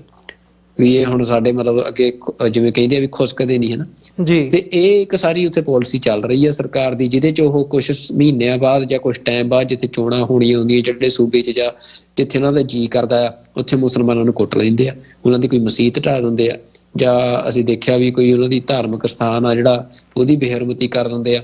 ਤਾਂ ਇਹ ਜਲੀਲ ਕੀਤਾ ਜਾ ਰਿਹਾ ਮੁਸਲਮਾਨਾਂ ਨੂੰ ਤੇ ਇਹ ਹੁਣ ਮਤਲਬ ਜਿਹੜੀ ਇਹਨਾਂ ਦੀ ਇਹ ਪਾਲਿਸੀ ਆ ਮੈਨੂੰ ਨਹੀਂ ਲੱਗਦਾ ਵੀ ਅਮਰਵੀਰ ਸਿੰਘ ਜੀ ਅਸੀਂ ਪਿਛਲੇ ਸੈਕਸ਼ਨ 'ਚ ਵੀ ਗੱਲ ਕਰਕੇ ਹਟੇ ਆ ਵੀ ਇੰਡੀਆ ਪੋਲੀਟੀਕਲ ਅਪਰੋਚ ਜਿਹੜੀ ਲੈ ਰਿਹਾ ਜੀ ਵੀ ਉਹਦੇ 'ਚ ਉਹ ਉਹਨਾਂ ਮੁਲਕਾਂ ਦਾ ਅਲਾਈ ਬਣ ਰਿਹਾ ਜਿਹੜੀ ਆ ਸਾਰੀ ਹੁਣ ਇੱਕ ਗਲੋਬਲ ਵਰਲਡ ਆਰਡਰ ਦੀ ਅਸੀਂ ਜੱਦੋ-ਜਹਿਦ ਚੱਲ ਰਹੀ ਆ ਜਿਹੜੀ ਕਿ ਅਸੀਂ ਕਹਿੰਦੇ ਆ ਵੀ ਜਿਹੜਾ ਵਰਲਡ ਆਰਡਰ ਹੁੰਦਾ ਆ ਉਹਦੀ ਜਿਹੜੀ ਜੱਦੋ-ਜਹਿਦ ਆ ਉਹ ਇਸ ਗੱਲ ਦੇ ਉੱਤੇ ਆਧਾਰਿਤ ਆ ਵੀ ਪੋਲੀਟੀਕਲ ਮਾਡਲ ਕੀ ਹੋਵੇ ਤੇ ਉਹ ਪੋਲੀਟੀਕਲ ਮਾਡਲ ਦੇ ਵਿੱਚ ਜਿਹੜੀ ਇਹ ਜੱਦੋ-ਜਹਿਦ ਆ ਤਾਂ ਭਾਰਤ ਉਹਦੇ ਵਿੱਚ ਜਿਹੜਾ ਅਥੋਰੀਟੇਰੀਅਨ ਰਜੀਮਸ ਦਾ ਮਾਡਲ ਆ ਉਹਦੇ ਵਾਲਾ ਪਾਸਾ ਫੜ ਰਿਹਾ ਹੈ ਜਿਹਦੇ ਚ ਜਿਹੜਾ ਜਦੋਂ ਭਾਰਤ 1947 ਚ ਹੋਂਦ ਚ ਆਇਆ ਸੀ ਜਿਹੜੀ ਕਨਸਟੀਟਿਊਸ਼ਨ ਦੇ ਵਿੱਚ ਭਾਵੇਂ ਭੀਮ ਰਾਓ ਅੰਬੇਦਕਰ ਹੋਰਾਂ ਦੇ ਯਤਨਾਂ ਸਦਕਾ ਕਹਿ ਲਓ ਵੀ ਜਿਹੜੀ ਮਾੜੀ ਮੋਟੀ ਇੱਕ ਥਾਂ ਮਿਲੀ ਸੀ ਮਾਈਨੋਰਿਟੀਜ਼ ਨੂੰ ਤੇ ਉਹ ਵੀ ਬਿਲਕੁਲ ਥਾਂ ਅਗਲੇ ਸਾਲਾਂ ਦੇ ਵਿੱਚ ਇੱਥੇ ਨਹੀਂ ਬਚਣੀ ਤੇ ਬਿਲਕੁਲ ਮਾਈਨੋਰਿਟੀਜ਼ ਨੂੰ ਸਨੱਬ ਕਰਕੇ ਕੁੱਟ ਮਾਰ ਕੇ ਤੇ ਇੱਕ ਸਲੇਵਸ ਵਾਂਗ ਜਿਵੇਂ ਅਸੀਂ ਦੇਖਦੇ ਹਾਂ ਵੀ ਜਿਹੜਾ ਅਫਰੀਕਾ ਦਾ ਅਸੀਂ ਹਿਸਟਰੀ ਪੜ੍ਹਦੇ ਹਾਂ ਵੀ ਜਿਵੇਂ ਉੱਥੇ ਸਲੇਵਸ ਨੂੰ ਰੱਖਿਆ ਜਾਂਦਾ ਸੀ ਹਨਾ ਵੀ ਉਸ ਤਰੀਕੇ ਦਾ ਇੱਥੇ ਮਾਈਨੋਰਿਟੀਜ਼ ਦੇ ਨਾਲ ਇਹ ਵਿਹਾਰ ਕਰਨ ਦਾ ਮਨ ਬਣਾਈ ਬੈਠੇ ਆ, ਨੀਤੀ ਬਣਾਈ ਬੈਠੇ ਆ ਤੇ ਉਹਦੇ ਤੇ ਹੀ ਅਮਲ ਕਰ ਰਹੇ ਆ ਜਿਹਦੇ ਵਿੱਚੋਂ ਇਹ ਸਾਰੇ ਐਕਸ਼ਨਸ ਇਹਨਾਂ ਦੇ ਇਹ ਨਿਕਲ ਰਹੇ ਆ। ਜਿਹੜੀ ਘਟਨਾ ਉੱਤਰਾਖੰਡ ਵਾਲੀ ਵੀ ਅਸੀਂ ਦੇਖੀ ਹੈ ਜੀ। ਬਿਲਕੁਲ ਨਹੀਂ ਇਹ ਹੁਣ ਦੇਖਣ ਵਾਲੀ ਗੱਲ ਹੋਵੇਗੀ ਕਿ ਆਉਣ ਵਾਲੇ ਦਿਨਾਂ ਦੇ ਵਿੱਚ ਇਹ ਕਿਸ ਪਾਸੇ ਨੂੰ ਗੱਲ ਜਾਂਦੀ ਹੈ ਤੇ ਨਾਲ ਹੀ ਨਾਲ ਜਦੋਂ ਅਸੀਂ ਅਮਰੀਕਾ ਦੀ ਗੱਲ ਕਰਦੇ ਹਾਂ ਅਮਰੀਕਾ ਦੀ ਵੀ ਜਿਹੜੀ ਪਾਲਿਸੀ ਹੈ ਉਹ ਭਾਰਤ ਨੂੰ ਲੈ ਕੇ ਕਿਸ ਪਾਸੇ ਨੂੰ ਕਰਵਟ ਲੈਂਦੀ ਹੈ। ਤੇ ਅੱਜ ਜਿਹੜਾ ਮਤਲਬ ਅਮਰੀਕਾ ਦਾ ਰਿਲੀਜੀਅਸ ਫਰੀडम ਨੂੰ ਲੈ ਕੇ ਕਮਿਸ਼ਨ ਵੀ ਬਣਿਆ ਹੋਇਆ semi government United States commission on international religious freedom ਉਹਨਾਂ ਨੇ ਵੀ ਇਸ ਦੇ ਉੱਤੇ ਬਿਆਨ ਦਿੱਤਾ ਆ ਤੇ ਉਹਨਾਂ ਦੇ ਜਿਹੜੇ ਹੈਗੇ ਆ ਡੇਵਿਡ ਕਰੀ ਉਹਨਾਂ ਦੇ ਕਮਿਸ਼ਨਰ ਉਹਨਾਂ ਨੇ ਸਿੱਧੀ ਗੱਲ ਕਹੀ ਹੈ ਕਿ United States Commission on International Religious Freedom is disturbed by the demolition of a mosque in India, including the recent destruction of a mosque in Uttarakhand and inauguration of Ram Temple in Ayodhya on the site of demolished Babri Mosque. ਉਹਨਾਂ ਨੇ ਇਕੱਲਾ ਇਹ violence ਨੂੰ ਨਹੀਂ condemn ਕੀਤਾ, rather ਜਿਹੜੀ ਰਾਮ ਮੰਦਿਰ ਦੀ ਵੀ ਇਨੋਗ੍ਰੇਸ਼ਨ ਕੀਤੀ ਗਈ ਹੈ ਬਾਬਰੀ ਮਸਜਿਦ ਦੀ ਥਾਂ ਦੇ ਉੱਤੇ, ਇਸ ਨੂੰ ਵੀ ਇਹਨਾਂ ਨੇ ਨੋਟਿਸ ਦੇ ਵਿੱਚ ਲੈ ਕੇ ਆਂਦਾ। ਸੋ ਮਤਲਬ ਇਹ ਵੀ ਇੱਕ ਵੱਡੀ ਗੱਲ ਹੈ ਕਿ ਜਿਹੜਾ ਅਮਰੀਕਾ ਦਾ ਰਿਲੀਜੀਅਸ ਫਰੀडम ਦੇ ਉੱਤੇ ਕਮਿਸ਼ਨ ਬਣਿਆ ਹੋਇਆ, ਜੇ ਉਹ ਇਹ ਗੱਲ ਕਹਿ ਰਿਹਾ ਜਾਂ ਇਸ ਗੱਲ ਦਾ ਨੋਟਿਸ ਲੈ ਰਿਹਾ ਤਾਂ ਮਤਲਬ ਇਸ ਗੱਲ ਸਮਝਣ ਵਾਲੀ ਹੈ ਕਿ ਅਮਰੀਕਾ ਦੇ ਵਿੱਚ ਵੀ ਇਹ ਗੱਲ ਜਿਹੜੀ ਹੈ ਉਹਦਾ ਨੋਟਿਸ ਲਿਆ ਜਾ ਰਿਹਾ ਹੈ। ਸੋ ਆਉਣ ਵਾਲੇ ਦਿਨਾਂ ਦੇ ਵਿੱਚ ਜ਼ਰੂਰ ਸਾਡੇ ਲਈ ਵੀ ਮਤਲਬ ਇਹ ਗੱਲ ਧਿਆਨ ਦੇਣ ਵਾਲੀ ਹੈ ਕਿ ਅਸੀਂ ਜਿੱਥੇ ਮਸਜਿਦਾਂ ਦੇ ਉੱਤੇ ਹੁਣ ਹਮਲੇ ਹੋ ਰਹੇ ਆ ਤੇ ਉੱਥੇ ਹੁਣ ਮਤਲਬ ਸਿੱਖਾਂ ਨੂੰ ਵੀ ਇਸ ਕਿਸਮ ਦੀਆਂ ਜਿਹੜੀਆਂ ਧਮਕੀਆਂ ਨੇ ਉਹ ਮਿਲ ਰਹੀਆਂ ਨੇ। ਹੁਣ ਅਸੀਂ ਗੁਰਦੁਆਰਾ ਗਿਆਨ ਗੋਦੜੀ ਦੀ ਗੱਲ ਕਰਦੇ ਹਾਂ ਜਾਂ ਗੁਰਦੁਆਰਾ ਸਾਹਿਬ ਸਿੱਕਮ ਦੇ ਵਿੱਚ ਗੁਰਦੁਆਰਾ ਡੋਂਗਮਾਰ ਦੀ ਗੱਲ ਕਰਦੇ ਹਾਂ, ਉਹ ਆਲਰੇਡੀ ਉੱਥੋਂ ਖਤਮ ਕੀਤੇ ਜਾ ਚੁੱਕੇ ਆ ਤੇ ਹੁਣ ਮਤਲਬ ਉਹ ਵੀ ਸਿੱਧਾ ਇਹੀ ਕਹਿ ਰਹੇ ਆ ਕਿ ਜੀ ਗਿਆਨ ਗੋਦੜੀ ਦੇ ਵਿੱਚ ਜਿਹੜਾ ਤੁਸੀਂ ਗੁਰਦੁਆਰਾ ਸਾਹਿਬ ਦੀ ਗੱਲ ਕਰਦੇ ਹੋ ਉਹ ਤੁਹਾਨੂੰ ਥਾਂ ਕਿਤੇ ਹੋਰ ਦੇ ਦਿੰਨੇ ਆ, ਇਸ ਥਾਂ ਤੋਂ ਹਟ ਕੇ ਦੇ ਦਿੰਨੇ ਆ, ਉੱਥੇ ਤੁਸੀਂ ਜਾ ਕੇ ਗੁਰਦੁਆਰਾ ਸਾਹਿਬ ਸਥਾਪਿਤ ਕਰ ਲਓ। ਸੋ ਮਤਲਬ ਗੱਲ ਇਕੱਲੀ ਮਸਜਿਦਾਂ ਦੀ ਜਾਂ ਮਸੀਤਾਂ ਦੀ ਨਹੀਂ ਹੈ, ਹੋਰ ਘੱਟ ਗਿਣਤੀਆਂ ਦੀ ਨਹੀਂ ਹੈ। ਇਵੈਂਚੁਅਲੀ ਇਹ ਗੱਲ ਸਿੱਖਾਂ ਨੂੰ ਵੀ ਹੰਡਾਉਣੀ ਪੈਣੀ ਹੈ। ਸਿੱਖਾਂ ਦੇ ਉੱਤੇ ਵੀ ਇਹ ਜਿਹੜਾ ਕੁਐਸਚਨ ਹੈ ਉਹ ਵੱਡੇ ਲੈਵਲ ਦੇ ਉੱਤੇ ਲੱਗਾ ਹੋਇਆ। ਅਸੀਂ ਗੁਰਦੁਆਰਾ ਦਿੱਲੀ ਕਮੇਟੀ ਤੋਂ ਲੈ ਕੇ ਹਜ਼ੂਰ ਸਾਹਿਬ ਬੋਰਡ ਦਾ ਅਸੀਂ ਜ਼ਿਕਰ ਕਰਕੇ ਹਟੇ ਹਾਂ ਜਾਂ ਹੋਰ ਅਸੀਂ ਓਵਰਆਲ ਜਿਹੜੀ ਰਿਲੀਜੀਅਸ ਫਰੀडम ਨੂੰ ਲੈ ਕੇ ਜੋ ਸਿਚੁਏਸ਼ਨ ਬਣੀ ਹੋਈ ਹੈ ਉੱਥੇ ਉਹ ਵੱਧ ਤੋਂ ਬਦਤਰ ਹੁੰਦੀ ਚਲੀ ਜਾ ਰਹੀ ਹੈ। ਇਹ ਅੱਜ ਦੀ ਰਿਐਲਿਟੀ ਨਜ਼ਰ ਆ ਰਹੀ ਹੈ। ਸੋ ਇਹਨਾਂ ਹੀ ਸ਼ਬਦਾਂ ਦੇ ਨਾਲ ਸੁਖਵਿੰਦਰ ਸਿੰਘ ਜੀ ਇੱਕ ਛੋਟੇ ਜਿਹੇ ਕਮਰਸ਼ੀਅਲ ਬ੍ਰੇਕ ਦੇ ਲਈ ਰੁਕਦੇ ਹਾਂ। ਬ੍ਰੇਕ ਤੋਂ ਬਾਅਦ ਦੁਬਾਰਾ ਗੱਲਬਾਤ ਨੂੰ ਕੰਟੀਨਿਊ ਕਰਦੇ ਹਾਂ।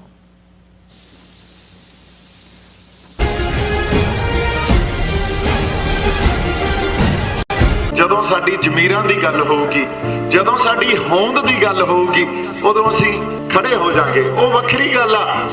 ਵੀ ਅਸੀਂ ਆਪਣੀ ਪਛਾਣ ਤੋਂ ਦੂਰ ਹੋਏ ਫਿਰਦੇ ਹਾਂ। ਗੁਰਦੁਆਰਾ ਗੁਰੂ ਹਰਗੋਬਿੰਦ ਸਾਹਿਬ ਗ੍ਰੀਨਵੁੱਡ ਇੰਡੀਆਨਾ ਵਿਖੇ ਸ਼ਹੀਦ ਭਾਈ ਸੰਦੀਪ ਸਿੰਘ ਦੀਪ ਸਿੱਧੂ ਦੀ ਸ਼ਹਾਦਤ ਨੂੰ ਸਮਰਪਿਤ ਅਖੰਡ ਪਾਠ ਸਾਹਿਬ 16 ਫਰਵਰੀ 2024 ਨੂੰ ਆਰੰਭ ਹੋਣਗੇ ਅਤੇ 18 ਫਰਵਰੀ ਦਿਨ ਐਤਵਾਰ ਨੂੰ ਭੋਗ ਪਾਏ ਜਾਣਗੇ।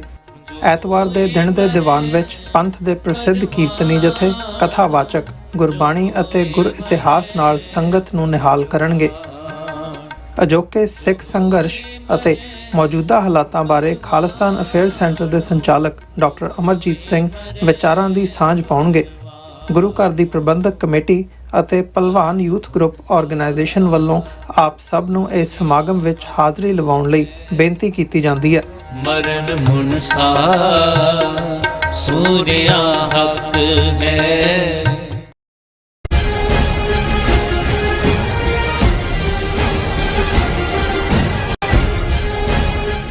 ਵਿਊਅਰਸ, ਬ੍ਰੇਕ ਤੋਂ ਬਾਅਦ ਤੁਹਾਡਾ ਸਾਰਿਆਂ ਦਾ ਸਵਾਗਤ ਹੈ। ਗੱਲਬਾਤ ਨੂੰ ਅੱਗੇ ਤੋਰਦੇ ਹਾਂ। ਸੁਖਵਿੰਦਰ ਸਿੰਘ ਜੀ, ਹੁਣ ਗੱਲ ਕਰੀਏ ਜਦੋਂ ਅਸੀਂ ਭਾਰਤ ਸਰਕਾਰ ਦੀ ਜਿਹੜੀ ਇਹ ਟਰਾਂਸਨੈਸ਼ਨਲ ਰਿਪਰੈਸ਼ਨ ਦੀ ਗੱਲ ਕਰਦੇ ਹਾਂ, ਇਹਦੇ ਥੱਲੇ ਮਤਲਬ ਇੱਕ ਫੈਕਟਰ ਨਹੀਂ ਹੈਗਾ ਜਾਂ ਇੱਕ ਲੇਅਰ ਨਹੀਂ ਹੈਗੀ ਜਾਂ ਇੱਕ ਐਂਗਲ ਨਹੀਂ ਹੈਗਾ ਜਿਹਨੂੰ ਲੈ ਕੇ ਭਾਰਤ ਸਰਕਾਰ ਜਿਹੜੀ ਹੈ ਜਾਂ ਭਾਰਤ ਸਰਕਾਰ ਦੀਆਂ ਜਿਹੜੀਆਂ ਏਜੰਸੀਆਂ ਨੇ ਉਹ ਕੰਮ ਕਰਦੀਆਂ ਨੇ। ਇਹਦੇ ਵਿੱਚ ਅਸੀਂ ਆਪਣੇ ਹਵਾਲੇ ਨਾਲ, ਕੌਮੀ ਹਵਾਲੇ ਨਾਲ ਬੜੀ ਵਾਰ ਜ਼ਿਕਰ ਕੀਤਾ ਆ ਕਿ visa as a weapon use ਕੀਤਾ ਜਾਂਦਾ ਆ ਸਰਕਾਰ ਵੱਲੋਂ ਕਿ ਕਿਹਨੂੰ ਵੀਜ਼ਾ ਦੇਣਾ, ਕਿਹਨੂੰ ਵੀਜ਼ਾ ਨਹੀਂ ਦੇਣਾ, ਜਿਹਦਾ ਪ੍ਰਭਾਵ ਵੀ ਡਾਇਸਪੋਰਾ ਦੇ ਵਿੱਚ ਦੇਖਣ ਨੂੰ ਮਿਲਦਾ ਕਿ ਲੋਕ ਆਮ ਤੌਰ ਤੇ ਡਰਦੇ ਆ ਕਿ ਜੀ ਜੇ ਅਸੀਂ ਇਸ ਕਿਸਮ ਦਾ ਕੁਝ ਕੀਤਾ, ਸਟੇਟ ਦੇ ਖਿਲਾਫ ਗੱਲ ਕੀਤੀ ਜਾਂ ਵੱਖਰੇ ਮੁਲਕ ਦੀ ਗੱਲ ਕੀਤੀ ਜਾਂ ਮਤਲਬ ਛੋਟੇ ਲੈਵਲ ਤੇ ਆ ਕੇ ਧਾਰਮਿਕ ਤੌਰ ਦੇ ਉੱਤੇ ਵੀ ਜਾਂ ਆਪਣੇ ਹੱਕਾਂ ਦੀ ਉਹ ਗੱਲ ਕੀਤੀ, ਤਾਂ ਜੇ ਮਤਲਬ ਹਕੂਮਤ ਦੇ ਵਿੱਚ ਬੈਠਾ ਕੋਈ ਬੰਦਾ ਜਾਂ ਹਕੂਮਤ ਨਾਰਾਜ਼ ਹੋ ਗਈ ਤੇ ਸਾਨੂੰ ਵੀਜ਼ਾ ਨਹੀਂ ਮਿਲਣਾ ਤੇ ਸਾਡਾ ਜਿਹੜਾ ਪਿੱਛੇ ਜਾਣ ਦਾ ਪੱਤਾ ਉਹ ਕੱਟਿਆ ਜਾਣਾ। ਸੋ ਹੁਣ ਮਤਲਬ ਆਰਟੀਕਲ 14 ਕਰਕੇ ਇੱਕ ਪੋਰਟਲ ਹੈ, ਵੈਬਸਾਈਟ ਹੈ, ਉਹਨਾਂ ਵੱਲੋਂ RTI ਰਾਹੀਂ ਜਾਣਕਾਰੀ ਮੰਗੀ ਗਈ ਕਿ ਪਿਛਲੇ ਸਮੇਂ ਦੇ ਵਿੱਚ ਜਿਹੜੇ OCI ਕਾਰਡਸ ਹੁੰਦੇ ਨੇ ਜਾਂ ਵੀਜ਼ਾਸ ਦਿੱਤੇ ਜਾਂਦੇ ਆ ਉਹਦੇ ਰਿਗਾਰਡਿੰਗ ਉਹਨਾਂ ਦੀ ਇੱਕ ਡੀਟੇਲਡ ਰਿਪੋਰਟ ਹੈ। ਪਰ ਜਿਹੜੀ ਜੇ ਮੋਟੀ ਸਰਸਰੀ ਜੀ ਨਜ਼ਰ ਮਾਰਨੀ ਹੋਵੇ ਤੇ ਜੋ ਉਹਨਾਂ ਨੇ ਜਾਣਕਾਰੀ ਮੰਗੀ RTI ਤੋਂ ਤੇ ਰਾਈਟ ਟੂ ਇਨਫੋਰਮੇਸ਼ਨ ਐਕਟ ਦੇ ਥੱਲੇ, ਉਹ ਜਾਣਕਾਰੀ ਦੇ ਵਿੱਚ ਉਹਨਾਂ ਨੇ ਸਿੱਧੀ ਗੱਲ 102 ਜਿਹੜੇ ਬੰਦੇ ਹੈਗੇ ਆ ਜਾਂ ਕੇਸਿਸ ਦਾ ਜ਼ਿਕਰ ਕੀਤਾ ਕਿ ਜਿਨ੍ਹਾਂ ਨੂੰ OCI ਕਾਰਡ ਸਰਕਾਰ ਨੇ ਨਹੀਂ ਦਿੱਤੇ, ਇਹ ਕਹਿ ਕੇ ਕਿ ਜੀ ਇਹਨਾਂ ਨੇ ਭਾਰਤ ਸਰਕਾਰ ਦੇ ਖਿਲਾਫ ਗੱਲ ਕੀਤੀ ਹੈ। ਉਹ ਖਾਸ ਤੌਰ ਤੇ ਉਹਨਾਂ ਵਿੱਚ ਉਹ ਬੰਦੇ ਨੇ ਜਿਨ੍ਹਾਂ ਦਾ ਜ਼ਿਕਰ ਅਸੀਂ ਫਾਰਮਰਸ ਪ੍ਰੋਟੈਸਟ ਤੋਂ ਬਾਅਦ ਕਰਦੇ ਹਾਂ, ਉਹ ਵੀ ਉਹਨਾਂ ਦੇ ਵਿੱਚ ਆਉਂਦੇ ਨੇ। ਜਾਂ ਅਦਰਵਾਈਜ਼ ਜਦੋਂ ਅਸੀਂ ਸਟੇਟ ਦੇ ਖਿਲਾਫ ਬੋਲਣ ਵਾਲਾ ਕੋਈ ਵੀ ਬੰਦਾ ਹੁੰਦਾ, ਉਹ ਭਾਵੇਂ ਦਲਿਤਾਂ ਦੇ ਵਿੱਚੋਂ ਹੋਵੇ, ਮੁਸਲਮਾਨਾਂ ਦੇ ਵਿੱਚੋਂ ਹੋਵੇ, ਜਾਂ ਅਦਰਵਾਈਜ਼ ਡਾਇਸੈਂਟ ਦੀ ਹਰ ਆਵਾਜ਼ ਨੂੰ ਦੱਬਣ ਦੀ ਕੋਸ਼ਿਸ਼ ਕੀਤੀ ਜਾਂਦੀ ਹੈ। ਸੋ ਇਹ ਗੱਲ ਤੇ ਰਾਈਟ ਟੂ ਇਨਫੋਰਮੇਸ਼ਨ ਐਕਟ ਦੇ ਥੱਲੇ ਸਾਹਮਣੇ ਆ ਗਈ ਹੈ। ਸਾਡੇ ਕੰਟੈਕਸਟ ਦੇ ਵਿੱਚ ਜਦੋਂ ਅਸੀਂ ਦੇਖਦੇ ਹਾਂ, ਇਹ ਹੋਰ ਵੀ ਮਤਲਬ ਵੱਡੇ ਲੈਵਲ ਦੇ ਉੱਤੇ ਜਾ ਕੇ ਦੇਖਣ ਵਾਲੀ ਗੱਲ ਹੈ ਕਿ ਇਹ ਗੱਲ ਇਕੱਲੀ 100-125 ਬੰਦਿਆਂ ਦੀ ਨਹੀਂ ਹੈ। ਇਹਦੇ ਤੋਂ ਬਿਯੋਂਡ ਜਾ ਕੇ ਕਿੰਨੇ ਬੰਦਿਆਂ ਨੂੰ ਵੀਜ਼ਾ ਨਹੀਂ ਦਿੱਤਾ ਜਾਂਦਾ, ਕਿੰਨਿਆਂ ਨੂੰ ਪ੍ਰੈਸ਼ਰਾਈਜ਼ ਕੀਤਾ ਜਾਂਦਾ ਆ। ਇਸ ਕਿਸਮ ਦੀਆਂ ਘਟਨਾਵਾਂ ਸਾਨੂੰ ਡੇਲੀ ਬੇਸਿਸ ਦੇ ਉੱਤੇ ਦੇਖਣ ਨੂੰ ਮਿਲਦੀਆਂ ਨੇ ਕਿ ਕਿਵੇਂ ਫਿਰ ਉਹ ਕਿਤੇ ਨਾ ਕਿਤੇ ਜਾ ਕੇ ਜਿਹੜੀ ਸਟੇਟ ਹੈ ਉਹਦੇ ਹੱਥਕੰਡੇ ਕਿਸ ਕਿਸਮ ਦੇ ਨਜ਼ਰ ਆਉਂਦੇ ਨੇ ਇੱਥੇ, ਈਵਨ ਬਾਹਰਲੇ ਮੁਲਕਾਂ ਦੇ ਵਿੱਚ, ਅਮਰੀਕਾ, ਕੈਨੇਡਾ, ਯੂਰਪ, ਆਸਟ੍ਰੇਲੀਆ ਦੇ ਵਿੱਚ। ਬਿਲਕੁਲ ਅਮਰਵੀਰ ਸਿੰਘ ਜੀ, ਦੇਖੋ ਇਹ ਜਿਹੜਾ ਇੰਡੀਆ ਦੀ ਜਿਹੜਾ ਟੈਕਟਿਕ ਆ ਆਪਣੇ ਡਾਇਸੈਂਟ ਨੂੰ ਜਾਂ ਆਪਣੇ ਕ੍ਰਿਟਿਕ ਆ ਜਿਹੜੇ ਉਹਨਾਂ ਨੂੰ ਇਸ ਤਰੀਕੇ ਦੇ ਨਾਲ ਖੱਜਲ ਖੁਆਰ ਕਰਨ ਦਾ, ਜਾਂ ਫਿਰ ਅਸੀਂ ਕਹਿ ਸਕਦੇ ਹਾਂ ਵੀ ਜਿਹੜਾ ਇਸ ਤਰ੍ਹਾਂ ਦੀਆਂ ਜਿਹੜੀਆਂ ਪਾਬੰਦੀਆਂ ਨੇ ਉਹਨਾਂ ਨੂੰ ਐਜ਼ ਅ ਵੈਪਨ ਯੂਜ਼ ਕਰਨ ਦਾ, ਵੀਜ਼ਾ ਨੂੰ ਐਜ਼ ਅ ਵੈਪਨ ਯੂਜ਼ ਕਰਨ ਦਾ ਟੈਕਟਿਕ, ਇਹ ਬਹੁਤ ਪੁਰਾਣਾ ਆ। ਵੀ ਅਸੀਂ ਦੇਖੀਏ ਵੀ ਜਿਹੜੇ ਸਿੱਖਾਂ ਦੀਆਂ ਕਾਲੀਆਂ ਸੂਚੀਆਂ ਦੀ ਗੱਲ ਹੁੰਦੀ ਆ, ਬਲੈਕ ਲਿਸਟ ਦੀ ਗੱਲ ਹੁੰਦੀ ਆ, ਉਹ ਇਸੇ ਦਾ ਹੀ ਮਤਲਬ ਇੱਕ ਹਿੱਸਾ ਆ। ਤੇ ਹੁਣ ਉਹਦੇ ਵਿੱਚ ਹੋਰ ਵੀ ਜਿਹੜੇ ਅਸੀਂ ਕਹੀਏ ਵੀ ਜਿਹੜੀ ਸਰਕਾਰ ਆ ਅੱਜ ਦੀ, ਇੰਡੀਆ ਦਾ ਰਜੀਮ ਆ ਜਿਹੜਾ, ਵੀ ਉਹਦੇ ਜਿਹੜੇ ਕ੍ਰਿਟਿਕ, ਭਾਵੇਂ ਉਹ ਕੁਛ ਲੈਫਟਿਸਟ ਹੋਣ, ਚਾਹੇ ਉਹ ਸੋਸ਼ਲ ਐਕਟਿਵਿਸਟ ਹੋਣ, ਚਾਹੇ ਉਹ ਦਲਿਤ ਐਕਟਿਵਿਸਟ ਹੋਣ, ਉਹ ਵੀ ਜਿਹੜੇ ਸਾਰੇ ਆ, ਚਾਹੇ ਉਹ ਫਾਰਮਰ ਐਕਟਿਵਿਸਟ ਹੋਣ, ਉਹ ਵੀ ਹੁਣ ਸਿੱਖ ਐਕਟਿਵਿਸਟਾਂ ਦੇ ਨਾਲ ਨਾਲ ਇਹ ਸਾਰੀ ਸੂਚੀ 'ਚ ਆ ਗਏ ਆ। ਵੀ ਜਿੱਥੇ ਭਾਰਤ ਦੀ ਸਰਕਾਰ ਜਿਹੜੀ ਆ ਵੀ ਉਹਨਾਂ ਦੇ ਭਾਰਤ ਦੇ ਵਿੱਚ ਦਾਖਲੇ ਤੇ ਉਹ ਇਸ ਤਰੀਕੇ ਨਾਲ ਰੋਕ ਲਾਉਂਦੀ ਆ ਜੀ। ਤੇ ਉਹਦੇ ਵਿੱਚੋਂ ਹੁਣ ਜਿਹੜਾ OCI ਕਾਰਡ ਜਿਹੜਾ ਮਸਲਾ ਆ, OCI ਕਾਰਡ ਕੀ ਆ ਵੀ ਓਵਰਸੀਜ਼ ਸਿਟੀਜ਼ਨ ਆਫ ਇੰਡੀਆ, ਜਿਹੜਾ ਬੰਦਾ ਭਾਰਤ ਦਾ ਸੰਵਿਧਾਨ ਮਤਲਬ ਜਿਹੜੀ ਭਾਰਤ ਦੇ ਵਿੱਚ ਨਾਗਰਿਕਤਾ ਹੈ ਉਹ ਜਨਮ ਤੋਂ ਮਿਲਦੀ ਆ ਜੀ। ਜਿਹੜਾ ਬੰਦਾ ਜਿਹਦਾ ਉੱਥੇ ਜਨਮ ਹੋਇਆ ਆ ਜਾਂ ਜਿਹਦੇ ਮਾਂ-ਬਾਪ ਉੱਥੇ ਨੇ, ਆਈ ਥਿੰਕ ਮਤਲਬ ਉਹ ਉੱਥੇ ਦਾ ਸਿਟੀਜ਼ਨ ਆ, ਹਨਾ। ਤੇ ਹੁਣ ਉਹ ਜਿਹੜਾ ਬੰਦਾ ਉੱਥੇ ਦਾ ਸਿਟੀਜ਼ਨ ਆ, ਉਹਦੀ ਉੱਥੇ ਜੱਦੀ ਪੁਸ਼ਤੀ ਜਾਇਦਾਦ ਵੀ ਆ ਤੇ ਸਾਰਾ ਕੁਛ ਹੁੰਦਾ ਬੰਦੇ ਦਾ, ਹੋਰ ਇਮੋਸ਼ਨਲ ਜਿਹੜਾ ਕਨੈਕਸ਼ਨ ਆ ਉਸ ਖਿੱਤੇ ਦੇ ਨਾਲ, ਵੀ ਉਹ ਸਾਰੀਆਂ ਚੀਜ਼ਾਂ ਤੋਂ ਉਹਨੂੰ ਇੱਕ ਤਰ੍ਹਾਂ ਦੇ ਨਾਲ ਤੋੜ ਦੇਣਾ, ਵੀ ਉਹ ਇੱਕ ਤੁਸੀਂ ਕਹਿ ਸਕਦੇ ਹੋ ਵੀ ਇੱਕ ਇਮੋਸ਼ਨਲ ਟਰੋਮਾ ਆ ਬੰਦੇ ਨੂੰ ਦੇਣਾ, ਵੀ ਜਿਹਦੇ ਨਾਲ ਇੱਕ ਮੈਸੇਜ ਕਨਵੇ ਕਰਨਾ ਵੀ ਬਾਕੀਆਂ ਨੂੰ ਵੀ ਜੇ ਦੇਖੋ ਤੁਸੀਂ ਇਹ ਕੰਮ ਅਸੀਂ ਕਰਾਂਗੇ, ਹਨਾ। ਕੋਈ ਬੰਦਾ ਕਹੇ ਵੀ ਮੈਂ ਮਤਲਬ ਇਹਨਾਂ ਪੱਛਮੀ ਮੁਲਕਾਂ ਦੇ ਵਿੱਚ ਜਿੱਥੇ ਬੋਲਣ ਦੀ ਆਜ਼ਾਦੀ ਆ, ਵੀ ਜੋ ਸਿੱਖਾਂ ਦੇ ਨਾਲ ਭਾਰਤ ਦੇ ਵਿੱਚ ਹੋਇਆ ਉਹਦੇ ਖਿਲਾਫ ਵੀ ਅਸੀਂ ਇੱਥੇ ਬੋਲ ਸਕਦੇ ਹਾਂ, ਪਰ ਹੁਣ ਉਹਨਾਂ ਨੇ ਕਿਹਾ ਵੀ ਜੇ ਤੁਸੀਂ ਉੱਥੇ ਵੀ ਬੋਲੋਗੇ ਤਾਂ ਅਸੀਂ ਤੁਹਾਡੇ ਤੇ ਇਹ ਜਿਹੜੀਆਂ ਪਾਬੰਦੀਆਂ ਨੇ ਉਹ ਲਾਵਾਂਗੇ, ਫਿਰ ਤੁਸੀਂ ਉੱਥੇ ਬੈਠ ਕੇ ਬੋਲੋ, ਤੁਹਾਨੂੰ ਇੱਧਰ ਨਹੀਂ ਆਉਣ, ਆਪਣੇ ਪਰਿਵਾਰ ਨਾਲ ਨਹੀਂ ਮਿਲਣ ਦਿੰਦੇ, ਆਪਣੇ ਪਿੰਡ ਨਹੀਂ ਆਉਣ ਦਿੰਦੇ ਤੁਹਾਨੂੰ, ਜਿੱਥੇ ਤੁਹਾਡੇ ਬਜ਼ੁਰਗਾਂ ਦੀ ਮਤਲਬ ਜ਼ਮੀਨ ਆ, ਜਾਇਦਾਦ ਆ, ਤੁਹਾਨੂੰ ਉਹ ਤੋਂ ਵਿਰਵਾ ਕਰ ਦਾਂਗੇ ਜੀ। ਤੇ ਹੁਣ ਤਾਂ ਜਿਵੇਂ ਅਸੀਂ ਦੇਖਿਆ ਵੀ ਜਿਹੜੇ ਸਿੱਖ ਐਕਟਿਵਿਸਟ ਨੇ ਉਹਨਾਂ ਦੀਆਂ ਜਿਵੇਂ ਉੱਥੇ ਜ਼ਮੀਨਾਂ ਦੀ ਕੁਰਕੀ ਕਰ ਰਹੇ ਆ ਜਾਂ ਉਹ ਕਬਜ਼ੇ ਚ ਲੈ ਰਹੇ ਆਪਣੇ ਚ, ਵੀ ਉਸ ਲੈਵਲ ਤੱਕ ਇੰਡੀਅਨ ਜਿਹੜਾ ਰਜੀਮ ਆ ਉਹ ਚਲੇ ਗਿਆ। ਤੇ ਇਹ ਜਿਹੜਾ ਸਾਰਾ ਮਤਲਬ ਹੁਣ OCI ਕਾਰਡ ਵਾਲੀ ਤੁਸੀਂ ਆਰਟੀਕਲ 14 ਦੀ ਗੱਲ ਕੀਤੀ ਆ, ਤੇ ਲਗਾਤਾਰ ਚੱਲ ਰਿਹਾ। ਬਲਕਿ ਅੱਜ ਦੀ ਲੇਟੈਸਟ ਖਬਰ ਆ, ਇਹ ਸਵੀਡਨ ਦੇ ਵਿੱਚ ਪ੍ਰੋਫੈਸਰ ਆ, ਸਵੀਡਨ ਮੁਲਕ ਦੇ ਵਿੱਚ, ਅਸ਼ੋਕ ਸਵੇਨ, ਜਿਹੜਾ ਕਿ ਖੁਦ ਆਪ ਭਾਵੇਂ ਹਿੰਦੂ ਆ ਤੇ ਉਹ ਪਰ ਇਹਨਾਂ ਦਾ ਕ੍ਰਿਟਿਕ ਆ ਮੋਦੀ ਗਵਰਨਮੈਂਟ ਦਾ, ਤੇ ਜਿਹੜੀਆਂ ਇੰਡੀਆ ਦੀਆਂ ਸਾਰੀਆਂ ਪੋਲਿਸੀਜ਼ ਨੇ ਐਂਟੀ ਡੈਮੋਕ੍ਰੈਟਿਕ, ਉਹਦੇ ਖਿਲਾਫ ਉਹ ਲਿਖਦਾ ਹੈ ਕਾਫੀ ਟਵਿੱਟਰ ਤੇ ਉਹਦਾ ਵੀ ਜਿਹੜਾ ਮਤਲਬ OCI ਕਾਰਡ ਆ ਉਹ ਰੱਦ ਕਰਤਾ। ਤੇ ਉਹਦਾ ਆਧਾਰ ਕੀ ਦਿੱਤਾ ਸਰਕਾਰ ਨੇ,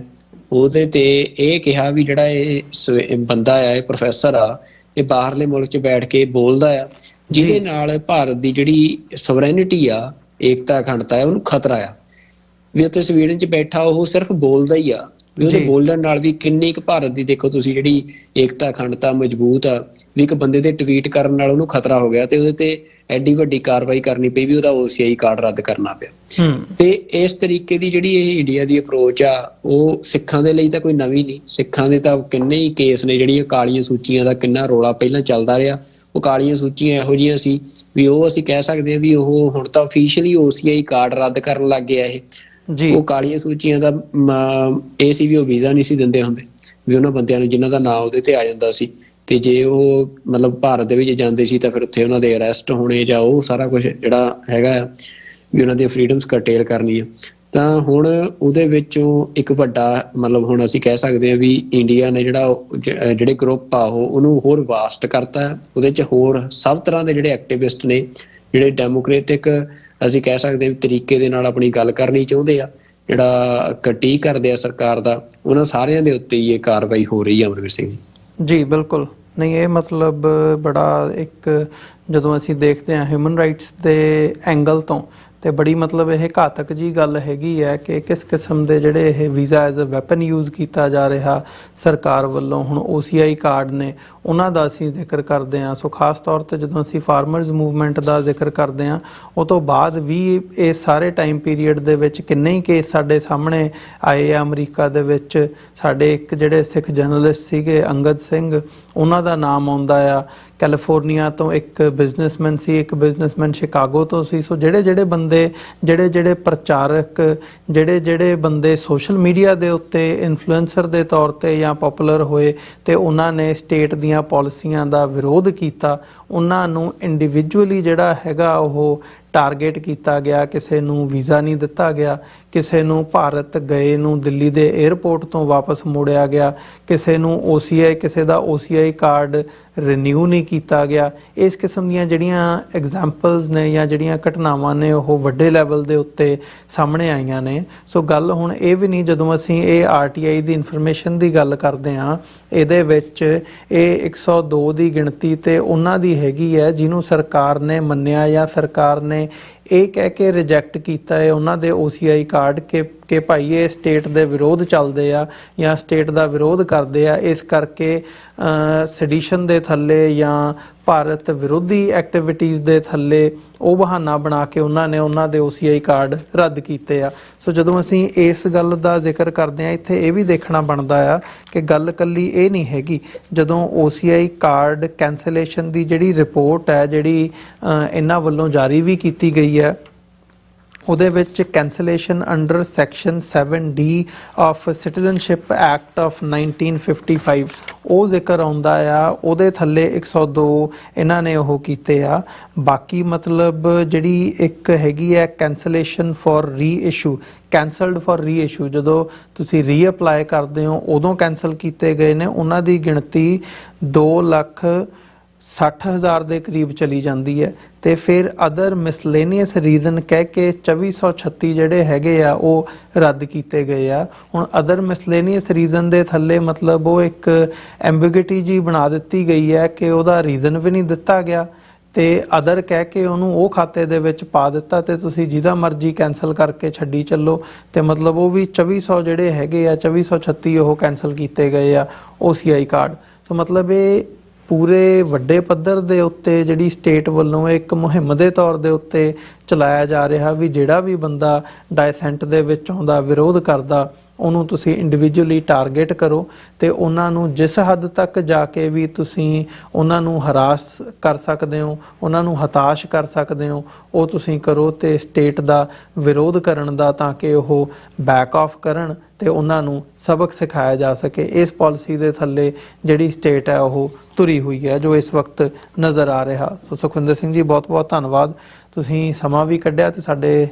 ਦਰਸ਼ਕਾਂ ਦੇ ਨਾਲ ਵਿਚਾਰਾਂ ਦੀ ਸਾਂਝ ਪਾਈ ਹੈ। ਉਮੀਦ ਕਰਦੇ ਹਾਂ ਜਿਹੜਾ ਸਾਡਾ ਅੱਜ ਦਾ ਇਹ ਪ੍ਰੋਗਰਾਮ ਸੀ, ਸੱਚੋ ਸੱਚ ਪ੍ਰੋਗਰਾਮ, ਸਾਡੇ ਦਰਸ਼ਕਾਂ ਨੂੰ ਜ਼ਰੂਰ ਪਸੰਦ ਆਇਆ ਹੋਵੇਗਾ। ਆਉਂਦੀ ਕੱਲ ਜ਼ਰੂਰ ਡਾਕਟਰ ਅਮਰਜੀਤ ਸਿੰਘ ਤੇ ਬੀਬੀ ਨੀਲਮ ਕੌਰ ਤੁਹਾਡੇ ਨਾਲ ਵਿਚਾਰਾਂ ਦੀ ਸਾਂਝ ਪਾਉਣਗੇ। ਅੱਜ ਦੇ ਸ਼ੋਅ ਦੇ ਵਿੱਚ ਸਾਡੀ ਹਾਜ਼ਰੀ ਇੰਨੀ ਕੁ ਪ੍ਰਵਾਨ ਕਰਿਓ। ਜਾਂਦੇ ਜਾਂਦੇ ਮੈਂ ਬੇਨਤੀ ਜ਼ਰੂਰ ਕਰਦੇ ਹਾਂ, TV84 ਨੂੰ ਅੱਗੇ ਵਧਾਉਣ ਦੇ ਲਈ, ਚੱਲਦਾ ਰੱਖਣ ਦੇ ਲਈ ਤੁਹਾਡੀ ਸਹਾਇਤਾ ਦੀ ਸਾਨੂੰ ਲੋੜ ਹੈ। ਤੁਸੀਂ ਸਾਡੀ ਵੈਬਸਾਈਟ ਤੇ ਜਾ ਕੇ ਸਾਨੂੰ ਡੋਨੇਟ ਕਰ ਸਕਦੇ ਹੋ www.tv84.tv ਜਾਂ ਸਾਨੂੰ ਚੈੱਕ ਬਣਾ ਕੇ TV84 ਦੇ ਨਾਂ ਦਾ ਚੈੱਕ ਬਣਾ ਕੇ ਸਾਡੇ ਐਡਰੈਸ ਦੇ ਉੱਤੇ ਤੁਸੀਂ ਮੇਲ ਕਰ ਸਕਦੇ ਹੋ। 3601 37th ਐਵਨਿਊ, ਲੌਂਗ ਆਈਲੈਂਡ ਸਿਟੀ, ਨਿਊਯਾਰਕ 11101। ਇਹਨਾਂ ਹੀ ਸ਼ਬਦਾਂ ਦੇ ਨਾਲ ਵਿਊਅਰਸ ਅੱਜ ਦੇ ਇਸ ਪ੍ਰੋਗਰਾਮ ਦੇ ਵਿੱਚ ਇੱਥੇ ਹੀ ਤੁਹਾਡੇ ਕੋਲੋਂ ਇਜਾਜ਼ਤ ਚਾਹਾਂਗੇ। ਸੁਖਵਿੰਦਰ ਸਿੰਘ ਜੀ, ਫਤਿਹ ਦੀ ਸਾਂਝ ਪਾਈਏ ਅੰਤ ਦੇ ਵਿੱਚ। ਵਾਹਿਗੁਰੂ ਜੀ ਕਾ ਖਾਲਸਾ,